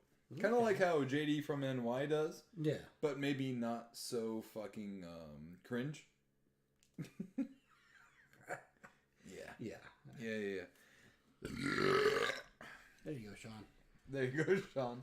So anyways, this song is called Johnny Gray by Eiffel 65. There's a I over there too, isn't there? Yeah. Eiffel 65. Johnny Gray. We'll pull up the lyrics. This song in particular, right before I met you, I would listen to this song a lot. Really? And you'll get why. Like how I told you, I didn't really keep friends after high school. Yeah. Partied my way out of college, distanced myself from them after I fucking burnt out. Yeah. So here you go. We're doing a little this again is normally like just off camera stuff that you would never hear or see over here on the NSquared Podcast, but this is why you should fucking tune in and join live so you can get us on topics and on personal stuff. So here is the song. My name is Johnny Gray. It's just a name, and I know that for you it's the same. The world I know seems not to know me. Here's my number, I need to call. I'm Johnny Gray. Gray, Gray, Gray, Gray, Gray. My name is Johnny Gray. It's just a name, for you it's the same. The world I know seems not to know me. Here's my number, I need you to call. Excuse me, it's Johnny Gray. Not Tommy Day, my name's Johnny Gray. I can't remember my phone number. All the calls I get are mistakes. And I holler and make no noise. As I said before, my name is Johnny Gray. So we'll analyze the lyrics here real quick. So it opens with saying, my name is Johnny Gray. It's just a name, and I know that for you it's the same. Just being a random name, Yeah. right? The world I know seems not to know me. Here's my number. I need a call. I'm Johnny Gray. And then it goes into the verse, and it says, my name is Johnny Gray. It's just a name. For you it's the same. The world I know seems not to know me. Here's my number. I need a call. Excuse me, it's Johnny Gray. Not Tommy Day. My name's Johnny Gray.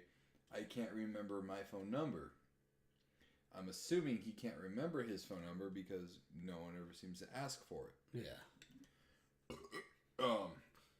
All the calls I get are mistakes, and I holler and make no noise. As I said before, my name is Johnny Gray. So, and no homo. This is like how my life used to be before you came along, right? Yeah. Like I had friends like David and Lucas and stuff, but like Lucas would always bail.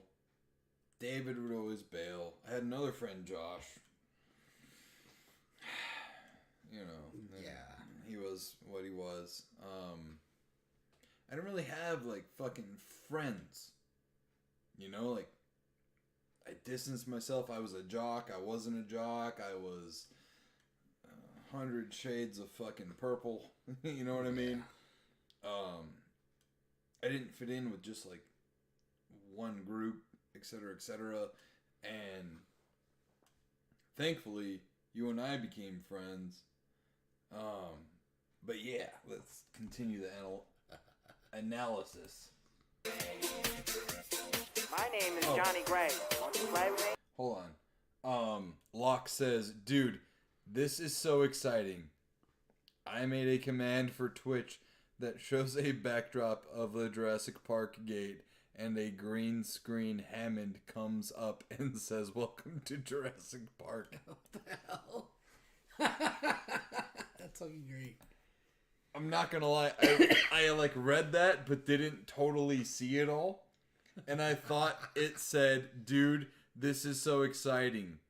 This is like the Jurassic Park gates opening. And I thought it was like, I thought Locke was excited to see like the innards of my feelings. I am so fucking stupid. Anyways. My name is Johnny Gray. Want to play with me? So he said, my name's Johnny Gray. Won't you play with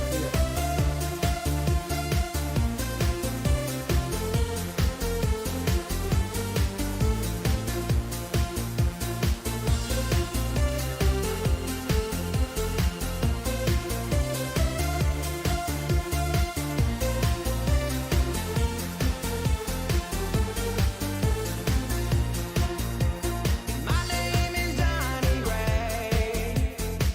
It's just a name, for you it's the same. The world I know seems like you know me. Here's my number, I need to call. Excuse me, it's Johnny Gray. Not Tommy Day, my name's Johnny Gray. I can't remember my phone number. All the calls I get are mistakes. And I holler and make no noise. As I said before, my name is Johnny Gray. Because, you know, like, when you don't know anybody, and nobody seems to care to know you, Yeah. that line hits really hard where he's like, I holler and make no noise. You know? Mm-hmm. I remember so many times, like, just feeling a certain way of, like, loneliness, wanting friendship, wanting communication with other people. Yeah. But, like, you put yourself out there, but then you never hear anything back, hear anything reciprocated. And you're just like, it's Friday night. I would really love to order pizza, have some friends over, and play some NBA Jam right now. Yeah. You know what I mean? Mm-hmm. And you're just like, fuck, man. Or like, for instance, you log on to fucking Call of Duty, and you're in a lobby, everyone's mic'd up, you say something, no one said shit. Yeah. You know, and you're just like, can someone just please say hello?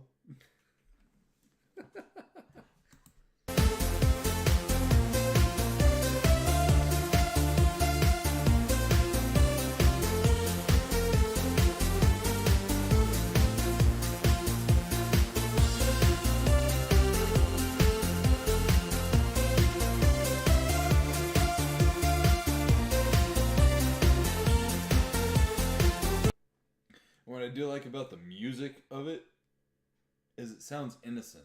Yeah, it does. It sounds very playful, right? Yeah. Like, you would expect to hear this playing when you walk into, like, a fucking daycare. But it is, is resemblant a word? Yeah. Is it? Yeah. It is resemblant. Is it? Are you sure? I mean, I don't feel confident saying it. Fucking. You know what? I'm making a word. Fuck Fuck there it. you go. It is resemblant of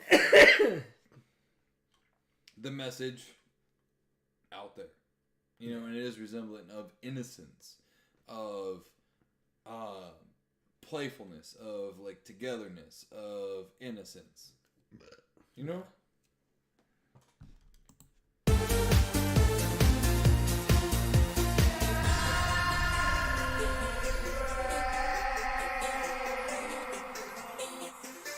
Excuse me. Yeah, my name is Johnny Gray. Yeah, of course, it's just a name, but you think. You see, the world I live in doesn't really seem to know me. Here's my number. Won't you give me a call, please? My name is Johnny Gray. My name is Johnny Gray. It's just a name. For you, it's the same. The world I know seems not to know me. Here's my number. I need a call. Excuse me, it's Johnny Gray. Now time of day, my name's Johnny Gray. I can't remember my phone number. All the calls I get are mistakes. And I holler and make no noise.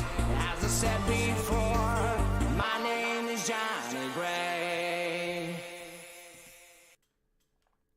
So that song, this is, oh wow, Bliss Corporation. That's their record label.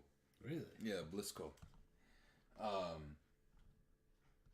This song and album came out in like 2001, I want to say. Yeah. Ah, yeah, there you go, 2001. When they say like all the calls they get are mistakes, it's like, damn, they were ahead of their time. All I get are fucking calls of like fucking robocalls or fucking Scam calls. Scam calls. Yeah. Or, Yeah. but yeah, man. You know, it's like growing up kind of fucking sucks sometimes. It's cool to like. It's cool to hear other people acknowledge that too. Yeah. No matter the level of fame or status. Yeah. It just makes you feel like you're not alone in that shit. Yeah. Yeah. Big time. And I feel like the older you get, the harder it is to make friends. Yeah. No, that's true. You know, I made fucking friends going through the McDonald's fucking playground. You know, I'm like, hey, we're gonna be best friends to 100. And never see them again. You know? Yeah. We shared french fries. Friends for life. You know? Yeah. Like, cheers, mate. You know, like. Did you ever do that shit? Maybe a few times when I was like younger, but the older I got, past like fucking 10, I didn't really do that. Well, dude, I mean. Yeah. Yeah. Do you remember the Inspector Gadget McDonald's toys? Yeah. Those are fucking cool. That shit was pretty fucking cool. Yeah. I think I got all but like one arm. Damn, really? Yeah, I was very close. Shit. Very close. I remember getting mad at my mom. I remember getting mad at my mom. Because I was like, I just need one more piece! God damn it, woman! she threw we got McDonald's at home. Yeah, right. Like, you know those the Timmy videos? Timmy! No. The one where he's like, you had sex? Oh, yeah. Yeah. Yeah. Yeah, I was like that with my mom. My God. How dare you! You wretched beast of a woman!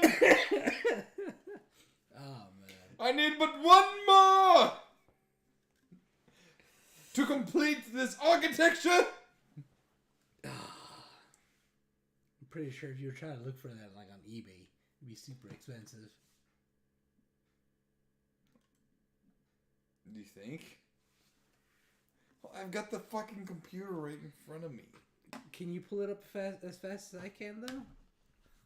Run as fast as you can. You're not as fast as me. I'm the gingerbread man.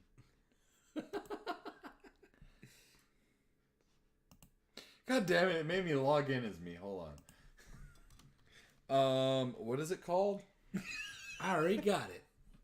It's like $40. Oh, that's not that bad. Yeah. Inspector Gadget. God damn it. You couldn't just say Inspector Gadget. There you go. Alright. Anyways, thank you all for watching and tuning in. Dude, we've been streaming for almost 5 hours. Yeah. You look like it. Dude, I'm tired. And I gotta go to home. I gotta go to home. Yeah, I mean, shit. No, the way you... I got to go to home. Yeah. Josh phone home. Alright, anyways, guys, NSquared Podcast.